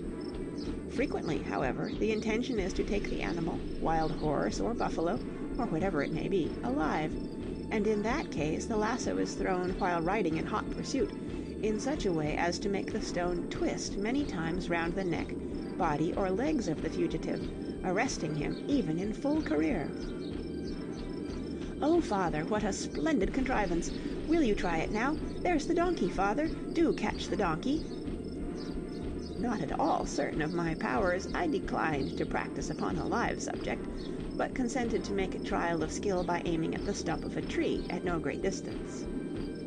My success surpassed my own expectations. The stump was entwined by the cord in such a way as to leave no doubt whatever as to the feasibility of the wonderful performances I described, and I was assailed by petitions from the boys, each anxious to possess a lasso of his own, without a moment's delay. As the manufacture was simple, their wishes were speedily gratified, and lasso practice became the order of the day. Fritz, who was the most active and adroit, besides having, of course, the greatest muscular strength, soon became skilled in the art. That night a change came over the weather, and early next morning I perceived that a gale of wind was getting up. From the height of our trees I could see that the surface of the sea was in violent agitation. It was with no small satisfaction that I thought of our hard-won pinnace, safely moored in the harbor, and recollected that there was nothing to call us to the wreck for the next few days. My attention was by no means monopolized by my sons and their amusements. The good mother had much to show me, demanding my approval, advice, or assistance, as the case might be. A good supply of wild pigeons and ortolans had been snared, partly cooked, and preserved in lard. Of these she showed me her small cask, well filled. Then the nests of various pairs of tame pigeons were exhibited, but her chief care was the unpromising condition of her dear little fruit trees, for, having been forgotten, they were so dry and withered that unless planted without further delay, she feared we should lose them. This needful work we set about, therefore, at once, proposing afterward an excursion to the calabash wood, in order to manufacture a large supply of vessels and utensils of all sorts and sizes. Everyone was inclined for this expedition, consequently the planting of the orchard was carried on with surprising vigor, but was not completed until toward evening, and then all sorts of arrangements were made for an early start next day. The mother and Franz were to be of the party, and their equipment took some time, for we meant to make a grand family excursion, attended by our domestic pets and servants. By sunrise we were all astir, and everything quickly made ready for a start. The sledge, loaded with ammunition and baskets of provisions, and drawn by the donkey, was to be used for carrying home our gourd manufactures, as well as any other prize we might fall in with. Turk, as usual, headed the procession, clad in his coat of mail. Then came the boys with their guns and game bags. Their mother and I followed, and behind trotted Juno, not in very good spirits, poor dog, because Master Knips, who had no idea of being left alone, must needs ride on her back. On this occasion I took 2 guns with me, one loaded with shot for game, another with ball for our defense against beasts of prey. Flamingo Marsh was quickly crossed, and the magnificent country beyond lay extended in all its beauty and fertility before our eyes. It was new to my wife and 2 of the boys, and the lovely prospect enchanted them. Here Fritz and Jack turned aside into the bush, where presently loud barking was followed by the quick report of a gun, and a large bird, which had risen from the thicket, fell heavily to the ground before us. Far from resigning itself, however, to death or captivity, it sprung to its feet, and, unable to fly, rushed away with extraordinary speed, hotly pursued by the excited dog, while Fritz ran, panting, in the same direction, and Juno, eager to join the chase, sprang aside so suddenly that her rider was flung unceremoniously on the sand as she darted to intercept the retreat of the active bird. This she cleverly accomplished, but its defense was maintained so fiercely, as it struck out with its powerful legs and sharp claws, that neither Fritz nor the dogs could master it. I hastened to their assistance, and found Juno holding on nobly by the wing she had seized, while the bird, which proved to be a magnificent bustard, struggled and fought fiercely. Watching my opportunity, I threw a large handkerchief over it, and with difficulty succeeded in binding its legs and wings. It was borne in triumph to the rest of our party, who meantime had been reclining on the sand. "What have you got? What has Fritz shot?" cried the boys, starting up at our approach. "A bustard? Oh, that is splendid!" To be sure, it is the one we missed that day. Don't you remember, Mother? Aha, old fellow, you are done for this time, said Jack. I think this is a hen, Bustard. It is the mother bird, said Ernest. Ah, yes, poor thing, exclaimed my wife in a tone of concern. It is most likely the same, and I know she had a brood of young birds, and now they will be left unprotected and miserable. Had we not better let her go? Why, my dear, kind-hearted wife, that was weeks and weeks ago. Those little birds are all strong and big by this time, and I dare say Mrs. Bustard here has forgotten all about them. Besides, she is badly wounded, and we must try to cure the hurt. If we succeed, she will be a valuable addition to our poultry yard. If we cannot, you shall roast her for dinner. Resuming our march, we next arrived at the Monkey Grove, which was the scene of the tragicomic adventure by which Fritz became the guardian of the orphan ape. While he amused us all by a lively and graphic description of the scene, Ernest was standing apart under a splendid coconut palm, gazing in fixed admiration at the grand height of the stem and its beautiful, graceful crown of leaves. The cluster of nuts beneath these evidently added interest to the spectacle, for, drawing quietly near him, I heard a long-drawn sigh and the words, "It's awfully high. I wish one would fall down." Scarcely had he uttered these words than, as if by magic, down plumped a huge nut at his feet. The boy was quite startled, and sprang aside, looking timidly upward, when, to my surprise, down came another. "Why, this is just like the fairy tale of the wishing cap," cried Ernest. "My wish is granted as soon as formed." I suspect the fairy in this instance is more anxious to pelt us and drive us away than to bestow dainty gifts upon us, said I. I think there is most likely a cross-eyed old ape sitting up among those shadowy leaves and branches. We examined the nuts, thinking they were perhaps old ones, and had fallen in consequence naturally, but they were not even quite ripe.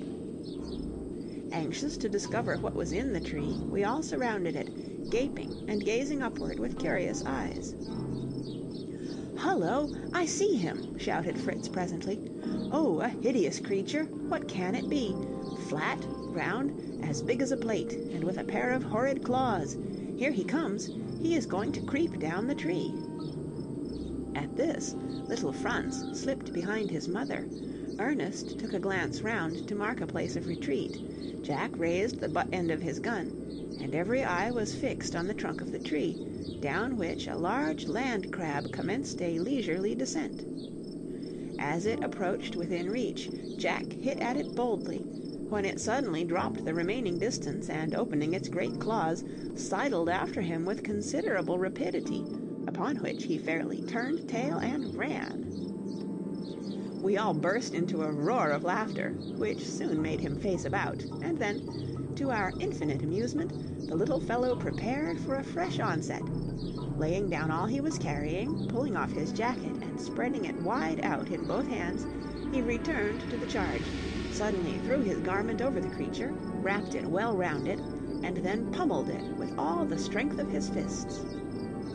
For a few minutes I could do nothing but laugh, but then running to him with my hatchet, I struck several sharp blows on his bundle, which we opened carefully, and found within the land crab, perfectly dead. "Well, this is an ugly rascal," cried Jack. "If he hadn't been so hideous, I should not have dealt so severely with him. I wasn't a bit afraid. What is the creature's name?" "This is a crab, a land crab," said I, "of which there are many varieties, and this, I think, is called a coconut crab, or at least it deserves the name, for it is evidently very fond of eating these nuts, since it takes the trouble to climb the trees for them. The difficulty of getting at the kernel, too, is considerable. You showed no little presence of mind, Jack, when you thought of catching it in your jacket. In fact, it might have been more than a match for you otherwise, for some are most determined fighters, and are very swift, too. Now let us take it, as well as the nuts, to the sledge, and go on our way." Progress became difficult, for we were constantly stopped in passing through the wood, by having to cut away the hanging boughs and creeping plants which interlaced them. Ernest was behind, and by called me back to see what proved to be an important discovery, From the several stalks of one of these creepers flowed clear, cold water, and I recognized the liane rouge, which is known in America, and is so precious to the thirsty hunter or traveler. This is truly one of God's good gifts to man. The boys were much delighted with this curious plant. "Only fancy, Mother," said Ernest as he showed it to her, "how cheering and refreshing to find this if one were lost and alone in a vast forest, wandering for days and days without being near a natural spring of water." "But are you certain it is safe to drink this?" asked she. I assured her it was so, and advised the boys to cut enough to quench the thirst of the whole party, including our animals. This they did, only finding it necessary, as with the sugar canes, to cut air holes above the joints. After struggling onward for a short time, we emerged from the thickets into open ground, and saw the calabash trees in the distance. As we drew near, their curious appearance and singular fruit caused much surprise, and also amusement, for we were speedily established among the trees where, as I chose and cut down the gourds most likely to be useful, everyone engaged merrily in the work of cutting, carving, sawing, and scooping some manner of dish, bowl, cup, jar, or platter, according to his several taste or ability. We were to dine here, and after a time Fritz and Jack began to prepare a fireplace, their great ambition being to heat the stones red hot, and cook the crab in a hollow gourd. Their mother therefore left them to their own devices, and attended to the hungry animals, unharnessing the ass to graze, and giving coconut milk to the poor little monkey, who had been obliged to travel in a covered basket for some time, lest he should be lost in the woods. The wounded bustard had been completely forgotten, and from heat and thirst was suffering greatly, until her friendly care revived it, and it was tied to a tree and allowed to move about, its fierce spirit greatly tamed by adversity.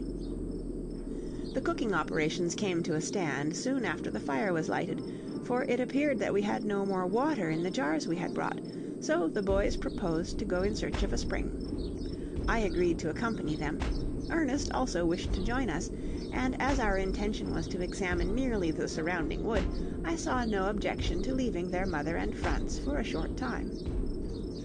Very soon after our exploration began, Ernest, who was in front, turned with a face of terror, shouting, "A wild boar!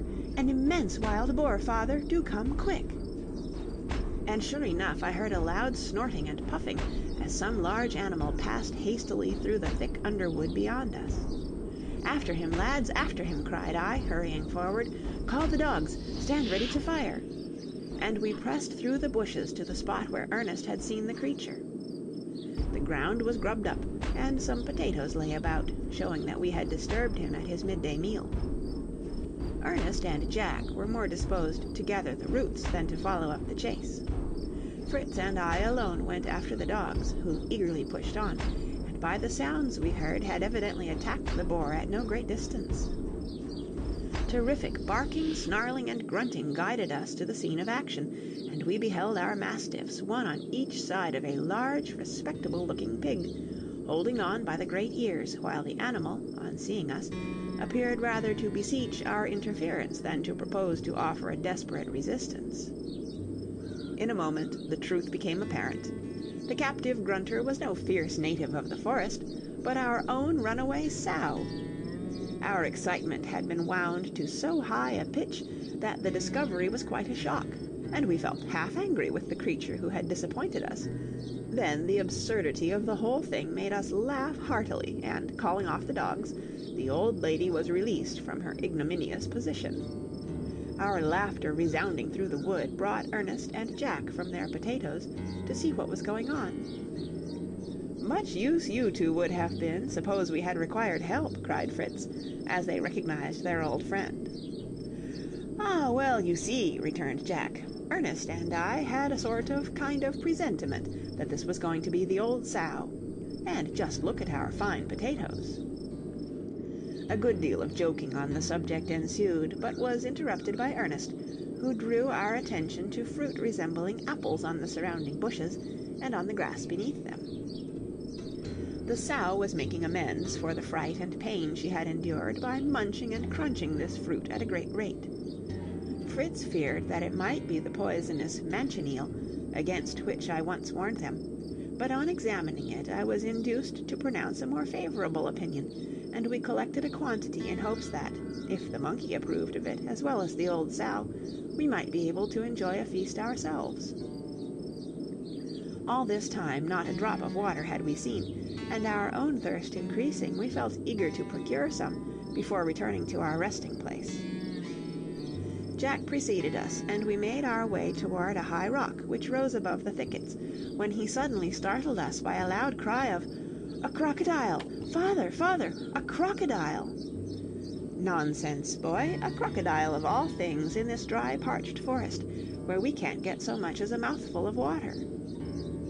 On advancing to where Jack stood, I perceived that his mistake was not so very silly after all, for I beheld an iguana, one of the largest of the lizard species, and a truly formidable-looking fellow. I was glad to assure Jack that the strange creature he had found was perfectly harmless, and that its flesh being esteemed a delicacy, it would be a valuable prize to carry back with us. In another moment Fritz would have fired, but arresting his hand, "Your shot," I said, "would probably only wound the animal, and being extremely tenacious of life, it would certainly escape. We must gain possession of the sleeping beauty by a gentler method." "You're not going to kiss it, are you, father?" asked Jack with a grin. I tried to rebuke him for his impertinence, but failing, I commenced operations. I first attached a cord and running noose to a stout stick, and holding a light switch in my other hand, I began to approach the creature with soft, slow steps, while the boys looked on with the utmost curiosity.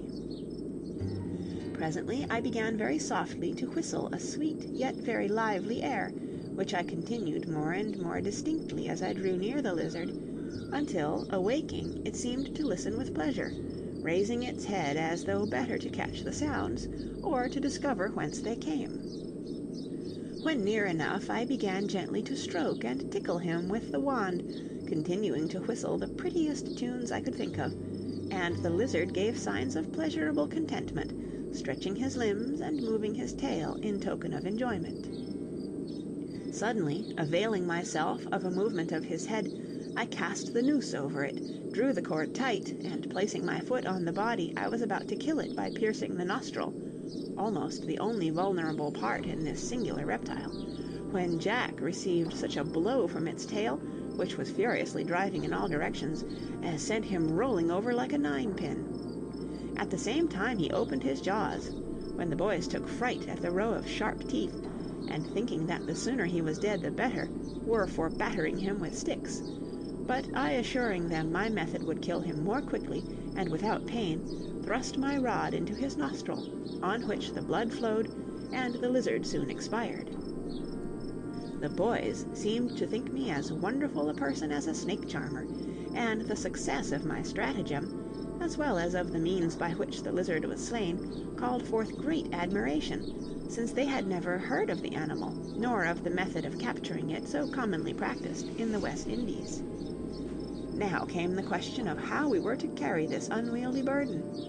I had a great dislike to killing any creature and leaving it useless behind me, so, without more ado, I fairly took it on my back, and marched off with it.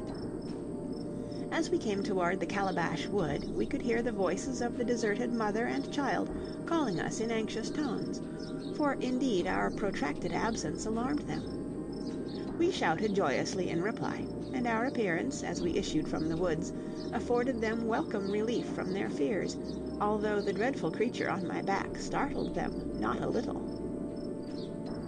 There was so much to tell, so much to be seen, that for a time hunger and thirst were forgotten, and no one thought even of the water we had vainly gone in search of, until Master Knips, having slyly possessed himself of some of our new-found apples, was discovered munching away and enjoying them amazingly, which instantly gave the boys a strong wish to eat some also, and as the bustard likewise pecked at them without hesitation, I felt sure there could be no danger, and on tasting them I concluded it was the fruit of the guava, a West Indian plant, which we were delighted to have. Although refreshing, this fruit rather sharpened than appeased our appetites, and we were glad to eat the provisions we had brought from home, without waiting to cook anything, as we had originally intended.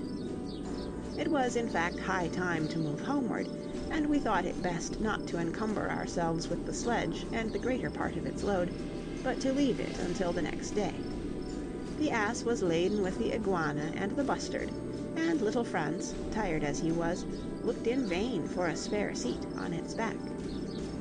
Our road home lay through a majestic forest of oak trees, beneath which lay numberless acorns, some of which we gathered as we went along, and at length, before night closed in, we all reached Falconhurst in safety. When supper was ready, we were thankful to recruit our exhausted strength by eating heartily of a piece of broiled iguana with potatoes and roast acorns, which tasted like excellent chestnuts. The Swiss Family Robinson by Johann R. Ries. Chapter 7. The first thing to be done on the following day was to return to the calabash wood to fetch the sledge with the dishes, bowls, and baskets we had made. Fritz alone accompanied me. I desired the other boys to remain with their mother, intending to explore beyond the chain of rocky hills, and thinking a large party undesirable on the occasion. Passing through the wood of evergreen oaks, we observed our sow feasting on the acorns, evidently not a whit the worse for the fright we had given her the previous day. In fact, she appeared more friendly disposed toward us than usual, possibly considering us as her deliverers from the jaws of the savage dogs.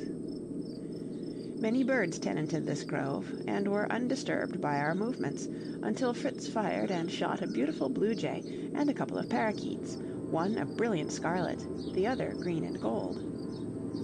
Fritz was in the act of reloading his gun when an unaccountable noise struck our ears and put us instantly on the alert, because it appeared like the dull thumping sound of a muffled drum, and reminded us of the possible presence of savages. With the greatest caution we drew near the sound, concealing ourselves among the low bushes and thick grass and creepers, until we reached an open glade, where, standing on an old prostrate log, was a beautiful bird, about the size of a cock, of a rich chestnut-brown color, finely mottled with dark brown and gray.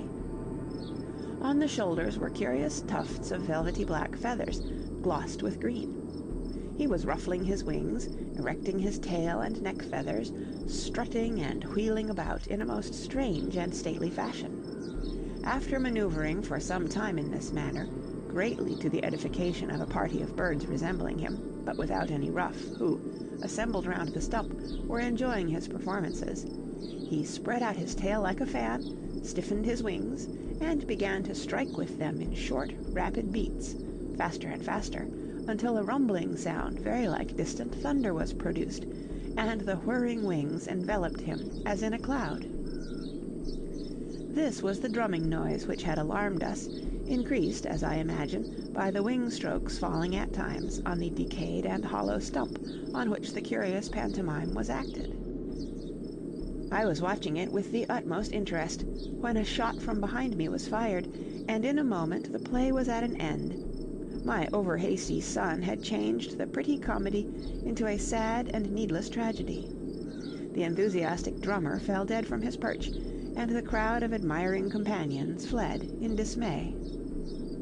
The cruel interruption of a scene so rare and remarkable annoyed me extremely, and I blamed Fritz for firing without my leave. I felt sure the bird was the ruffled grouse, and a very fine specimen. We placed it on the ass, which was patiently awaiting our return, and went on our way. The sledge was quite safe where we had left it. It was early in the day, and I resolved to explore, as I had intended, a line of cliff and rocky hills which, at more or less distance from the seashore, extended the whole length of coast known or visible to us.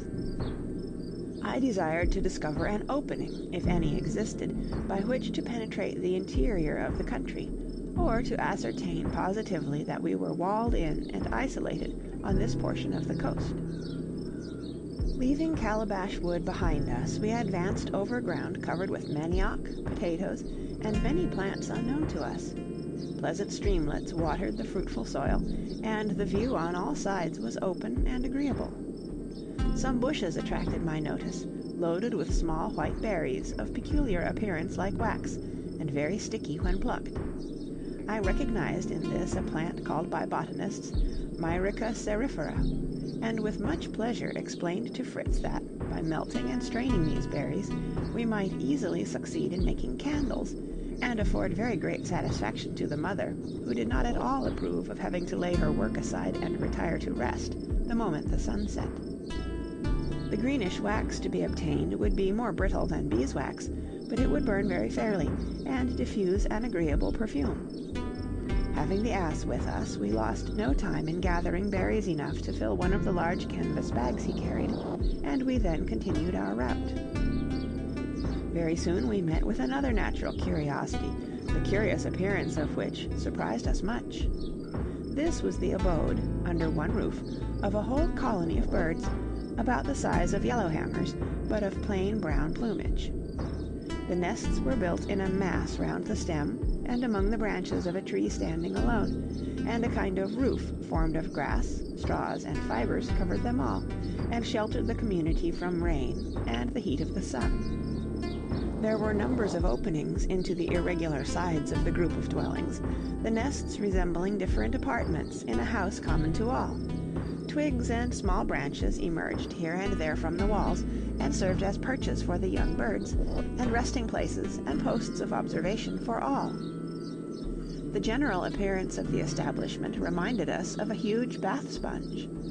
The feathered inhabitants swarmed in and out by thousands, and we saw among them many beautiful little parrots, who seemed in many instances to contest possession of the nest with the lawful owners. Fritz, being an expert climber, and exceedingly anxious to examine the nests more closely, ascended the tree, hoping to obtain one or two young birds, if any were hatched. He put his hand into several holes, which were empty, but at last his intended theft and robbery met with repulse and chastisement he little expected, for, reaching far back into the nest, his finger was seized and sharply bitten by a very strong beak, so that with a cry he withdrew his hand and shook it vigorously to lessen the pain. Recovering from the surprise, he again and more resolutely seized the unkind bird, and, despite its shrieks and screams, drew it from its retreat, crammed it into his pocket, buttoned up his coat, and slid quickly to the ground, pursued by numbers of the captive's relatives, who darted from the other holes and flew round the robber, screeching and pecking at him in a rage. Fritz's prize was not one of the real owners of the nests, which were those of the sociable grosbeak, but a very pretty small green parrot, with which he was greatly pleased, and which he at once determined to tame and teach to speak.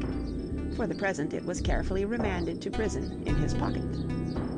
This curious colony of birds afforded us matter for conversation as we went on our way, their cheerful sociable habits, and the instinct which prompted them to unite in labor for the common good, appearing most wonderful to us. Examples of the kind, however, said I, are numerous in various classes of animals. Beavers, for instance, build and live together in a very remarkable way. Among insects, bees, wasps, and ants are well known as social architects. In like manner, the coral insect works wonders beneath the ocean waves by force of perseverance and united effort. I have often watched ants at work, said Fritz.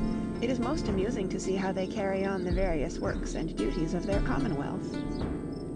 Have you ever noticed how much trouble they take with the eggs? Inquired I, to see how far he understood the process.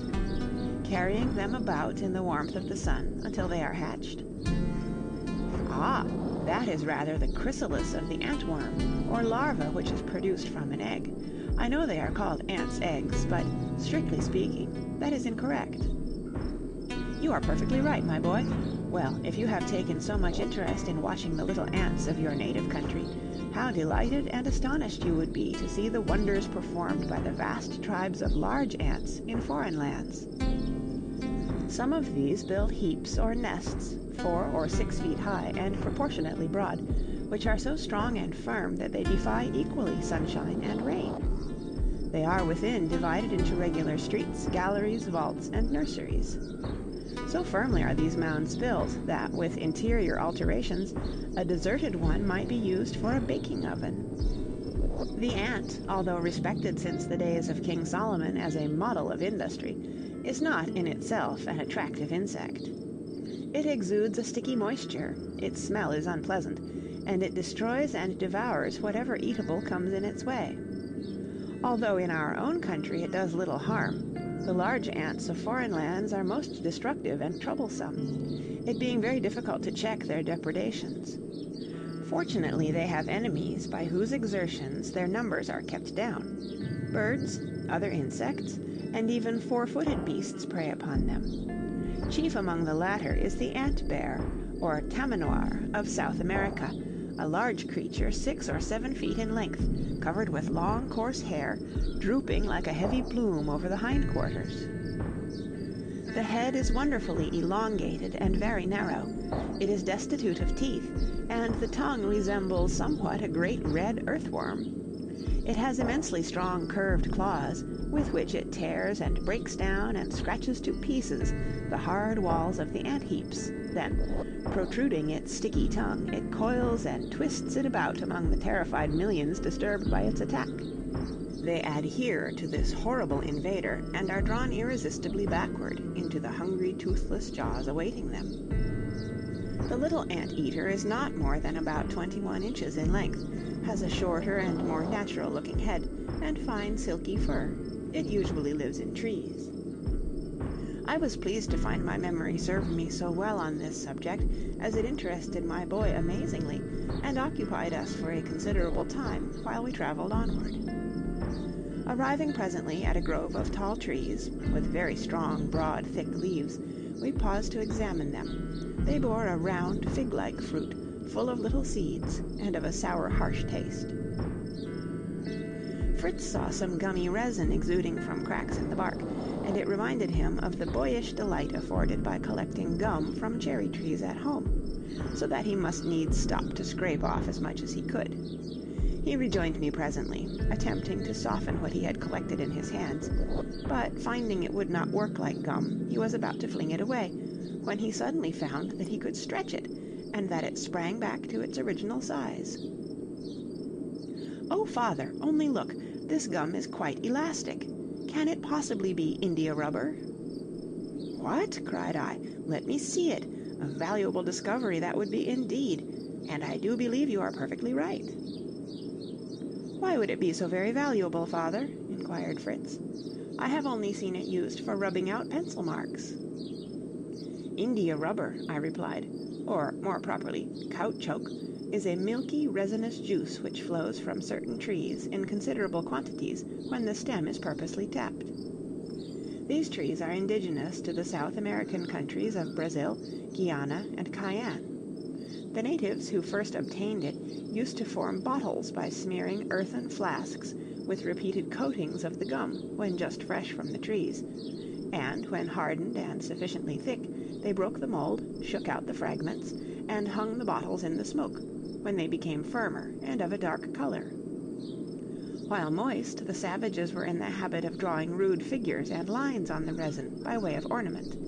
These marks you may have observed, for the bottles obtained from the natives by the Spaniards and Portuguese have for years been brought to Europe and cut into portions to be sold for use in drawing. Caoutchouc can be put to many uses, and I am delighted to have it here, as we shall, I hope, be able to make it into different forms. First and foremost, I shall try to manufacture boots and shoes. Soon after making this discovery, we reached the coconut wood, and saw the bay extending before us, and the great promontory we called Cape Disappointment, which hitherto had always bounded our excursions. In passing through the wood, I remarked a smaller sort of palm, which, among its grand companions, I had not previously noticed. One of these had been broken by the wind, and I saw that the pith had a peculiar mealy appearance, and I felt convinced that this was the world-renowned sago palm. In the pith I saw some fat worms or maggots, and suddenly recollected that I had heard of them before as feeding on the sago, and that in the West Indies they are eaten as a delicacy. I felt inclined to try what they tasted like, so at once kindling a fire, and placing some half-dozen, sprinkled with salt, on a little wooden spit, I set them to roast. Very soon rich fat began to drop from them, and they smelt so temptingly good that all repugnance to the idea of eating worms vanished, and, putting one like a pat of butter on a baked potato, I boldly swallowed it, and liked it so much that several others followed in the same way.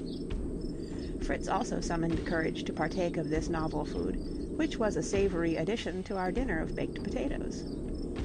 Being once more ready to start, we found so dense a thicket in the direct route that we turned aside without attempting to penetrate it, and made our way toward the sugar break near Cape Disappointment. This we could not pass without cutting a handsome bundle of sugar canes, and the donkey carried that, in addition to the bag of waxberries. In time we reached the sledge in Calabash Wood. The ass was unloaded, everything placed on the sledge, and our patient beast began calmly and readily to drag the burden he had hitherto borne on his back. No further adventure befell us, and we arrived in the evening at Falconhurst, where our welcome was as warm as usual. All we had to tell, listened to with the greatest interest, all we had to show most eagerly examined, the pretty green parakeet enchanting the boys most particularly. An excellent supper was ready for us, and with thankful hearts we enjoyed it together. Then, ascending to our tree castle, and drawing up the ladder after us, we betook ourselves to the repose well earned and greatly needed after this fatiguing day. The idea of candle-making seemed to have taken the fancy of all the boys, and next morning they woke, one after the other, with the word candle on their lips. When they were thoroughly roused, they continued to talk candles. All breakfast time, candles were the subject of conversation, and after breakfast they would hear of nothing else but setting to work at once and making candles. "So be it," said I. "Let us become chandlers." I spoke confidently, but to tell the truth, I had in my own mind certain misgivings as to the result of our experiment. In the first place, I knew that we lacked a very important ingredient, animal fat, which is necessary to make candles burn for any length of time with brilliancy. Besides this, I rather doubted how far my memory would recall the various operations necessary in the manufacture. Of all this, however, I said nothing, and the boys, under my direction, were soon at work. We first picked off the berries and threw them into a large, shallow iron vessel placed on the fire. The green, sweet-scented wax was rapidly melted, rising to the surface of the juice yielded by the berries. This we skimmed off and placed in a separate pot by the fire, ready for use, repeating the operation several times until we had collected sufficient liquid wax for our purpose. I then took the wicks my wife had prepared and dipped them one after the other into the wax, handing them as I did so to Fritz, who hung them up on a bush to dry. The coating they thus obtained was not very thick, but by repeating the operation several times, they at length assumed very fair proportions, and became real sturdy candles. Our wax being at an end, we hung these in a cool, shady place to harden, and that same night we sat up like civilized beings 3 whole hours after sunset, and Falconhurst was for the first time brilliantly illuminated. We were all delighted with the success of our experiment. "You are indeed clever," said my wife. "I only wish that with your ingenuity you would show me how to make butter. Day after day I have the annoyance of seeing a large supply of good cream go bad under my very eyes, simply because I have no use to which to put it. Invent a plan, please do."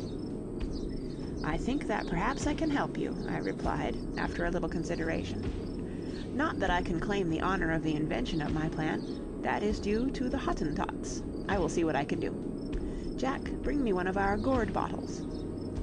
I took the gourd, one of those I had previously prepared, with a small hole at one end and well hollowed out and cleaned. This I partially filled with cream, and then corked up the hole tightly.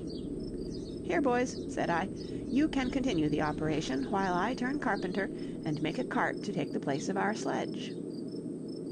I gave them their directions, and then set about my own work.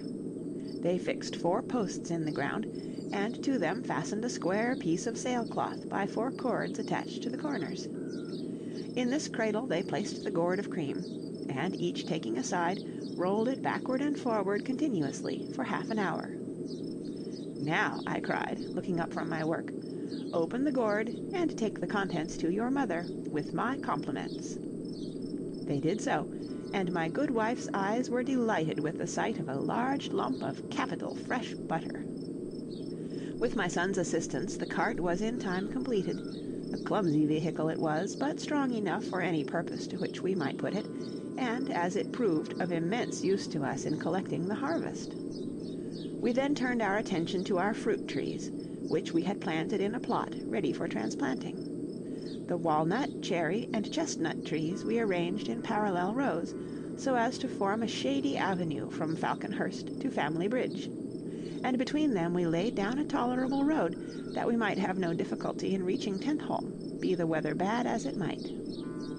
We planted the vines round the arched roots of our great mangrove, and the rest of the trees in suitable spots, some near Falconhurst, and others away over Jackal River, to adorn Tentholm. Tentholm had been the subject of serious thoughts to me for some time past, and I now turned all my attention thither. It was not my ambition to make it beautiful, but to form of it a safe place of refuge in a case of emergency. My first care, therefore, was to plant a thick prickly hedge, capable of protecting us from any wild animal, and forming a tolerable obstacle to the attack of even savages, should they appear. Not satisfied with this, however, we fortified the bridge, and on a couple of hillocks mounted 2 guns which we brought from the wreck, and with whose angry mouths we might bark defiance at any enemy, man or beast. 6 weeks slipped away while we were thus busily occupied, 6 weeks of hard yet pleasant labor. We greeted each Sunday and its accompanying rest most gratefully, and on that day always especially thanked God for our continued health and safety.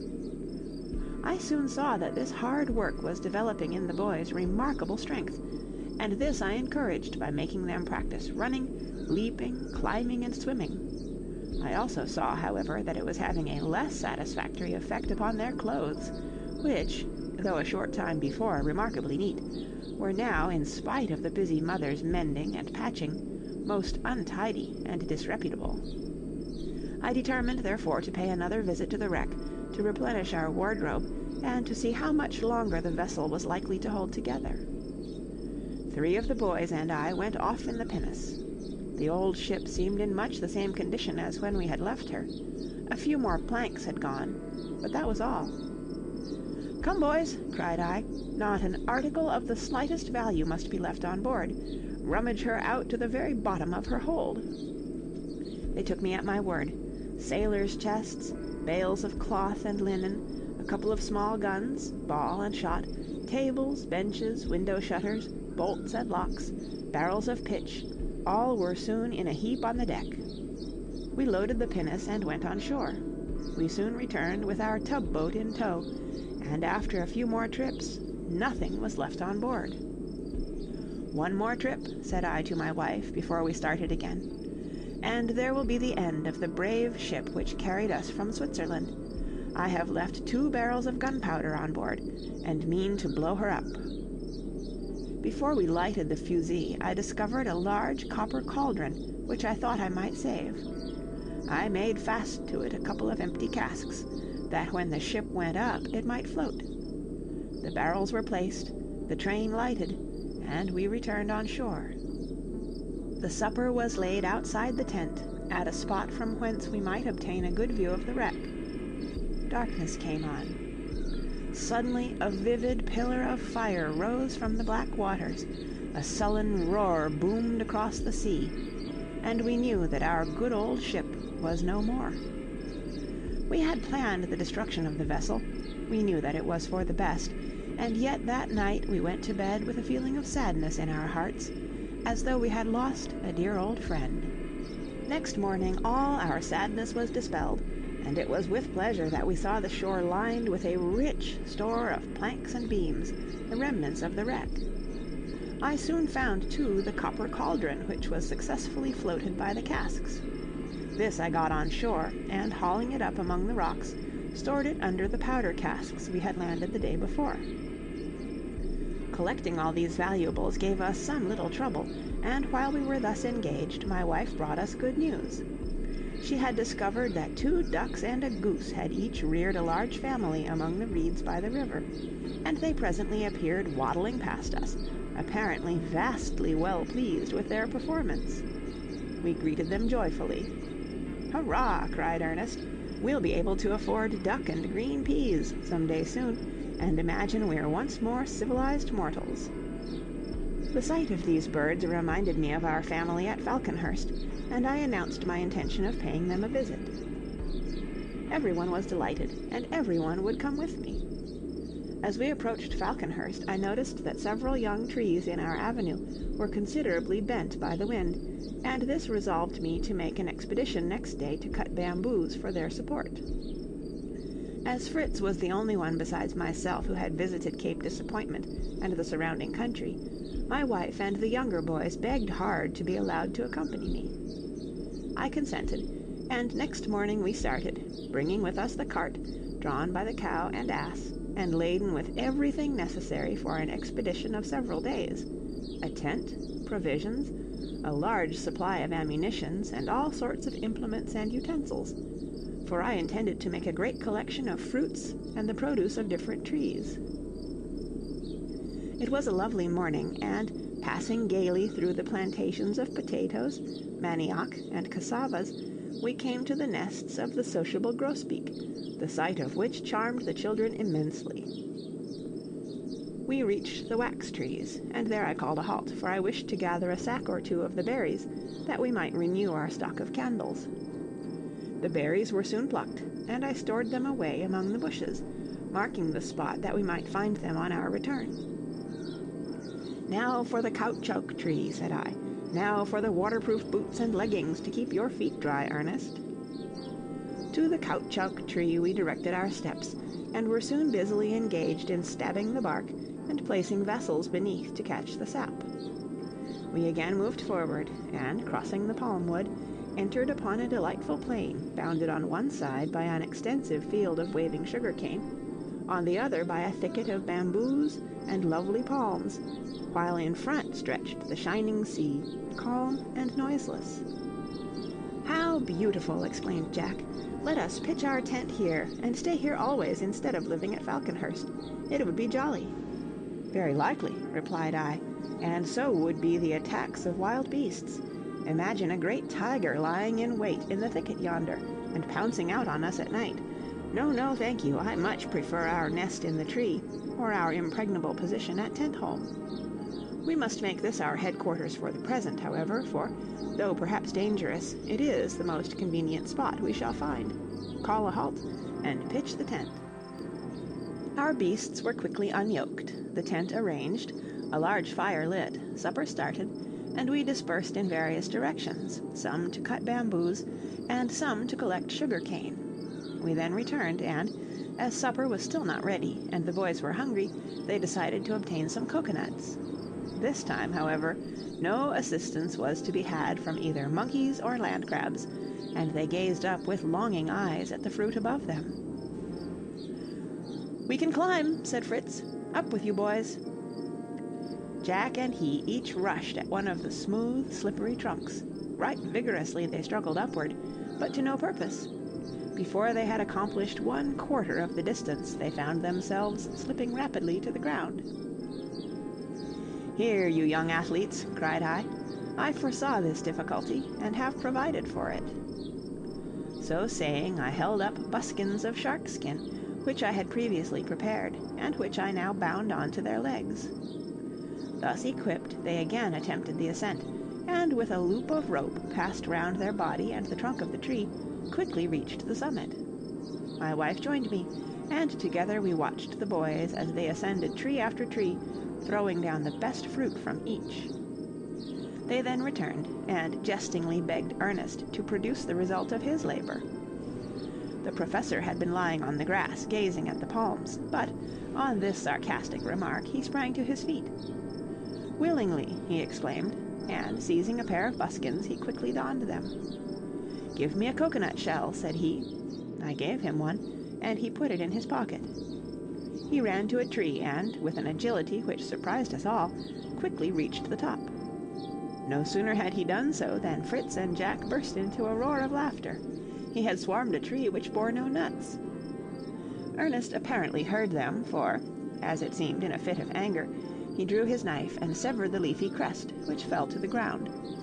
I glanced up at him, surprised at such a display of temper, but a bright smile greeted me, and in a merry tone he shouted, "Jack, pick that palm cabbage up and take it to your father.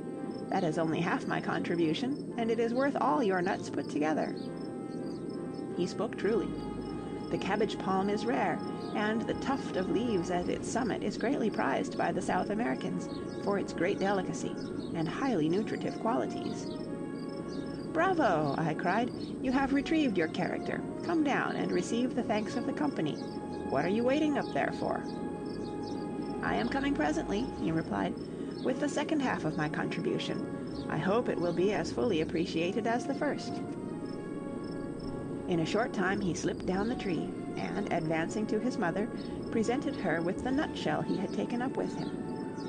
"Here," he said, "is a wine which the greatest connoisseur would prize. Taste it, mother." The shell was filled with a clear, rosy liquor, bright and sparkling. My wife tasted it. "Excellent, excellent!" she exclaimed. "Your very good health, my dear boy." We drank the rosy wine in turn, and Ernest received hearty thanks from all. It was getting late, and while we were enjoying our supper before our tent, our donkey, who had been quietly browsing near us, suddenly set up a loud bray, and, without the least apparent cause, pricked up his ears, threw up his heels, and galloped off into the thicket of bamboos. We followed for a short distance, and I sent the dogs in chase, but they returned without our friend, and, as it was late, we were obliged to abandon the chase. I was annoyed by this incident, and even alarmed, for not only had we lost the ass, but I knew not what had occasioned his sudden flight. I knew not whether he was aware, by instinct, of the approach of some fierce wild beast. I said nothing of this to my family, but, making up an unusually large fire, I bade them sleep with their arms by their sides, and we all lay down. A bright morning awoke us early, and I rose and looked out, thinking that perhaps our poor donkey might have been attracted by the light of the fires, and had returned. Alas! Not a sign of him was to be seen. As we could not afford to lose so valuable a beast, I determined to leave no attempt untried to regain him. We hurriedly breakfasted, and, as I required the dogs to assist me in the search, I left my elder sons to protect their mother, and bade Jack get ready for a day's march. This arrangement delighted him, and we quickly set out.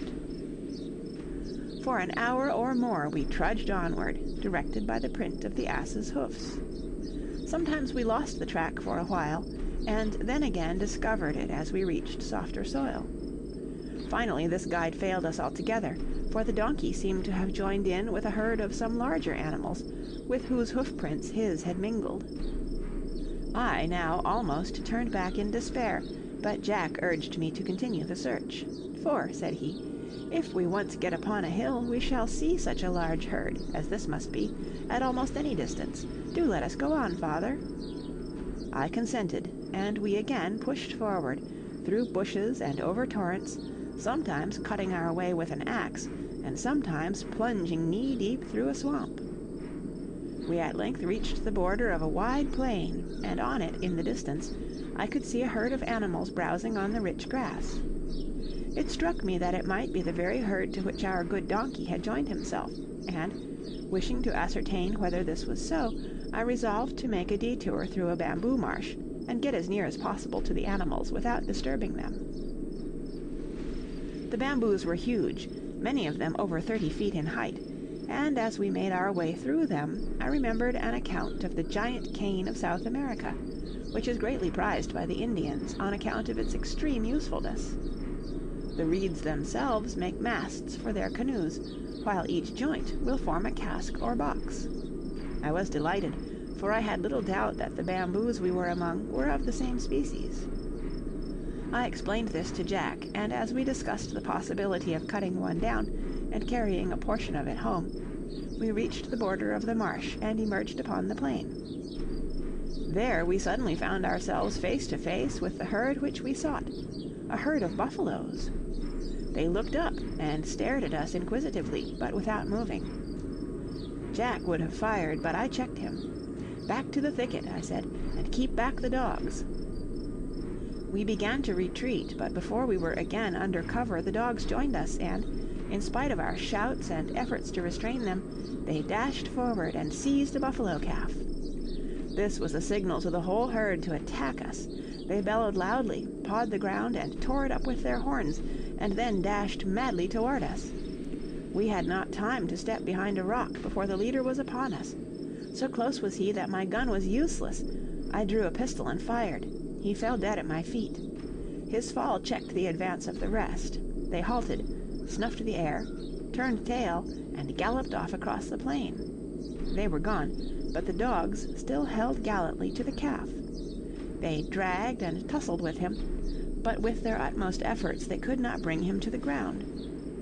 How to assist them without shooting the poor beast I knew not, and this I was unwilling to do, for I hoped that, if we could but capture him alive, we might in time manage to tame him and use him as a beast of burden. Jack's clever little head, however, suddenly devised a plan for their aid, and with his usual promptitude he at once put it into execution. He unwound the lasso which was coiled round his body, and as the young bull flung up his heels, he cast it and caught him by his hind legs. The noose drew tight, and in a twinkling the beast was upon the ground. We fastened the other end of the cord round a stout bamboo, called off the dogs, and the animal was at our mercy. "Now we have got him," said Jack, as he looked at the poor beast lying panting on the ground. "What are we to do with him?" "I will show you," said I. "Help me to fasten his forelegs together, and you shall see the next operation." The bull, thus secured, could not move, and while Jack held his head I drew my knife and pierced the cartilage of his nose, and when the blood flowed less freely, passed a stout cord through the hole. I felt some repugnance at thus paining the animal, but it was a case of necessity, and I could not hesitate. We united the ends of the cord, freed the animal, set him upon his legs, and, subdued and overawed, he followed us without resistance. I now turned my attention to the dead buffalo, but as I could not then skin it, I contented myself with cutting off the most delicate parts, its tongue and a couple of steaks, and, packing them in salt in my wallet, abandoned the rest to the dogs. They fell upon it greedily, and we retired under the shade to enjoy a meal after our hard work. The dogs, however, were not to have undisputed possession of the carcass. Vultures, crows, and other birds of prey, with that marvelous instinct which always leads them to a dead body, quickly filled the air, and, with discordant cries, swooped down upon the buffalo. An amusing contest ensued. The dogs again and again drove off the intruders, and they, as often, returned reinforced by others who swarmed to the spot.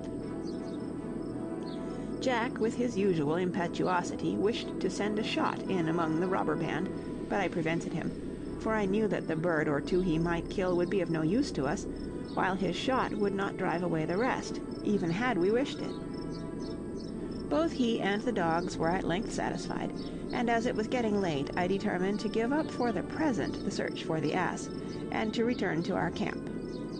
We again made our way through the bamboos, but before we left the thicket I cut down one of the smallest of the reeds, the largest of whose joints would form capital little barrels, while those near the tapering top would serve as molds for our next patch of candles. The buffalo, with a dog on either side and the rope through his nose, was following us passively, and we presently induced him to submit to a package of our goods laid upon his back. We pushed rapidly forward, Jack eager to display our latest acquisition. As we repassed the rocky bed of a stream we had crossed in the morning, Juno dashed ahead, and was about to rush into a cleft between the rocks, when the appearance of a large jackal suddenly checked her further progress. Both dogs instantly flew at the animal, and though she fought desperately, quickly overpowered and throttled her. From the way the beast had shown fight, I concluded that her young must be close by, probably within the very cleft Juno was about to enter. Directly Jack heard this, he wished to creep in and bring out the young jackals. I hesitated to allow him to do so, for I thought it possible that the male jackal might be still lying in wait within the cave. We peered into the darkness, and after a while Jack declared he could discern the little yellow jackals, and that he was quite sure the old one was not there. He then crept in, followed closely by the dogs, and presently emerged, bearing in his arms a handsome cub of a beautiful golden yellow and about the size of a small cat. He was the only one of the brood he had managed to save, for Turk and Juno, without pity for their youth or beauty, had worried all the rest. I did not much regret this, however, for I firmly believed that, had he saved them, Jack would have insisted upon bringing up the whole litter. As it was, I considered that one jackal was, with our young bull, quite sufficient an addition to our livestock. During the halt we had made, I had fastened the buffalo to a small tree, and as I was now again about to move on, I recognized it as the dwarf palm, whose long, sharp leaves form an excellent barrier if it is planted as a hedge. I determined to return and get some young plants to strengthen our hedge at Tentholm. It was late before we reached our camp, where we found our family anxiously awaiting our return. The sight of the new animals delighted the children immensely, and in their opinion amply compensated for the loss of our poor donkey. Jack had to answer a host of questions concerning their capture, and to give a minute account of the affray with the buffaloes.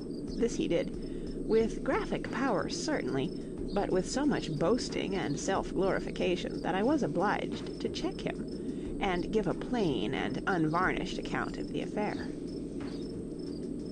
Supper time arrived, and as we sat at that meal, for which Jack and I were heartily thankful, my wife and her party proceeded to give an account of their day's work. Ernest had discovered a sago palm, and had, after much labor, contrived to fell it.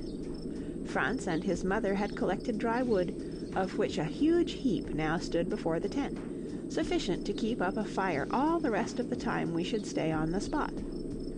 Fritz had gone off shooting and had secured a good bag. While they had been thus variously employed, a troop of apes had visited the tent, and when they returned, they found the place ransacked and turned upside down. The provisions were eaten and gnawed, the potatoes thrown about, the milk drunk and spilt, every box had been peeped into, every pot and pan had been divested of its lid, the palisade round the hut had been partly destroyed, nothing had been left untouched. Industriously had the boys worked to repair the damage, and when we returned not a sign was to be seen of the disorder. No one would have guessed what had occurred from the delicious supper we were eating. After matters had been again arranged, Fritz had gone down to the shore, and among the rocks at Cape Disappointment had discovered a young eaglet, which Ernest declared to be a Malabar, or Indian eagle. He was much pleased with his discovery, and I recommended him to bring the bird up and try to train it to hunt as a falcon. "Look here, though, boys," said I. "You are now collecting a good many pets, and I am not going to have your mother troubled with the care of them all. Each must look after his own, and if I find one neglected, whether beast or bird, I set it at liberty. Mark that, and remember it."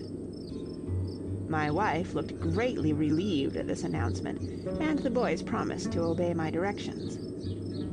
Before we retired for the night, I prepared the buffalo meat I had brought. I lit a large fire of green wood, and in the smoke of this, thoroughly dried both the tongue and steaks. We then properly secured all the animals, Jack took his little pet in his arms, and we lay down and were soon fast asleep. At daybreak we were on foot, and began to prepare for a return to Falconhurst. "You are not going to despise my sago, I hope," said Ernest. "You have no idea what a trouble it was to cut it down, and I have been thinking, too, that if we could but split the tree, we might make a couple of long, useful troughs, which might, I think, be made to carry water from Jackal River to Tentholm. Is my plan worth consideration?" "Indeed it is," I replied, "and at all events we must not abandon such a valuable prize as a sago palm. I would put off our departure for a day rather than leave it behind." We went to the palm, and with the tools we had with us attempted to split the trunk. We first sawed off the upper end, and then with an axe and saw managed to insert a wedge. This accomplished, our task was less difficult, for with a heavy mallet we forced the wedge in further and further, until at length the trunk was split in twain. From one half of the trunk we then removed the pith, disengaging it with difficulty from the tough wood fibers. At each end, however, I left a portion of the pith untouched, thus forming a trough in which to work the sago. "Now, boys," said I, when we had removed the pith from the other half of the trunk, "off with your coats and turn up your shirt sleeves. I am going to teach you to knead." They were all delighted, and even little Franz begged to be allowed to help. Ernest brought a couple of pitchers of water, and throwing it in amongst the pith, we set to work quite heartily. As the dough was formed and properly kneaded, I handed it to the mother, who spread it out on a cloth in the sun to dry. This new occupation kept us busy until the evening, and when it was at length completed, we loaded the cart with the sago, a store of coconuts, and our other possessions, that we might be ready to start early on the following morning. As the sun rose above the horizon, we packed up our tent and set forth, a goodly caravan. I thought it unfair to the cow to make her drag such a load as we now had alone, and determined, if possible, to make the young buffalo take the place of our lost donkey. After some persuasion he consented, and soon put his strength to the work, and brought the cart along famously. As we had the trough slung under the cart, we had to choose the clearest possible route, avoiding anything like a thicket. We therefore could not pass directly by the candleberry and caoutchouc trees, and I sent Ernest and Jack aside to visit the store we had made on our outward journey. They had not long been gone when I was alarmed by a most terrible noise, accompanied by the furious barking of the dogs and shouts from Jack and Ernest. Thinking that the boys had been attacked by some wild beasts, I ran to their assistance. A most ludicrous scene awaited me when I reached the spot. They were dancing and shouting round and round a grassy glade, and I, as nearly as possible, followed their example, for in the center, surrounded by a promising litter, lay our old sow, whose squeals, previously so alarming, were now subsiding into comfortable grunts of recognition. I did not join my boys in their triumphal dance, but I was nevertheless very much pleased at the sight of the flourishing family, and immediately returned to the cart to obtain biscuits and potatoes for the benefit of the happy mother. Jack and Ernest meanwhile pushed further on, and brought back the sack of candleberries and the caoutchouc, and as we could not then take the sow with us, we left her alone with her family, and proceeded to Falconhurst. The animals were delighted to see us back again, and received us with manifestations of joy, but looked askance at the new pets. The eagle especially came in for shy glances, and promised to be no favorite. Fritz, however, determined that his pet should at present do no harm, secured him by the leg to a root of a fig tree, and uncovered his eyes. In a moment the aspect of the bird was changed. With his sight returned all his savage instincts. He flapped his wings, raised his head, darted to the full length of his chain, and before anyone could prevent him, seized the unfortunate parrot, which stood near, and tore it to pieces. Fritz's anger rose at the sight, and he was about to put an end to the savage bird. "Stop," said Ernest. "Don't kill the poor creature. He is but following his natural instincts. Give him to me, and I will tame him." Fritz hesitated. No," he said. "I don't want really to kill the bird, but I can't give him up. Tell me how to tame him, and you shall have Master Knips." "Very well," replied Ernest. "I will tell you my plan, and if it succeeds, I will accept Knips as a mark of your gratitude. Take a pipe and tobacco, and send the smoke all around his head, so that he must inhale it. By degrees he will become stupefied, and his savage nature from that moment subdued." Fritz was rather inclined to ridicule the plan, but, knowing that Ernest generally had a good reason for anything of the sort that he proposed, he consented to make the attempt. He soon seated himself beneath the bird, who still struggled furiously, and puffed cloud after cloud upward, and as each cloud circled round the eagle's head, he became quieter and quieter, until he sat quite still, gazing stupidly at the young smoker. "Capital!" cried Fritz, as he hooded the bird. "Capital, Ernest! Knips is..."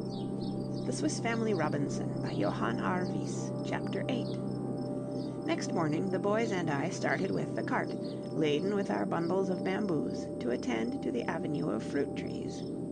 The buffalo we left behind, for his services were not needed, and I wished the wound in his nostrils to become completely cicatrized before I again put him to work. We were not a moment too soon. Many of the young trees, which before threatened to fall, had now fulfilled their promise, and were lying prostrate on the ground. Others were bent, some few only remained erect. We raised the trees, and digging deeply at their roots, drove in stout bamboo props, to which we lashed them firmly with strong, broad fibers. "Papa," said Franz, as we were thus engaged, and he handed me the fibers as I required them, "are these wild or tame trees?" "Oh, these are wild trees, most ferocious trees," laughed Jack, "and we are tying them up lest they should run away, and in a little while we will untie them, and they will trot about after us and give us fruit wherever we go. Oh, we will tame them. They shall have a ring through their noses like the buffalo." "That's not true," replied Franz gravely, "but there are wild and tame trees. The wild ones grow out in the woods, like the crab apples, and the tame ones in the garden, like the pears and peaches at home. Which are these, Papa?" "They are not wild," I replied, "but grafted or cultivated, or, as you call them, tame trees. No European tree bears good fruit until it is grafted." I saw a puzzled look come over the little boy's face as he heard this new word, and I hastened to explain it. "Grafting," I continued, "is the process of inserting a slip or twig of a tree into what is called an eye, that is, a knot or hole in the branch of another. This twig or slip then grows and produces, not such fruit as the original stock would have borne, but such as the tree from which it was taken would have produced. Thus, if we have a sour crab tree, and an apple tree bearing fine Ribston pippins, we would take a slip of the latter, insert it in an eye of the former, and in a year or two the branch, which would then grow, would be laden with good apples." "But," asked Ernest, "where did the slips of good fruit trees come from, if none grow without grafting?" "From foreign countries," I replied. "It is only in the cold climate of our part of the world that they require this grafting. In many parts of the world, in more southern latitudes than ours, the most luscious fruit trees are indigenous to the soil, and flourish and bear sweet, wholesome fruit, without the slightest care or attention being bestowed upon them.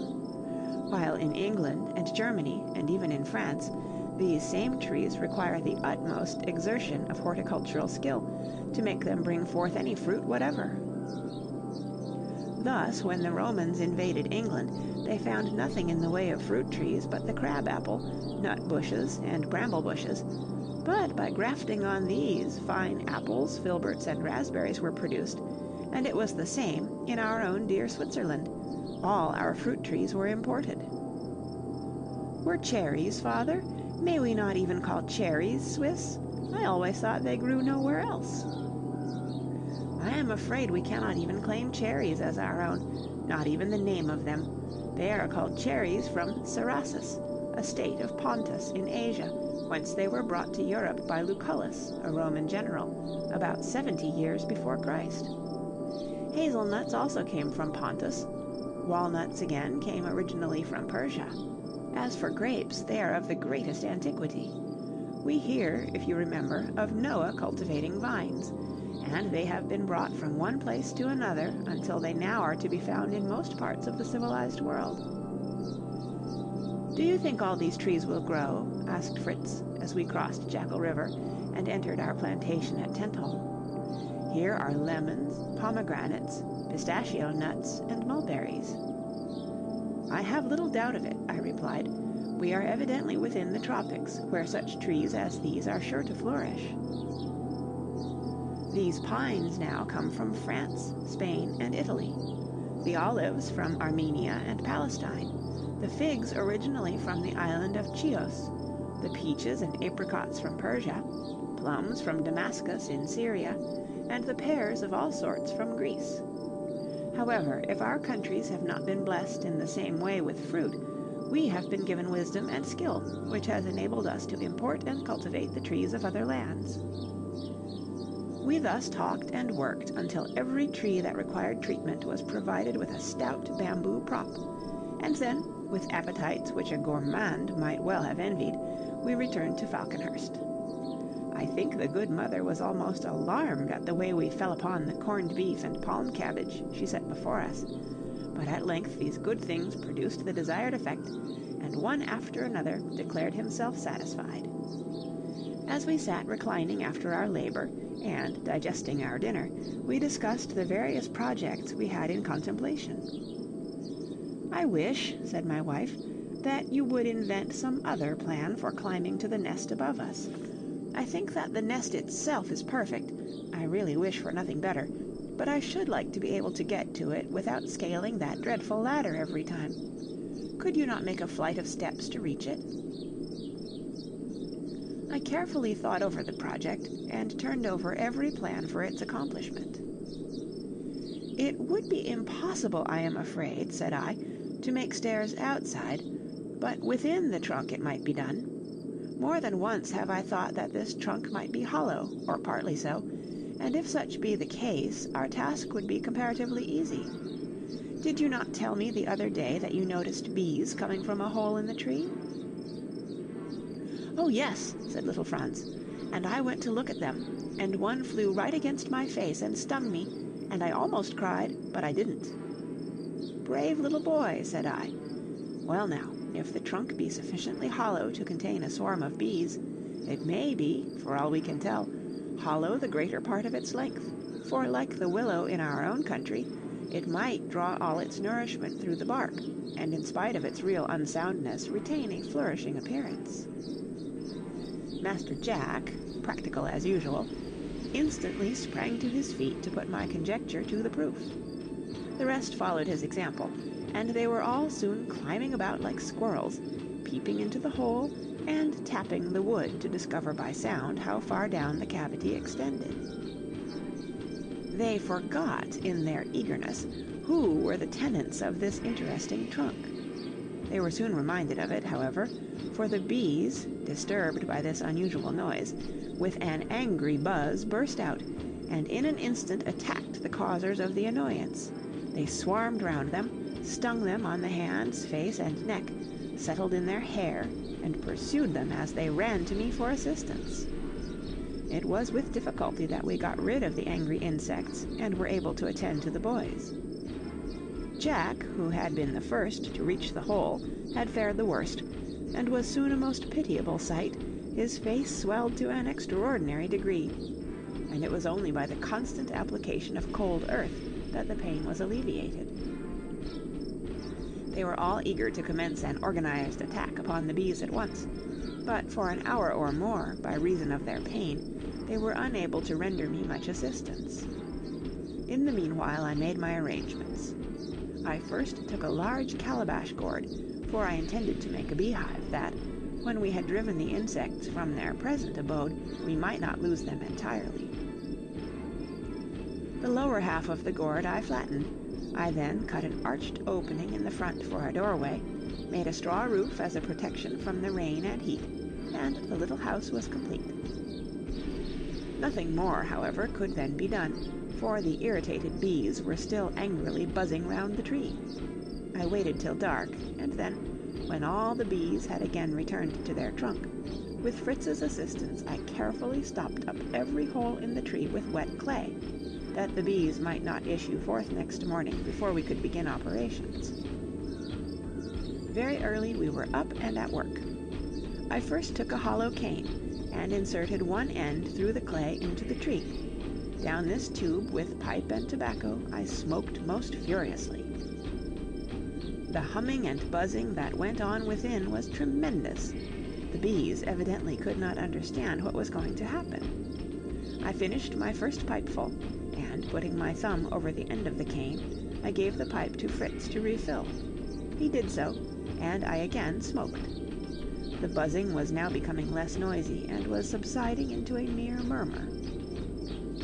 By the time I had finished this second pipe, all was still. The bees were stupefied. "Now then, Fritz," said I, "quick, with a hammer and chisel, and stand here beside me." He was up in a moment, and together we cut a small door by the side of the hole. This door, however, we did not take out, but we left it attached by one corner, that it might be removed at a moment's notice. Then, giving the bees a final dose of tobacco smoke, we opened it. Carefully but rapidly, we removed the insects, as they clung in clusters to the sides of the tree, and placed them in the hive prepared for their reception. As rapidly I then took every atom of wax and honey from their storehouse, and put it in a cask I had made ready for the purpose. The bees were now safely removed from the trunk, but I could not tell whether, when they revived from their temporary stupor, they might not refuse to occupy the house with which I had presented them, and insist on returning to their old quarters. To prevent the possibility of this occurrence, I took a quantity of tobacco, and placing it upon a board nailed horizontally within the trunk, I lighted it and allowed it to burn slowly, that the fumes might fill the cavity. It was well I did so, for, as the bees returned to consciousness, they left their pretty hive and buzzed away to the trunk of the tree. They seemed astonished at finding this uninhabitable, and an immense deal of noisy humming ensued. Round and round they flew, backward and forward between the gourd and tree, now settling here and now there, until at length, after due consideration, they took possession of the hive, and abandoned their former habitation to us, the invaders of their territory. By the evening they were quiet, and we ventured to open the cask in which we had stored our plunder. We first separated the honey from the honeycomb, and poured it off into jars and pots. The rest we then took and threw into a vessel of water placed over a slow fire. It soon boiled, and the entire mass became fluid. This we placed in a clean canvas bag, and subjected to a heavy pressure. The honey was thus soon forced out, and we stored it in a cask, and, though not perhaps quite equal to the former batch in quality, it was yet capital. The wax that remained in the bag I also carefully stored, for I knew it would be of great use to me in the manufacture of candles. Then, after a hard day's work, we turned in. The internal architecture of the tree had now to be attended to, and early the following morning we prepared for the laborious task. A door had first to be made, so at the base of the trunk we cut away the bark, and formed an opening just the size of the door we had brought from the captain's cabin, and which, hinges and all, was ready to be hung. The clearing of the rotten wood from the center of the trunk occupied us some time, but at length we had the satisfaction of seeing it entirely accomplished, and, as we stood below, we could look up the trunk, which was like a great smooth funnel, and see the sky above. It was now ready for the staircase, and first we erected in the center a stout sapling to form an axis round which to build the spiral stairs. In this we cut notches to receive the steps, and corresponding notches in the tree itself to support the outer ends. The steps themselves we formed carefully and neatly of planks from the wreck, and clenched them firmly in their places with stout nails. Upward and upward we built, cutting windows in the trunk as we required, to admit light and air, until we were flush with the top of the center pole. On this pole we erected another to reach the top of the tree, and, securing it firmly, built in the same way round it until we at length reached the level of the floor of the nest above. To make the ascent of the stairs perfectly easy, we ran a handrail on either side, one round the center pillar, and the other following the curve of the trunk. This task occupied us a whole month, but by the end of that period, so accustomed had we become to having a definite piece of work before us, that we began to consider what other great alteration we should undertake. We were, however, of course, not neglecting the details of our colonial establishment. There were all the animals to be attended to. The goats and sheep had both presented us with additions to our flock, and these frisky youngsters had to be seen after.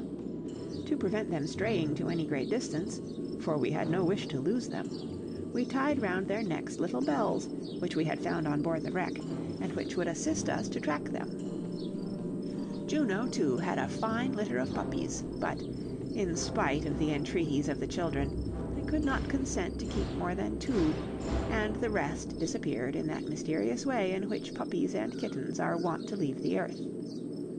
To console the mother, as he said, but also, I suspect, to save himself considerable trouble, Jack placed his little jackal beside the remaining puppies, and, to his joy, found it readily adopted. The other pets were also flourishing, and were being usefully trained.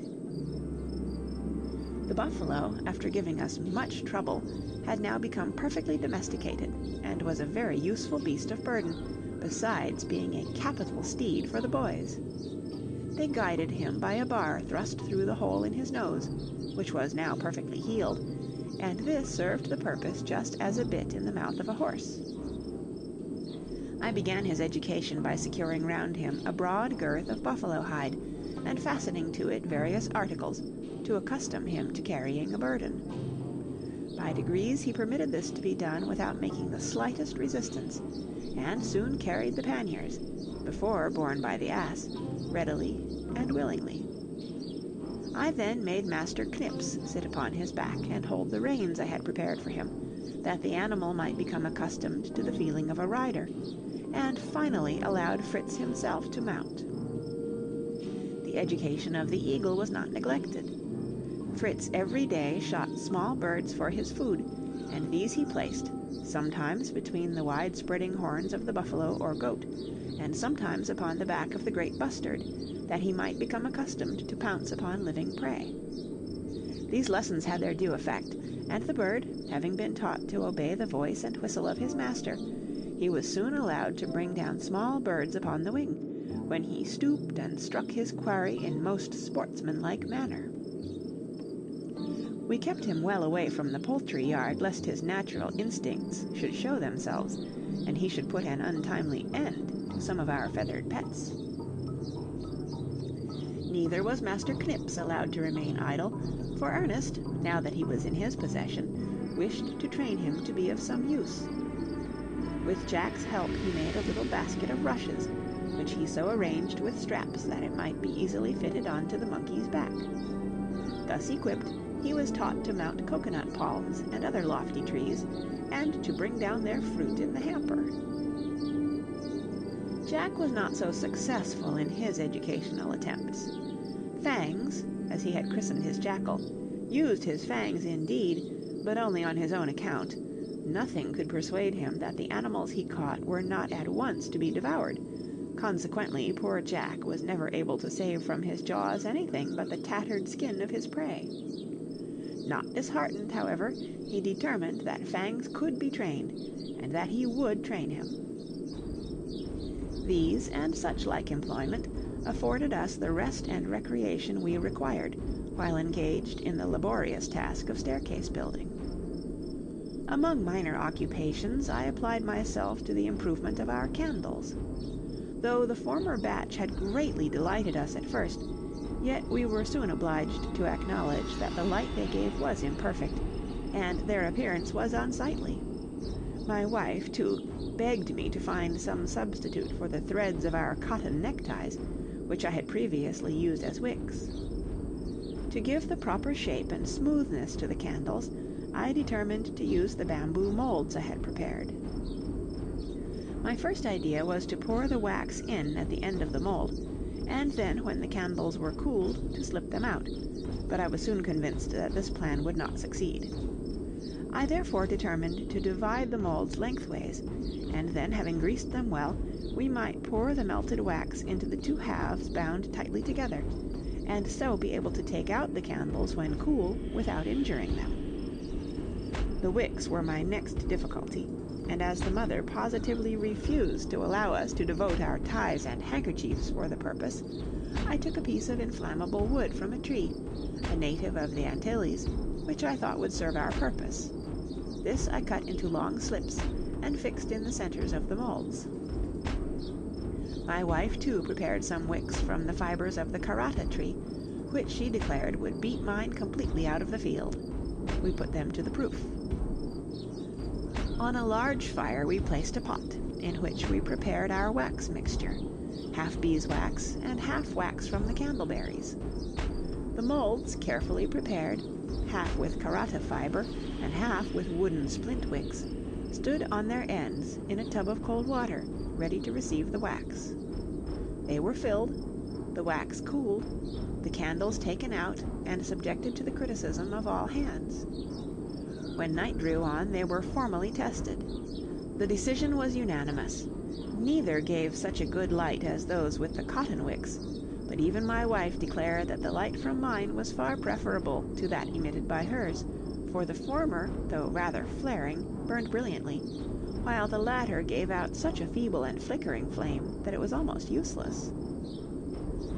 I then turned shoemaker, for I had promised myself a pair of waterproof boots, and now I determined to make them. Taking a pair of socks, I filled them with sand, and then coated them over with a thin layer of clay to form a convenient mold. This was soon hardened in the sun, and was ready for use. Layer after layer of caoutchouc I brushed over it, allowing each layer to dry before the next was put on, until at length I considered that the shoes were of sufficient thickness. I dried them, broke out the clay, secured with nails a strip of buffalo hide to the soles, brushed that over with caoutchouc, and I had a pair of comfortable, durable, respectable-looking waterproof boots. I was delighted. Orders poured in from all sides, and soon every one in the family was likewise provided for. One objection to Falconhurst was the absence of any spring close by, so that the boys were obliged to bring water daily from the stream, and this involving no little trouble, it was proposed that we should carry the water by pipes from the stream to our present residence.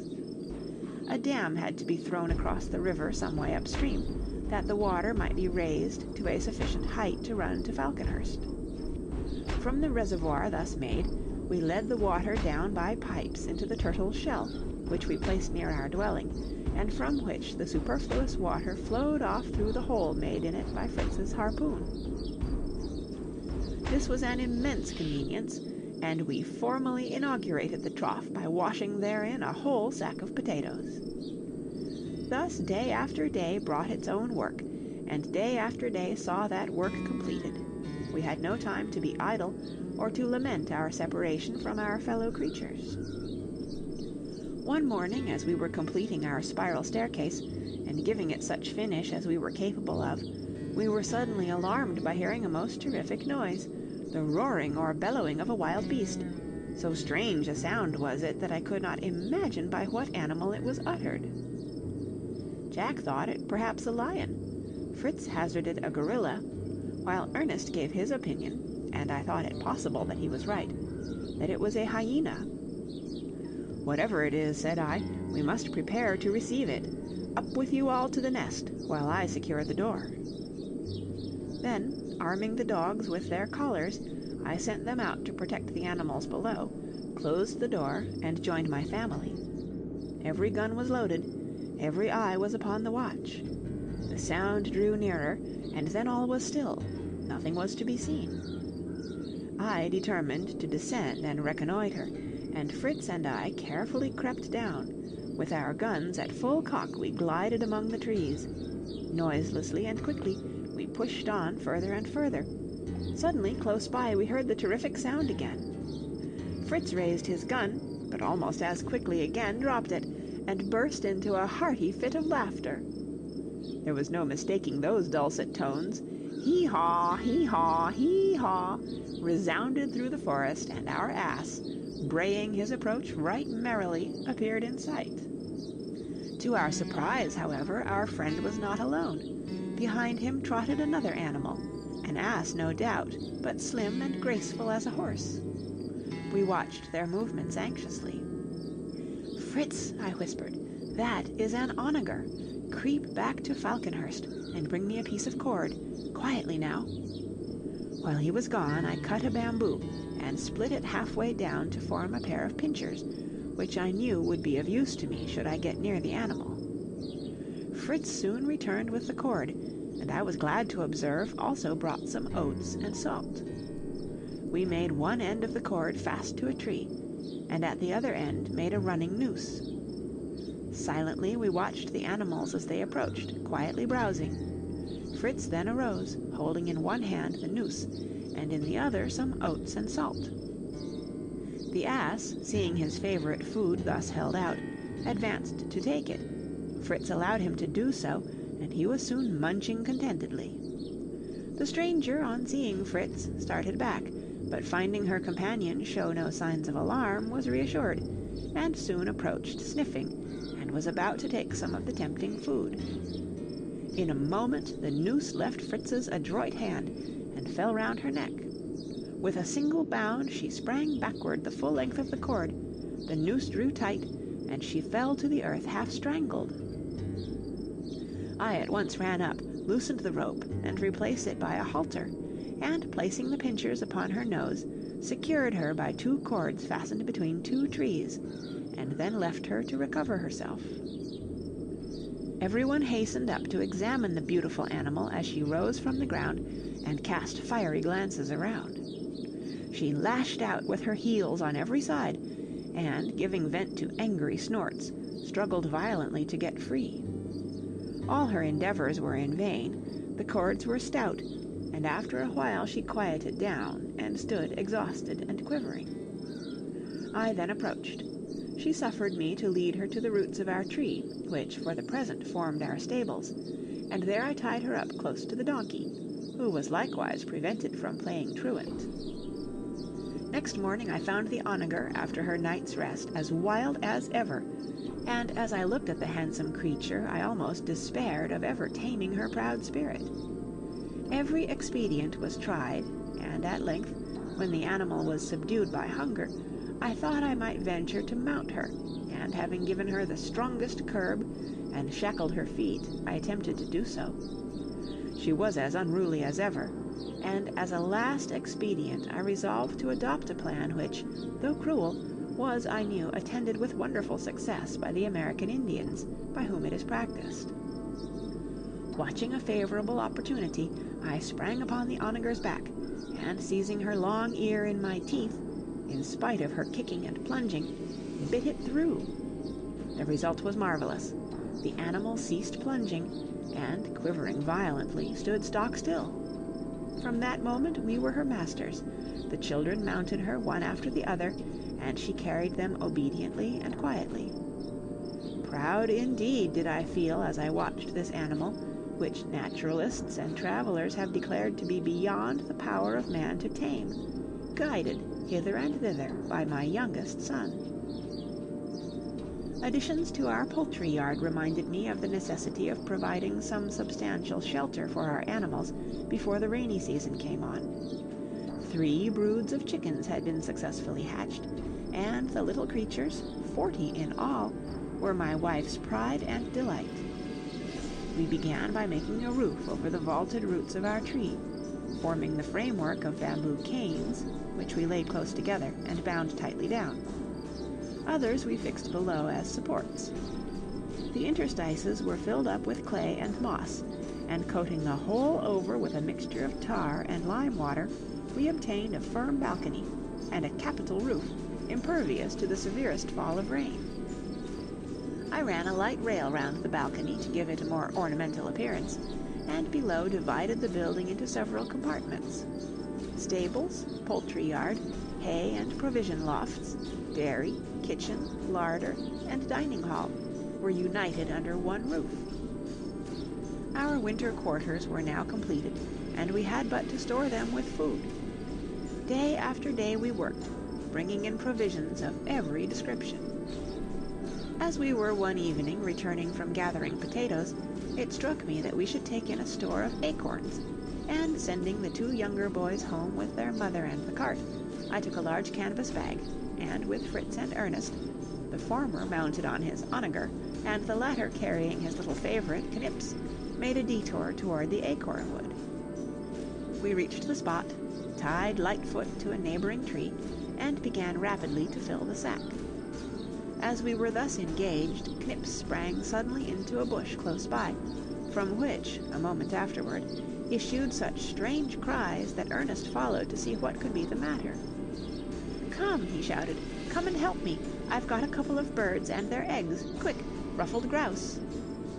We hurried to the spot. There was Ernest with a fluttering, screaming bird in either hand, while with his foot he was endeavoring to prevent his greedy little monkey from seizing the eggs. We quickly tied the legs of the birds, and removing the eggs from the nest, placed them in Ernest's hat, while he gathered some of the long, broad grass with which the nest was woven, and which grew luxuriantly around, for Franz to play at sword drill with. We then loaded the onager with the acorns and moved homeward. The eggs I covered carefully with dry moss, that they might be kept warm, and as soon as possible I handed them over to my wife, who managed the mother so cleverly that she induced her to return to the eggs, and in a few days, to our great delight, we had 15 beautiful little Canadian chicks. Franz was greatly pleased with the swords his brother brought him, but having no small companion on whom to exercise his valor, he amused himself for a short time in hewing down imaginary foes, and then cut the reeds in slips, and plaited them to form a whip for Lightfoot. The leaves seemed so pliable and strong that I examined them to see to what further use they might be put. Their tissue was composed of long, silky fibers. A sudden thought struck me. This must be New Zealand flax. I could not rest till I had announced this invaluable discovery to my wife. She was no less delighted than I was. "Bring me the leaves," she exclaimed. "Oh, what a delightful discovery! No one shall now be clothed in rags.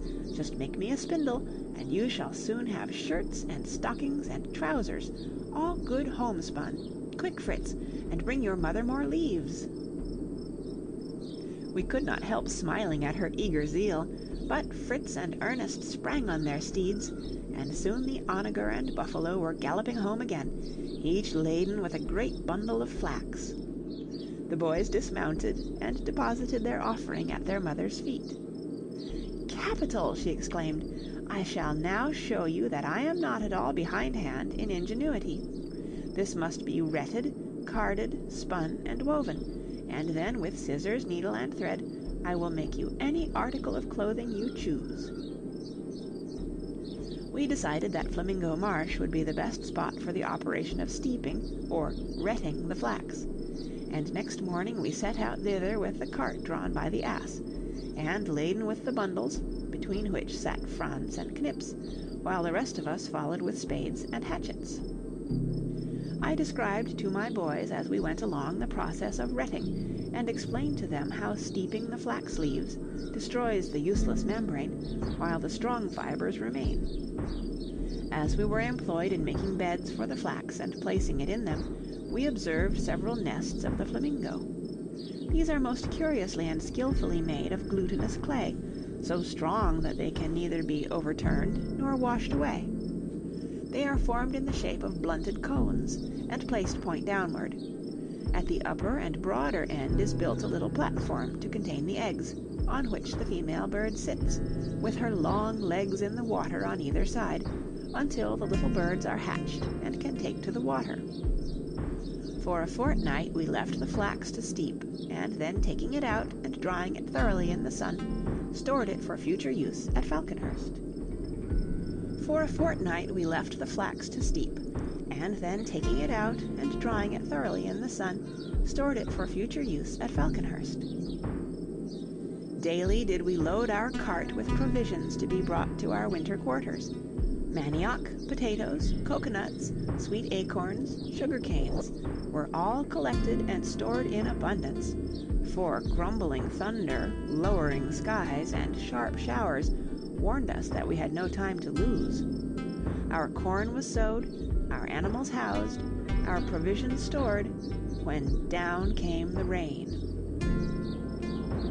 To continue in our nest we found impossible, and we were obliged to retreat to the trunk, where we carried such of our domestic furniture as might have been injured by the damp. Our dwelling was indeed crowded. The animals and provisions were below, and our beds and household goods around us, hemmed us in on every side. By dint of patience and better packing, we obtained sufficient room to work and lie down in. By degrees, too, we became accustomed to the continual noise of the animals and the smell of the stables. The smoke from the fire, which we were occasionally obliged to light, was not agreeable, but in time even that seemed to become more bearable. To make more space, we turned such animals as we had captured, and who therefore might be imagined to know how to shift for themselves, outside during the daytime, bringing them under the arched roofs only at night. To perform this duty, Fritz and I used to sally forth every evening, and as regularly every evening did we return soaked to the skin. To obviate this, the mother, who feared these continual wettings might injure our health, contrived waterproofs. She brushed on several layers of caoutchouc over stout shirts, to which she attached hoods. She then fixed these to duck trousers, and thus prepared for each of us a complete waterproof suit, clad in which we might brave the severest rain. In spite of our endeavors to keep ourselves busy, the time dragged heavily. Our mornings were occupied in tending the animals. The boys amused themselves with their pets, and assisted me in the manufacture of carding combs and a spindle for the mother. The combs I made with nails, which I placed head downward on a sheet of tin, about an inch wide. Holding the nails in their proper position, I poured solder round their heads to fix them to the tin, which I then folded down on either side of them to keep them perfectly firm. In the evening, when our room was illuminated with wax candles, I wrote a journal of all the events which had occurred since our arrival in this foreign land, and, while the mother was busy with her needle, and Ernest making sketches of birds, beasts, and flowers with which he had met during the past months, Fritz and Jack taught little Franz to read. Week after week rolled by. Week after week saw us still close prisoners. Incessant rain battered down above us. Constant gloom hung over the desolate scene. The Swiss Family Robinson by Johann R. Ries. Chapter 9. The winds at length were lulled. The sun shot his brilliant rays through the riven clouds. The rain ceased to fall. Spring had come. No prisoner set at liberty would have felt more joy than we did as we stepped forth from our winter abode, refreshed our eyes with the pleasant verdure around us, and our ears with the merry songs of 1,000 happy birds, and drank in the pure, balmy air of spring. Our plantations were thriving vigorously. The seed we had sown was shooting through the moist earth. All nature was refreshed. Our nest was our first care. Filled with leaves and broken and torn by the wind, it looked indeed dilapidated. We worked hard, and in a few days it was again inhabitable. My wife begged that I would now start her with the flax, and as early as possible I built a drying oven, and then prepared it for her use.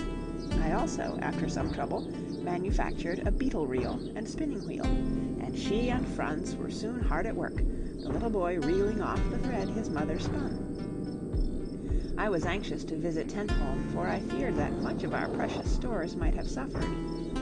Fritz and I made an excursion thither.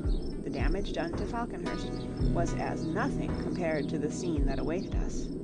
The tent was blown to the ground, the canvas torn to rags, the provisions soaked, and 2 casks of powder utterly destroyed. We immediately spread such things as we hoped yet to preserve in the sun to dry. The pinnace was safe, but our faithful tugboat was dashed in pieces, and the irreparable damage we had sustained made me resolve to contrive some safer and more stable winter quarters before the arrival of the next rainy season. Fritz proposed that we should hollow out a cave in the rock, and though the difficulties such an undertaking would present appeared almost insurmountable, I yet determined to make the attempt. We might not, I thought, hew out a cavern of sufficient size to serve as a room, but we might at least make a cellar for the more valuable and perishable of our stores. Some days afterward we left Falconhurst with the cart laden with a cargo of spades, hammers, chisels, pickaxes, and crowbars, and began our undertaking. On the smooth face of the perpendicular rock, I drew out in chalk the size of the proposed entrance, and then, with minds bent on success, we battered away. 6 days of hard and incessant toil made but little impression. I do not think that the hole would have been a satisfactory shelter for even Master Knips, but we still did not despair, and were presently rewarded by coming to softer and more yielding substance. Our work progressed, and our minds were relieved. On the 10th day, as our persevering blows were falling heavily, Jack, who was working diligently with a hammer and crowbar, shouted, "Gone, father! Fritz, my bar has gone through the mountain!" "Run around and get it," laughed Fritz. "Perhaps it has dropped into Europe. You must not lose a good crowbar." "But really, it is through. It went right through the rock. I heard it crash down inside. Oh, do come and see," he shouted excitedly. We sprang to his side, and I thrust the handle of my hammer into the hole he spoke of. It met with no opposition. I could turn it in any direction I chose. Fritz handed me a long pole. I tried the depth with that. Nothing could I feel. A thin wall, then, was all that intervened between us and a great cavern. With a shout of joy, the boys battered vigorously at the rock. Piece by piece fell, and soon the hole was large enough for us to enter. I stepped near the aperture, and was about to make a further examination, when a sudden rush of poisonous air turned me giddy, and, shouting to my sons to stand off, I leaned against the rock. When I came to myself, I explained to them the danger of approaching any cavern or other place where the air has for a long time been stagnant. "Unless air is incessantly renewed, it becomes vitiated," I said, "and fatal to those who breathe it. The safest way of restoring it to its original state is to subject it to the action of fire. A few handfuls of blazing hay thrown into this hole may, if the place is small, sufficiently purify the air within to allow us to enter without danger." We tried the experiment. The flame was extinguished the instant it entered. Though bundles of blazing grass were thrown in, no difference was made. I saw that we must apply some more efficacious remedy, and sent the boys for a chest of signal rockets we had brought from the wreck. We let fly some dozens of these fiery serpents, which went whizzing in and disappeared at apparently a vast distance from us. Some flew like radiant meteors round, lighted up the mighty circumference, and displayed, as by a magician's wand, a sparkling, glittering roof. They looked like avenging dragons driving a foul, malignant fiend out of a beauteous palace. We waited for a little while after these experiments, and I then again threw in lighted hay. It burned clearly. The air was purified. Fritz and I enlarged the opening, while Jack, springing on his buffalo, thundered away to Falconhurst, to bear the great and astonishing news to his mother. Great must have been the effect of Jack's eloquence on those at home, for the timbers of the bridge were soon again resounding under the swift but heavy tramp of his steed, and he was quickly followed by the rest of our party in the cart. All were in the highest state of excitement.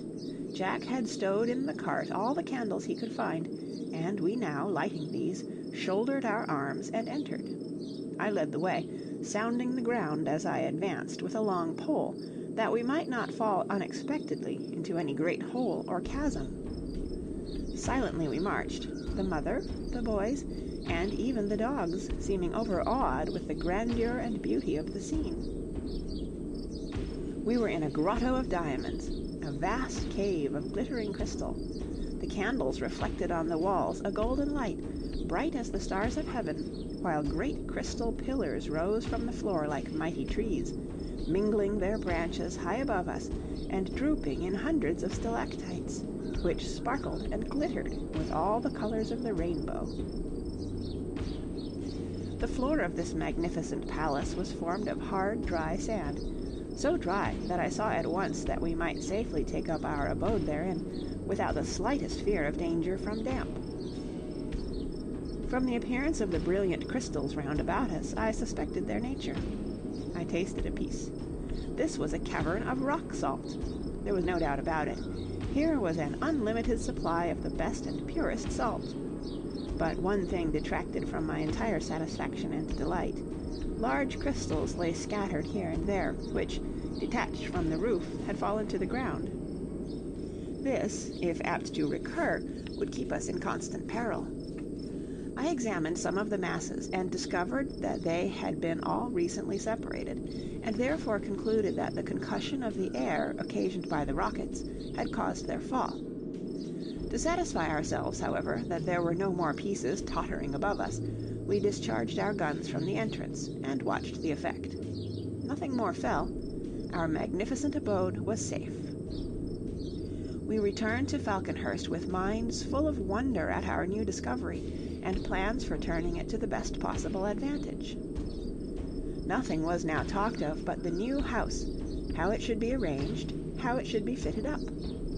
The safety and comfort of Falconhurst, which had at first seemed so great, now dwindled away in our opinion to nothing. It should be kept up, we decided, merely as a summer residence, while our cave should be formed into a winter house and impregnable castle.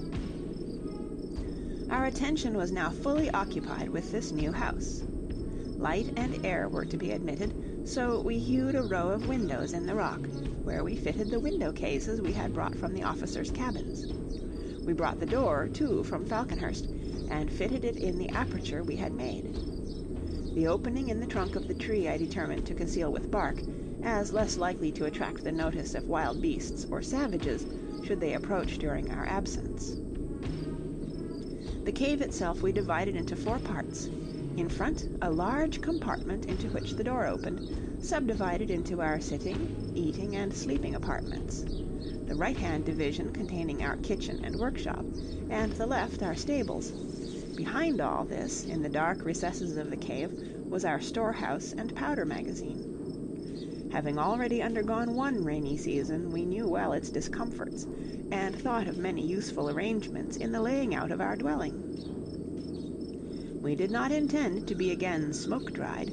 We therefore contrived a properly built fireplace and chimney. Our stable arrangements, too, were better, and plenty of space was left in our workshop, that we should not be hampered in even the most extensive operations. Our frequent residence at Tentholm revealed to us several important advantages which we had not foreseen. Numbers of splendid turtles often came ashore to deposit their eggs in the sand, and their delicious flesh afforded us many a sumptuous meal.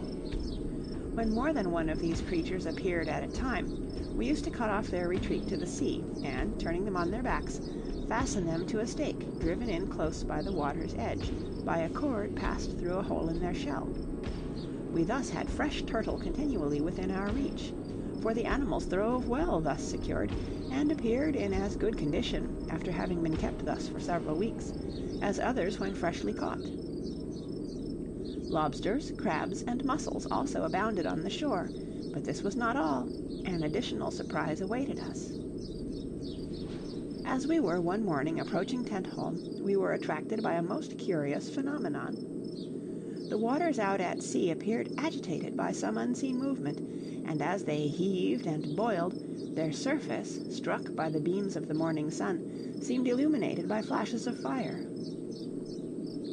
Over the water where this disturbance was taking place hovered hundreds of birds, screaming loudly, which ever and anon would dart downward, some plunging beneath the water, some skimming the surface.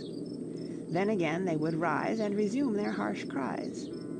The shining, sparkling mass then rolled onward and approached in a direct line our bay, followed by the feathered flock above. We hurried down to the shore to further examine this strange sight.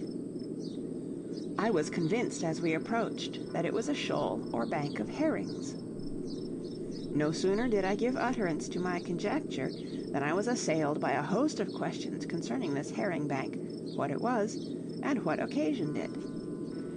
A herring bank, I said, is composed of an immense number of herrings swimming together. I can scarcely express to you the huge size of this living bank, which extends over a great area many fathoms deep. It is followed by numbers of great ravenous fish, who devour quantities of the herrings, while above hover birds, as you have just seen, ready to pounce down on stragglers near the top. To escape these enemies, the shoal makes for the nearest shore and seeks safety in those shallows where the large fish cannot follow. But here it meets with a third great enemy. It may escape from the fish and elude the vigilance of sharp-sighted birds, but from the ingenuity of man it can find no escape. In 1 year millions of these fish are caught, and yet the roes of only a small number would be sufficient to supply as many fish again.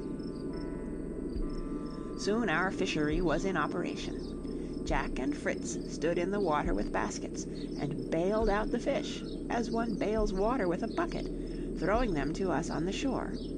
As quickly as possible we cleaned them and placed them in casks with salt, first a layer of salt, and then a layer of herrings, and so on, until we had ready many casks of pickled fish. As the barrels were filled, we closed them carefully and rolled them away to the cool vaults at the back of our cave. Our good fortune, however, was not to end here. A day after the herring fishery was over, and the shoal had left our bay, a great number of seals appeared, attracted by the refuse of the herrings which we had thrown into the sea. Though I feared they would not be suitable for our table, we yet secured a score or two for the sake of their skins and fat. The skins we drew carefully off for harness and clothing, and the fat we boiled down for oil, which we put aside in casks for tanning, soap making, and burning in lamps. These occupations interfered for some time with our work at Rock House, but as soon as possible we again returned to our labor with renewed vigor.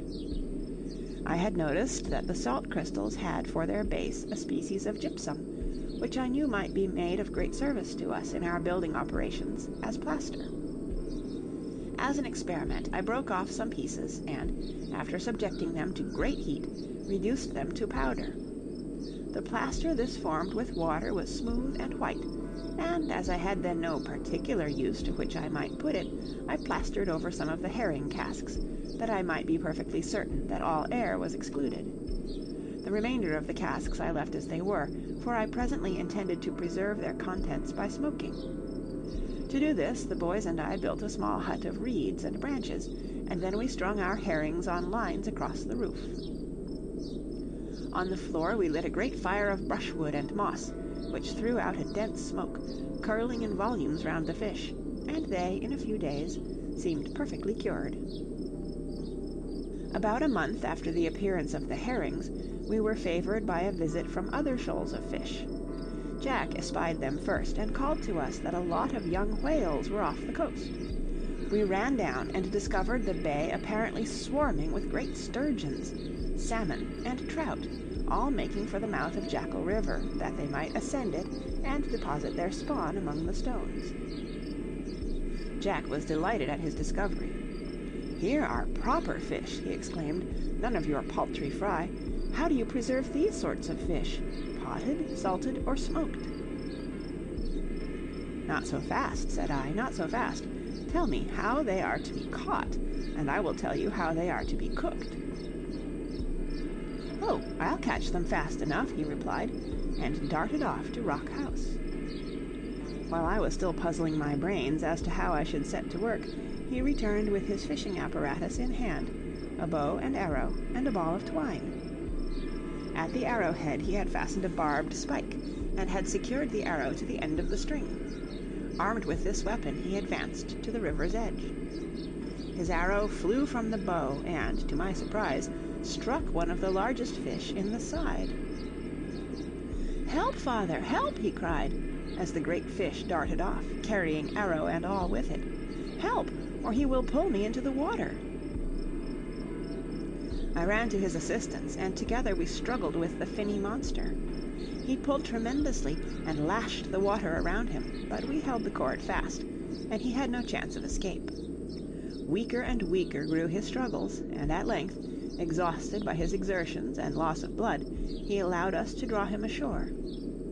He was a noble prize, and Fritz and Ernest, who came up just as we completed his capture, were quite envious of Jack's success.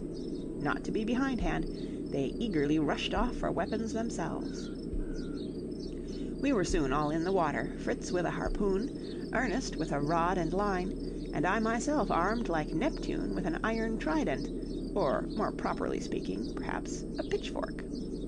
Soon the shore was strewn with a goodly number of the finest fish. Monster after monster we drew to land. At length Fritz, after harpooning a great sturgeon full 8 feet long, could not get the fish ashore. We all went to his assistance, but our united efforts were unavailing. "The buffalo," proposed my wife, and off went Jack for Storm. Storm was harnessed to the harpoon rope, and soon the monstrous fish lay panting on the sand. We at length, when we had captured as many fish as we could possibly utilize, set about cleaning and preparing their flesh. Some we salted, some we dried like the herrings, some we treated like the tunny of the Mediterranean. We prepared them in oil. Of the roe of the sturgeon, I decided to form caviar, the great Russian dish. I removed from it all the membranes by which it is surrounded, washed it in vinegar, salted it, pressed out all the moisture caused by the wet-absorbing properties of the salt, packed it in small barrels, and stowed it away in our storehouse. I knew that of the sturgeon's bladder the best isinglass is made, so carefully collecting the air bladders from all those we had killed, I washed them and hung them up to stiffen. The outer coat or membrane I then peeled off, cutting the remainder into strips, technically called staples. These staples I placed in an iron pot over the fire, and when they had been reduced to a proper consistency, I strained off the glue through a clean cloth, and spread it out on a slab of stone in thin layers, letting them remain until they were dry. The substance I thus obtained was beautifully transparent, and promised to serve as an excellent substitute for glass in our window frames.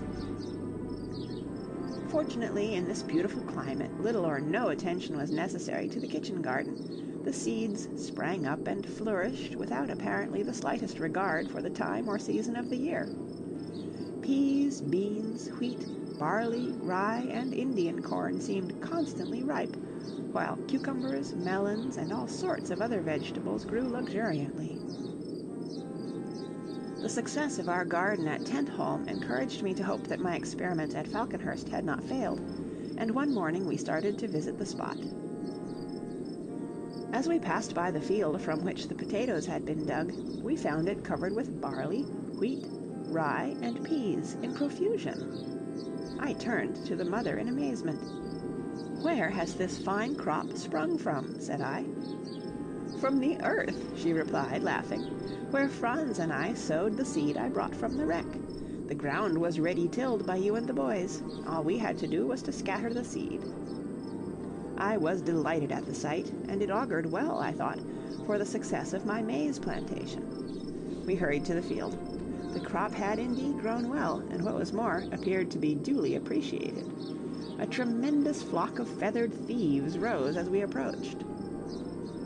Among them Fritz espied a few ruffled grouse, and, quick as thought, unhooding his eagle, he started him off in chase, then sprung on his onager and followed at full gallop. His noble bird marked out the finest grouse, and, soaring high above it, stooped and bore his prey to the ground. Fritz was close at hand, and, springing through the bushes, he saved the bird from death, hooded the eagle's eyes, and returned triumphantly.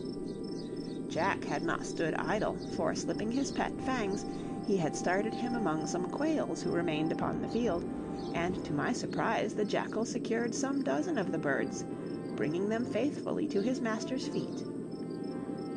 We then turned our steps toward Falconhurst, where we were refreshed by a most delicious drink the mother prepared for us, the stems of the young Indian corn, crushed, strained, and mixed with water and the juice of the sugar cane. We then made preparations for an excursion the following day, for I wished to establish a sort of semi-civilized farm at some distance from Falconhurst, where we might place some of our animals which had become too numerous with our limited means to supply them with food. In the large cart, to which we harnessed the buffalo, cow, and ass, we placed a dozen fowls, 4 young pigs, 2 couple of sheep, and as many goats, and a pair of hens, and 1 cock grouse.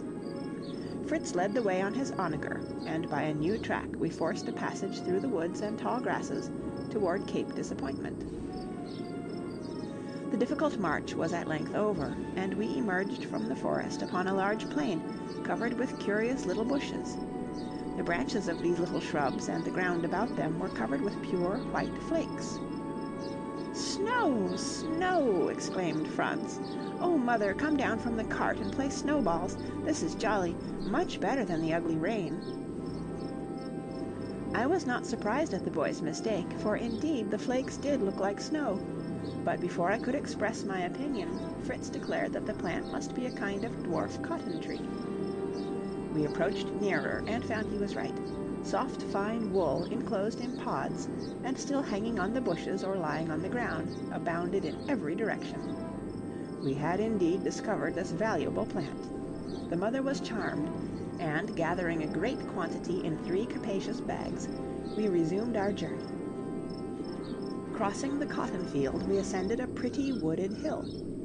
The view from the summit was glorious, luxuriant grass at our feet, stretching down the hillside, dotted here and there with shady trees, among which gushed down a sparkling brook, while below lay the rich green forest, with the sea beyond.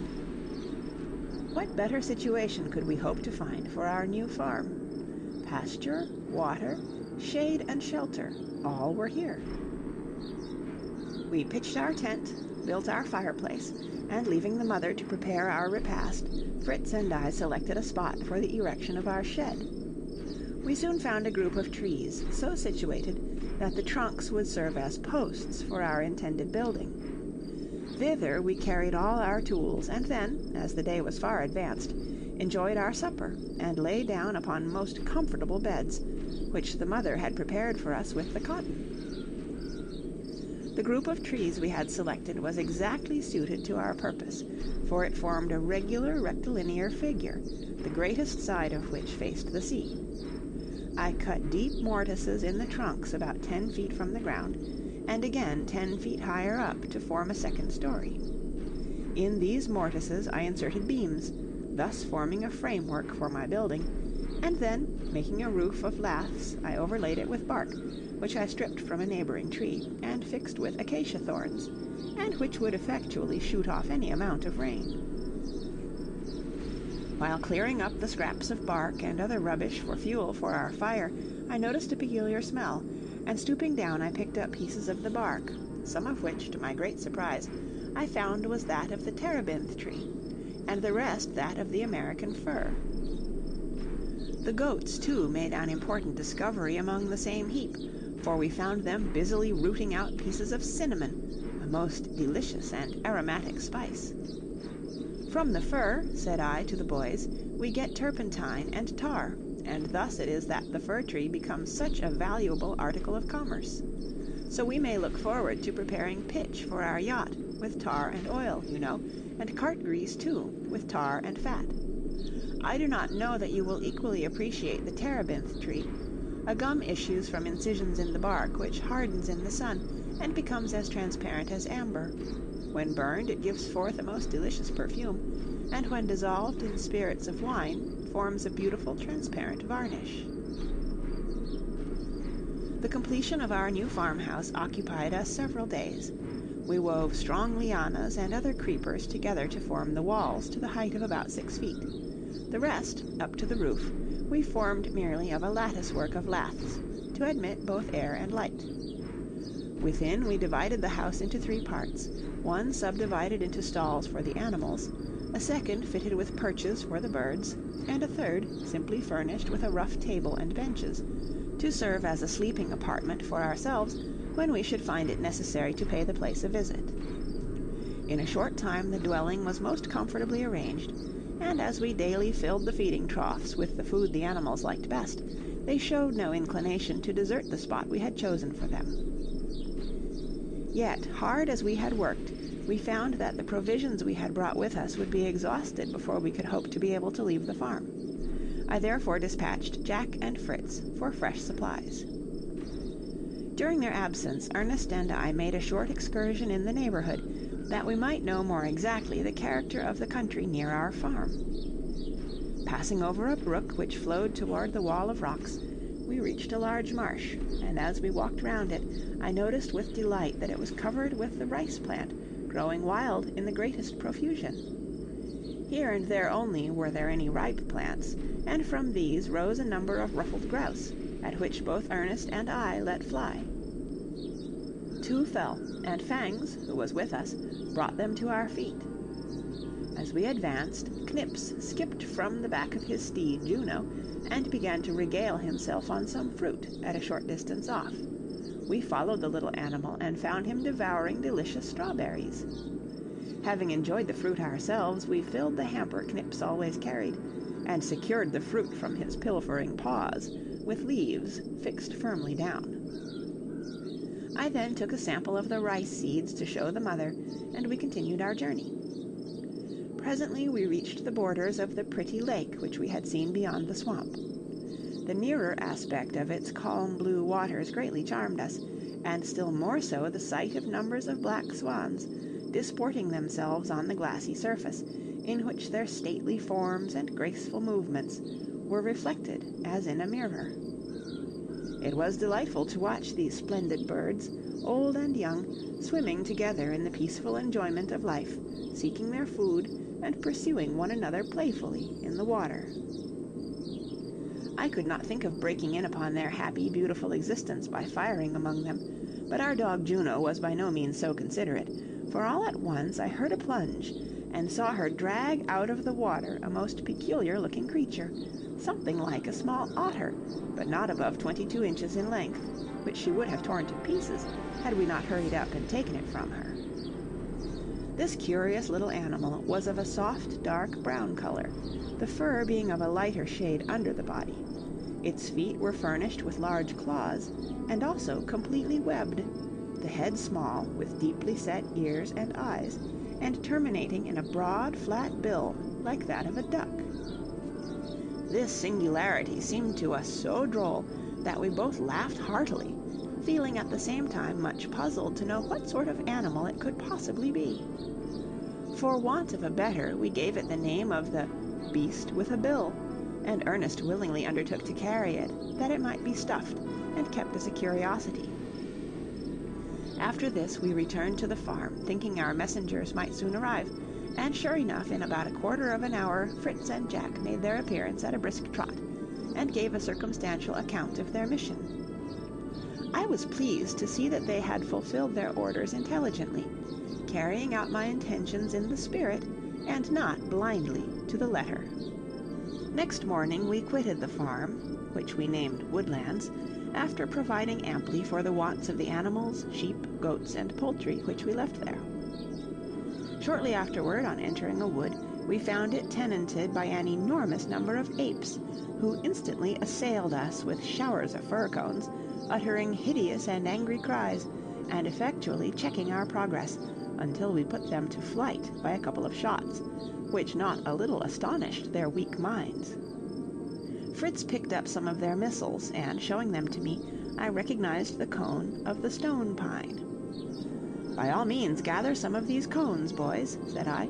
"You will find that the kernel has a pleasant taste, like almonds, and from it we can, by pressing, obtain an excellent oil. Therefore I should like to carry some home with us." A hill, which seemed to promise a good view from its summit, next attracted my notice, and on climbing it, we were more than repaid for the exertion by the extensive and beautiful prospect which lay spread before our eyes.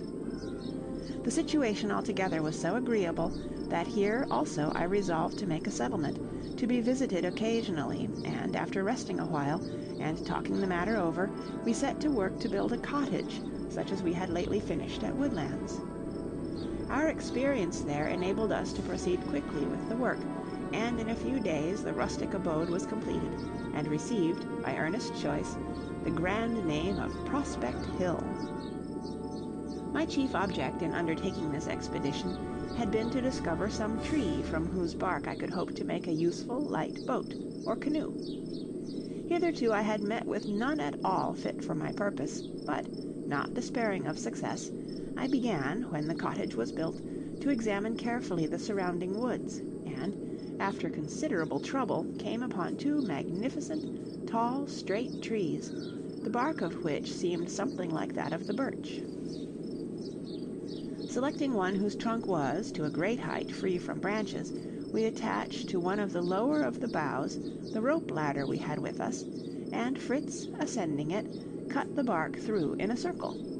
I did the same at the foot of the tree, and then, from between the circle, we took a narrow, perpendicular slip of bark entirely out, so that we could introduce the proper tools by which gradually to loosen and raise the main part, so as finally to separate it from the tree uninjured and entire.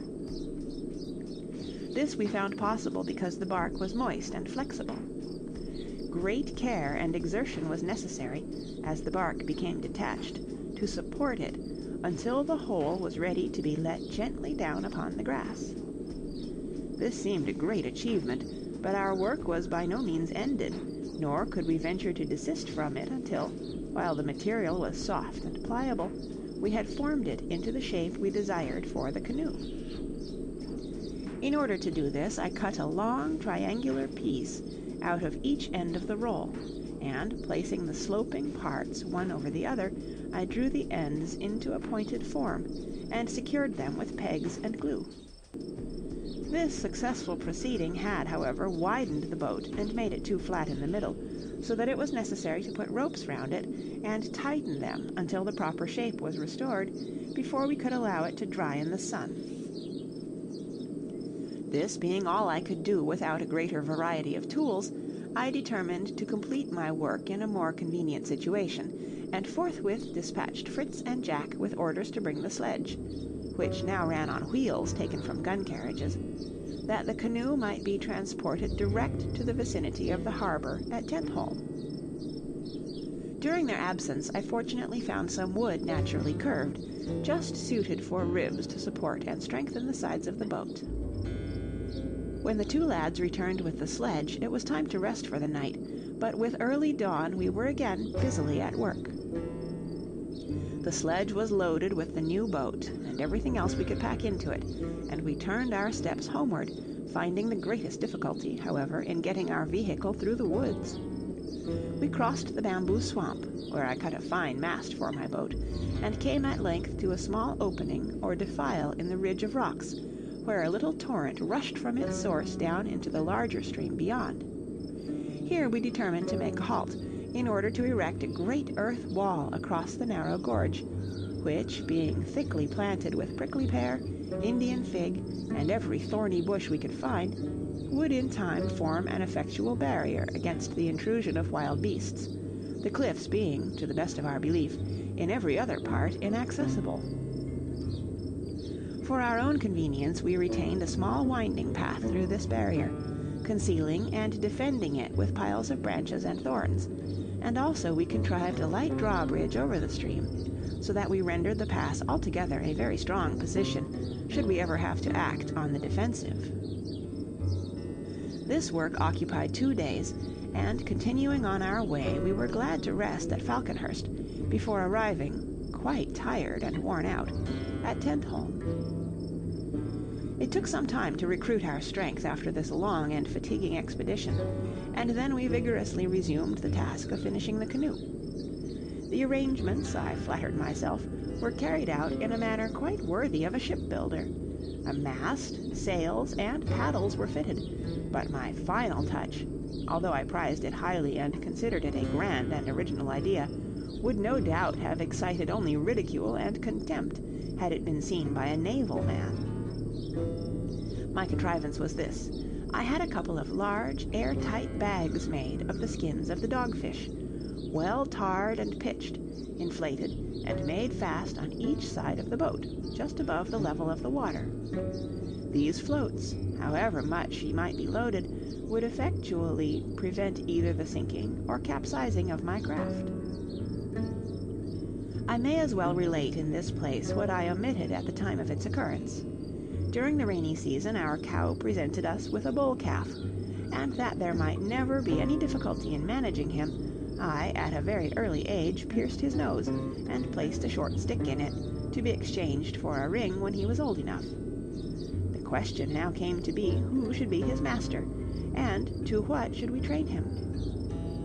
"Why not teach him," said Fritz, "to fight the wild animals, and defend us like the fighting bulls of the Hottentots. That would be really useful." "I am sure I should much prefer a gentle bull to a fighting one," exclaimed his mother. "But do you mean to say tame oxen can be taught to act rationally on the defensive?" "I can but repeat what I have heard or read," replied I, "as regards the race of Hottentots who inhabit the south of Africa, among all sorts of wild and ferocious animals. The wealth of these people consists solely in their flocks and herds, and for their protection they train their bulls to act as guards. These courageous animals keep the rest from straying away, and when danger threatens, they give instant notice of it, drive the herd together in a mass, the calves and young cows being placed in the center.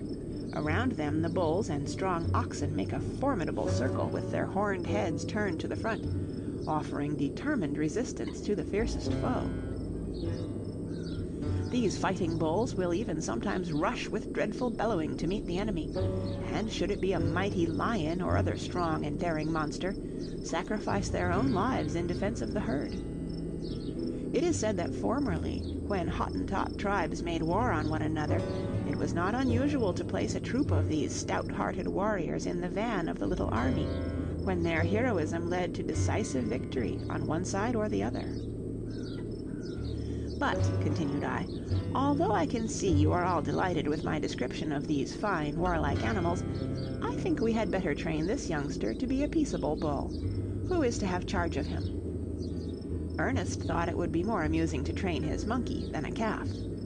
Jack, with the buffalo and his hunting jackal, had quite enough on his hands. Fritz was content with the onager. Their mother was voted mistress of the old gray donkey, and I myself being superintendent-in-chief of the whole establishment of animals, there remained only little Franz, to whose special care the calf could be committed. "What say you, my boy? Will you undertake to look after this little fellow?" "Oh, yes, father," he replied. "Once you told me about a strong man, I think his name was Milo, and he had a tiny calf, and he used to carry it about everywhere.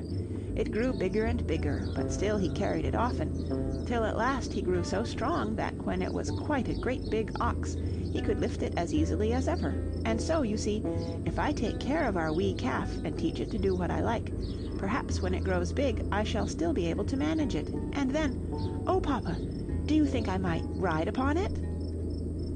I smiled at the child's simplicity and his funny application of the story of Milo of Cortona. "The calf shall be yours, my boy. Make him as tame as you can, and we will see about letting you mount him some day. But remember, he will be a great big bull long before you are nearly a man. Now, what will you call him?" "Shall I call him Grumble, father? Hear what a low muttering noise he makes." "Grumble will do famously." "Grumble, Grumble! Oh, it beats your buffalo's name hollow, Jack." "Not a bit," said he. "Why, you can't compare the two names. Fancy mother saying, 'Here comes Franz on Grumble,' but Jack riding on the storm. Oh, it sounds sublime." We named the two puppies Bruno and Fawn, and so ended this important domestic business. For 2 months we worked steadily at our salt cave, in order to complete the necessary arrangement of partition walls, so as to put the rooms and stalls for the animals in comfortable order for the next long rainy season, during which time, when other work would be at a standstill, we could carry on many minor details for the improvement of the abode. We leveled the floors first with clay, then spread gravel mixed with melted gypsum over that, producing a smooth, hard surface, which did very well for most of the apartments. But I was ambitious of having 1 or 2 carpets, and set about making a kind of felt in the following way. I spread out a large piece of sailcloth, and covered it equally all over with a strong liquid made of glue and isinglass, which saturated it thoroughly. On it we then laid wool and hair from the sheep and goats, which had been carefully cleaned and prepared, and rolled and beat it until it adhered tolerably smoothly to the cloth. Finally it became, when perfectly dry, a covering for the floor of our sitting room, by no means to be despised.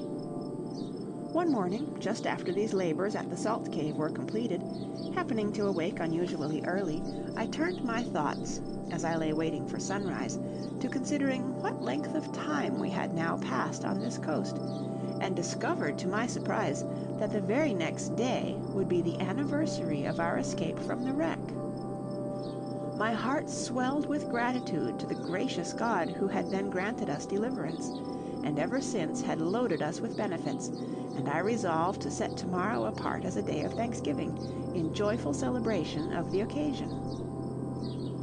My mind was full of indefinite plans when I rose, and the day's work began as usual. I took care that everything should be cleaned, cleared, and set in order both outside and inside our dwelling, none, however, suspecting that there was any particular object in view. Other more private preparations I also made for the next day. At supper I made the coming event known to the assembled family. Good people, do you know that tomorrow is a very great and important day? We shall have to keep it in honor of our merciful escape to this land, and call it Thanksgiving Day. Everyone was surprised to hear that we had already been 12 months in the country. Indeed, my wife believed I might be mistaken, until I showed her how I had calculated regularly ever since the 31st of January, on which day we were wrecked, by marking off in my almanac the Sundays as they arrived for the remaining 11 months of the year. Since then, I added, I have counted 31 days. This is the 1st of February. We landed on the 2nd, therefore tomorrow is the anniversary of the day of our escape. As my bookseller has not sent me an almanac for the present year, we must henceforth reckon for ourselves. Oh, that will be good fun for us, said Ernest. We must have a long stick, like Robinson Crusoe, and cut a notch in it every day, and count them up every now and then to see how the weeks and months and years go by. That is all very well if you know for certain the number of days in each month and in the year. What do you say, Ernest? The year contains 365 days, 5 hours, 48 minutes, and 45 seconds, returned he promptly. Perfectly correct, said I, smiling, but you would get in a mess with those spare hours, minutes, and seconds in a year or two, wouldn't you? Not at all. Every 4 years I would add them all together, make a day, stick it into February, and call that year leap year. Well done, Professor Ernest. We must elect you Astronomer Royal in this our kingdom, and let you superintend and regulate everything connected with the lapse of time, clocks and watches included. Before they went to sleep, I could hear my boys whispering among themselves about Father's mysterious allusions to next day's festival and rejoicings, but I offered no explanations, and went to sleep, little guessing that the rogues had laid a counterplot, far more surprising than my simple plan for their diversion. Nothing less than roar of artillery startled me from sleep at daybreak next morning. I sprang up, and found my wife as much alarmed as I was by the noise. Otherwise I should have been inclined to believe it fancy. "Fritz, dress quickly and come with me," cried I, turning to his hammock. Lo, it was empty. Neither he nor Jack were to be seen. Altogether bewildered, I was hastily dressing when their voices were heard, and they rushed in, shouting, "Hurrah! Didn't we rouse you with a right good thundering salute?" But perceiving at a glance that we had been seriously alarmed, Fritz hastened to apologize for the thoughtless way in which they had sought to do honor to the day of Thanksgiving, without considering that an unexpected cannon shot would startle us unpleasantly from our slumbers.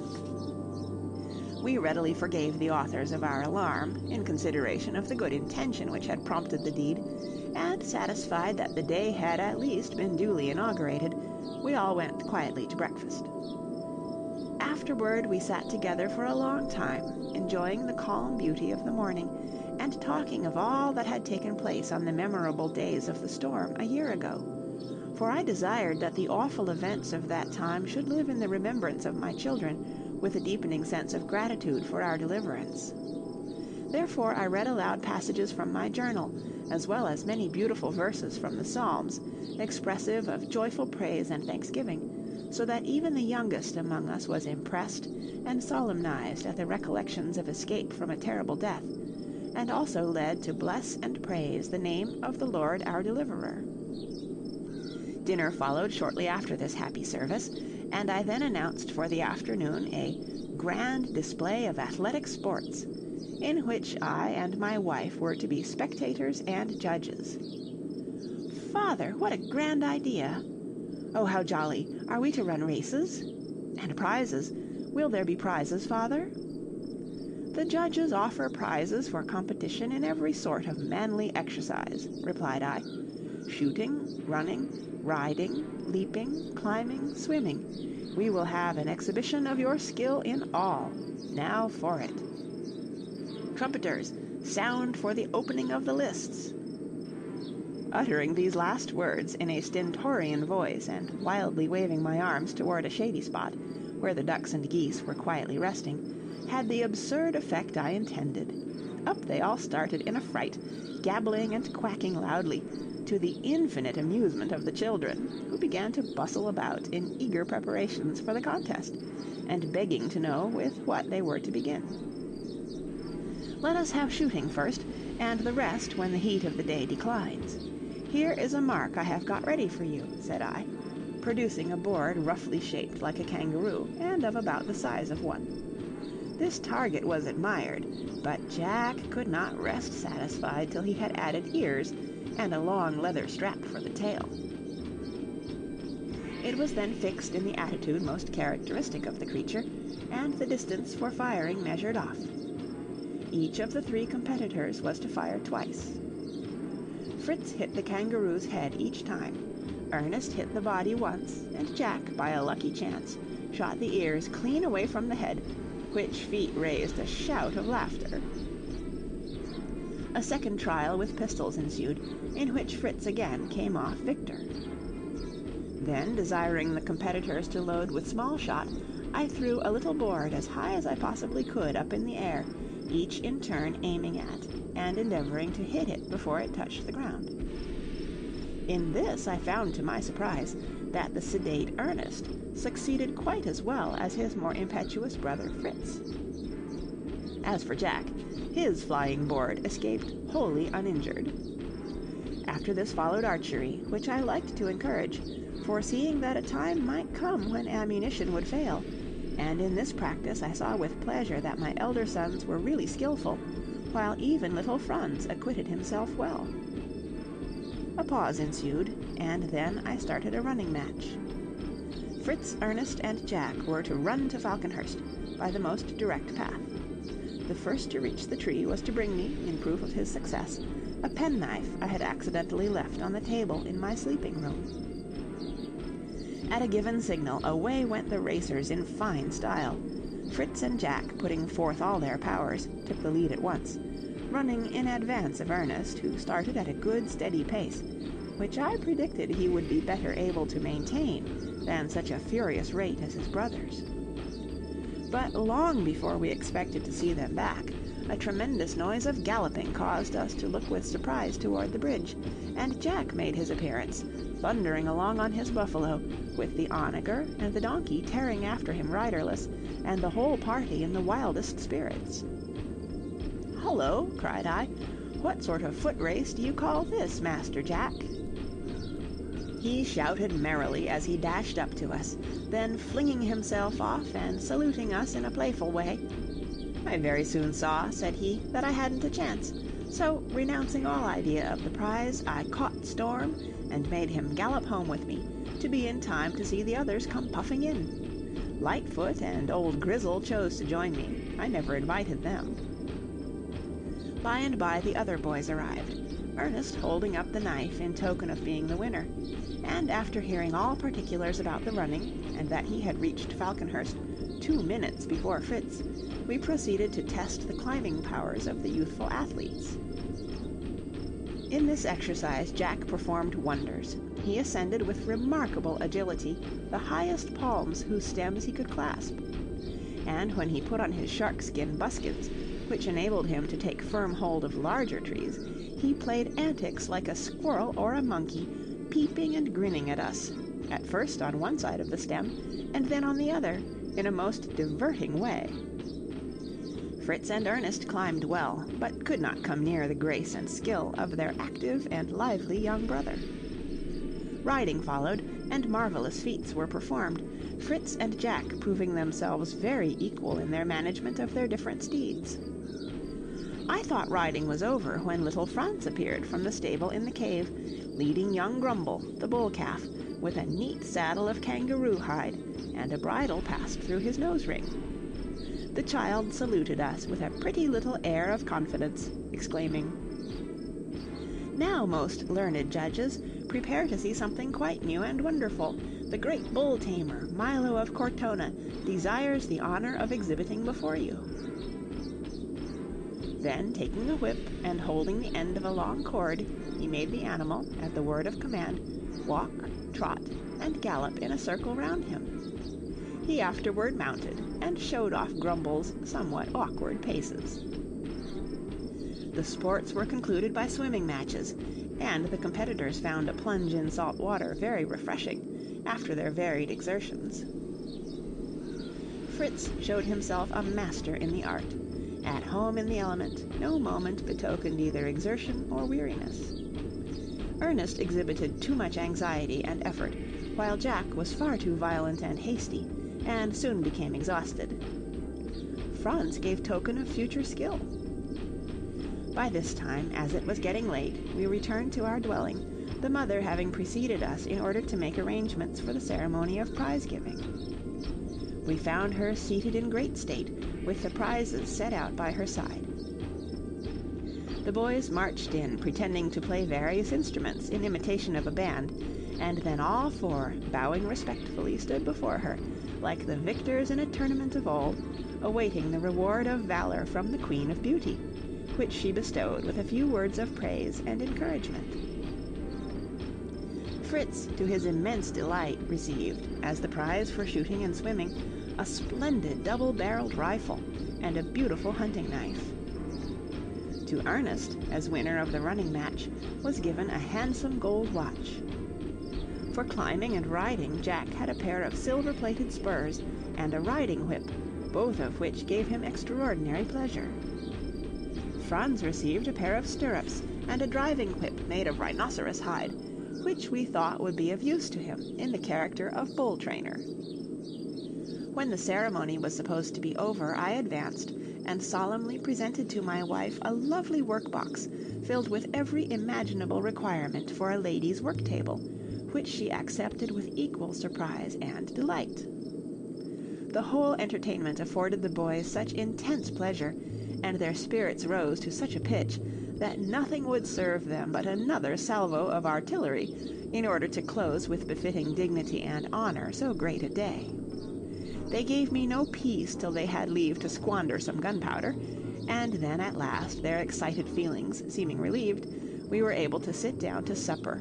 Shortly afterward we joined in family worship, and retired to rest.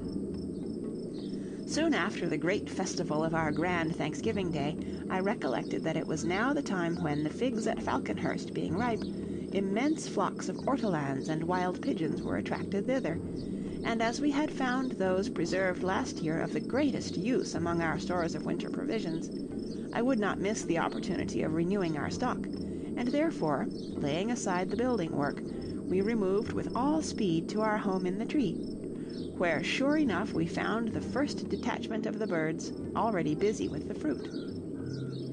In order to spare ammunition, I resolved to concoct a strong sort of birdlime, of which I had read in some account of the Palm Islanders, who make it of fresh caoutchouc mixed with oil, and of so good a quality that it has been known to catch even peacocks and turkeys. Fritz and Jack were therefore dispatched to collect some fresh caoutchouc from the trees, and as this involved a good gallop on Storm and Lightfoot, they, nothing loath, set off. They took a supply of calabashes in which to bring the gum, and we found it high time to manufacture a fresh stock of these useful vessels. I was beginning to propose an expedition to the gourd tree wood, regretting the time it would take to go such a distance, when my wife reminded me of her plantation near the potato field. There, to our joy, we found that all the plants were flourishing, and crops of gourds and pumpkins, in all stages of ripeness, covered the ground. Selecting a great number suited to our purpose, we hastened home, and began the manufacture of basins, dishes, plates, flasks, and spoons of all sorts and sizes, with even greater success than before. When the riders returned with the caoutchouc, they brought several novelties besides. A crane, for example, shot by Fritz, and an animal which they called a marmot, but which to me seemed much more like a badger. Aniseed, turpentine, and waxberries for candles they had also collected, and a curious root which they introduced by the name of the monkey plant. And pray, wherefore monkey plant, may I ask? Well, for this reason, father, answered Fritz. We came upon an open space in the forest near Woodlands, and perceived a troop of monkeys, apparently engaged, as Jack said, in cultivating the soil. Being curious to make out what they were at, we tied up the dogs as well as Storm and Lightfoot, and crept near enough to see that the apes were most industriously grubbing up and eating roots. This they did in a way that nearly choked us with laughter, for when the root was rather hard to pull up, and the leaves were torn off, they seized it firmly in their teeth, and flung themselves fairly heels over head in the most ludicrous fashion you ever saw, and up came the root, unable to resist the leverage. Of course, we wanted to see what this dainty morsel was like, so we loosed the dogs, and the apes cleared out double quick, leaving plenty of the roots about. We tasted them, and thought them very nice. Will you try one? The plant was quite new to me, but I imagined it might be what is called in China ginseng, and there prized and valued beyond everything. The children being curious to hear more about this ginseng, I continued. In China it is considered so strengthening and wholesome that it is used as a sort of universal medicine, being supposed to prolong human life. The emperor alone has the right to permit it to be gathered, and guards are placed round land where it grows. Ginseng is to be found in Tartary, and has lately been discovered in Canada. It is cultivated in Pennsylvania because the Americans introduce it secretly into China as smuggled merchandise. Fritz then continued. After this we went on to Woodlands, but mercy on us, what a confusion the place was in. Everything smashed or torn, and covered with mud and dirt, the fowls terrified, the sheep and goats scattered, the contents of the rooms dashed about as if a whirlwind had swept through the house. What? I exclaimed, while my wife looked horrified at the news, conjuring up in her imagination hordes of savages who would soon come and lay waste Falconhurst and Tentholm as well as Woodlands. How can that have happened? Did you discover the authors of all this mischief? Oh, said Jack, it was easy to see that those dreadful monkeys had done it all. First, they must have got into the yards and sheds, and hunted the fowls and creatures about, and then I dare say the cunning rascals put a little monkey in at some small opening, and bid him unfasten the shutters. You know what nimble fingers they have. Then, of course, the whole posse of them swarmed into our nice tidy cottage, and skylarked with every single thing they could lay paws on, till perhaps they got hungry all at once, and bethought them of the ginseng, as you call it, out in the woods yonder, where we found them so busy refreshing themselves, the mischievous villains. While we were gazing at all this ruin in a sort of bewilderment, pursued Fritz, we heard a sound of rushing wings and strange ringing cries, as of multitudes of birds passing high above us, and looking up we perceived them flying quickly in a wedge-shaped flock at a great height in the air. They began gradually to descend, taking the direction of the lake, and separated into a number of small detachments, which followed in a long straight line, and at a slower rate, the movements of the leaders, who appeared to be examining the neighborhood. We could now see what large birds they must be, but dared not show ourselves or follow them, lest they should take alarm. Presently, and with one accord, they quickened their motion, just as if the band had begun to play a quick march after a slow one, and rapidly descended to earth in a variety of lively ways, and near enough for us to see that they must be cranes. Some alighted at once, while others hovered sportively over them. Many darted to the ground, and, just touching it, would soar again upward with a strong but somewhat heavy flight. After gambolling in this way for a time, the whole multitude, as though at the word of command, alighted on the rice fields and began to feast on the fresh grain. We thought now was our time to get a shot at the cranes, and cautiously approached, but they were too cunning to let themselves be surprised, and we came unexpectedly upon their outposts or sentinels, who instantly sprang into the air, uttering loud trumpet-like cries, upon which the whole flock arose and followed them with a rush like a sudden squall of wind. We were quite startled, and it was useless to attempt a shot, but, unwilling to miss the chance of securing at least one of the birds, I hastily unhooded my eagle and threw him into the air. With a piercing cry he soared away high above them, then shot downward like an arrow, causing wild confusion among the cranes. The one which the eagle attacked sought to defend itself. A struggle followed, and they came together to the ground not far from where we stood. Hastening forward, to my grief I found the beautiful crane already dead. The eagle, luckily unhurt, was rewarded with a small pigeon from my game bag. After this we went back to Woodlands, got some turpentine and a bag of rice, and set off for home. Fritz's interesting story being ended, and supper ready, we made trial of the new roots, and found them very palatable, either boiled or stewed. The monkey plant, however, if it really proved to be the ginseng of the Chinese, would require to be used with caution, being of an aromatic and heating nature. We resolved to transplant a supply of both roots to our kitchen garden. The Swiss Family Robinson by Johann R. Wyss, Chapter 10. On the following morning we were early astir, and as soon as breakfast was over, we went regularly to work with the birdlime. The tough adhesive mixture of caoutchouc, oil, and turpentine turned out well. The boys brought rods, which I smeared over, and made them place among the upper branches, where the fruit was plentiful, and the birds most congregated. The prodigious number of the pigeons, far beyond those of last year, reminded me that we had not then, as now, witnessed their arrival at their feeding places, but had seen only the last body of the season, a mere party of stragglers, compared to the masses which now weighed down the branches of all the trees in the neighborhood. The sweet acorns of the evergreen trees were also patronized. Large flocks were then congregated, and from the state of the ground under the trees, it was evident that at night they roosted on the branches.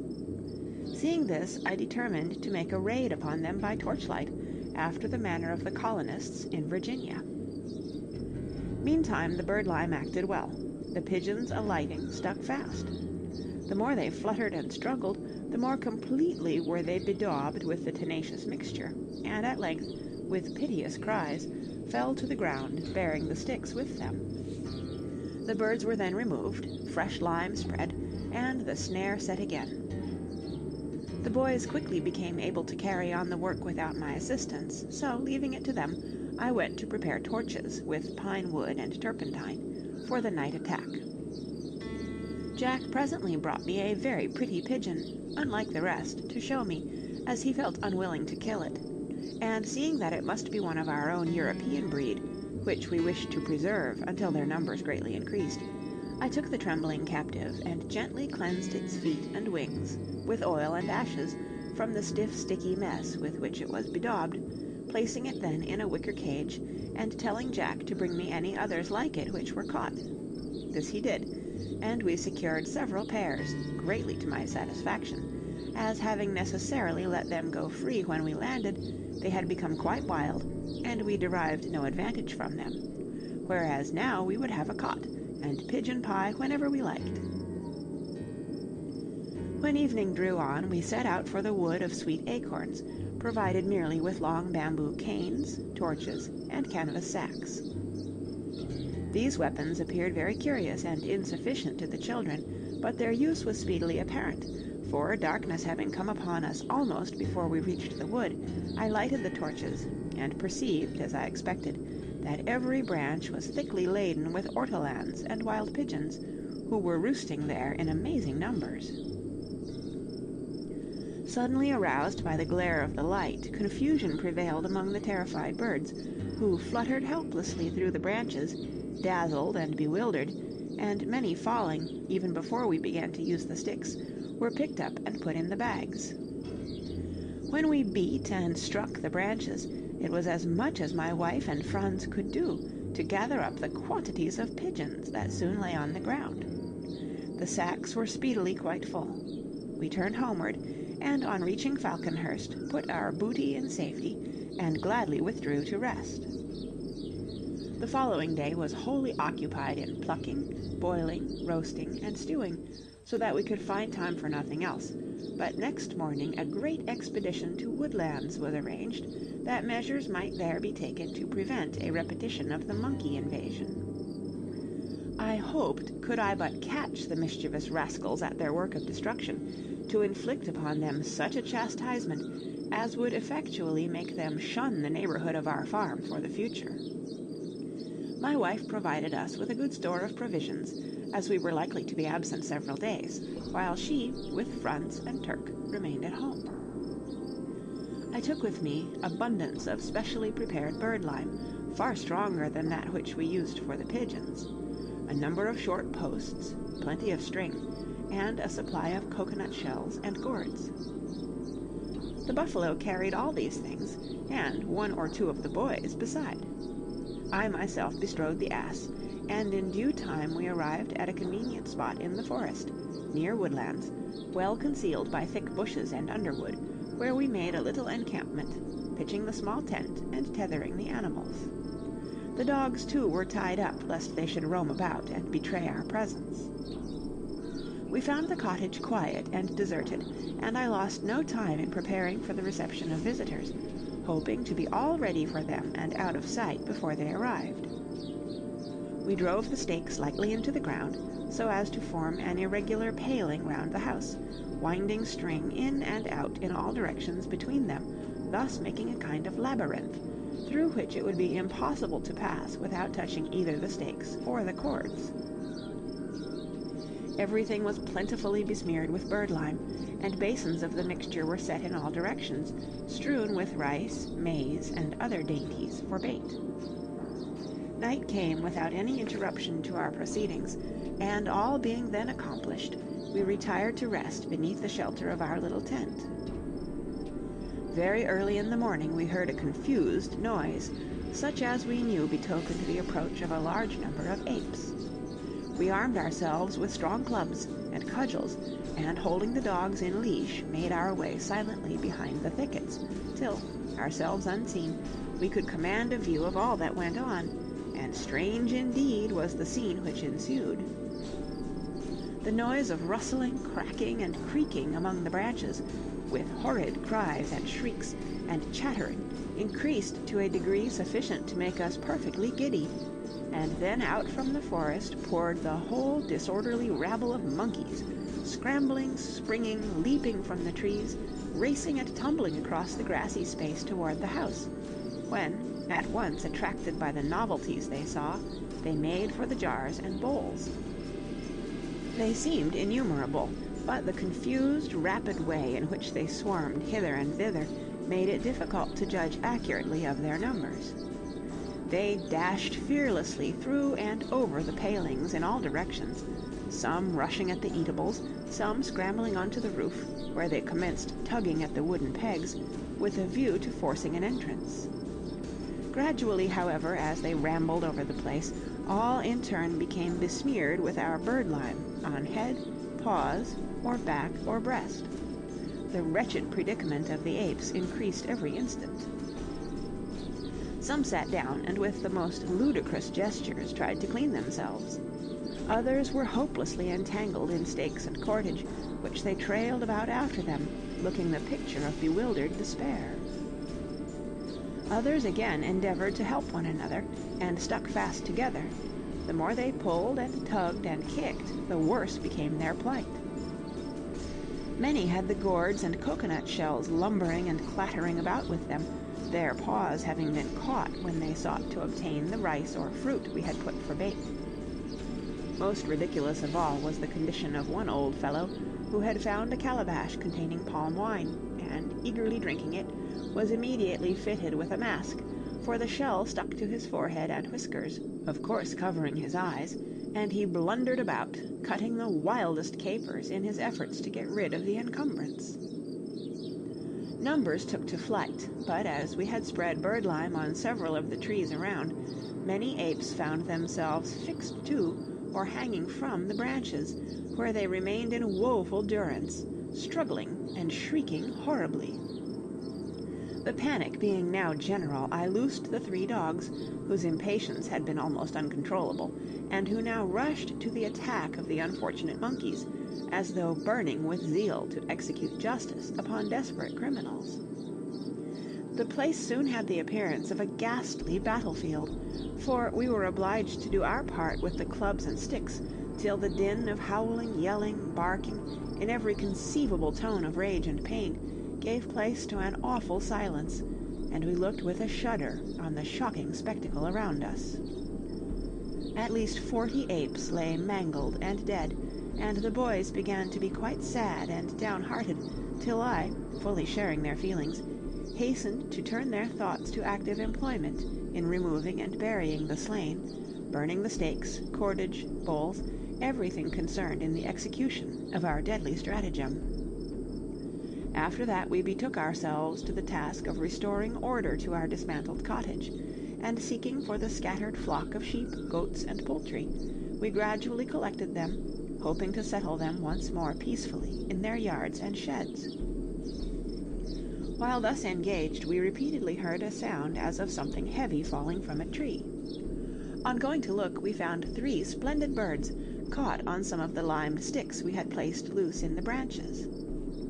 2 of these proved to be a variety of the blue Molucca pigeon. The third I assumed to be the Nicobar pigeon, having met with descriptions of its resplendent green, bronze, and steely blue plumage, and I was pleased to think of domesticating them and establishing them as first tenants of a suitable dwelling near the cave. "First tenants, father," said Fritz. "Do you expect to catch more like these?" "Not exactly catch them. I mean to practice a secret art. Much can be done by magic, Fritz." Further explanation I declined to give. In a few days Woodlands was once more set in order, and everything settled and comfortable, so that we returned without further adventure to Falconhurst, where we were joyfully welcomed. Every one agreed that we must go at once to Tentholm to make the proposed pigeon house in the rock. Several other things there also requiring our attention, we made arrangements for a prolonged stay. My plan for the pigeon house was to hollow out an ample space in the cliff, facing toward Jackal River and close to our rocky home, fitting that up with partitions, perches, and nesting places, while a large wooden front was fitted on to the opening with entrance holes, slides or shutters, and a broad platform in front, where the birds could rest and walk about. When, after the work of a few weeks, we thought it was fit for habitation, I set the other children to work at some distance from our cavern, and summoning Fritz, "Now, my faithful assistant," said I, "it is time to conjure the new colonists to their settlement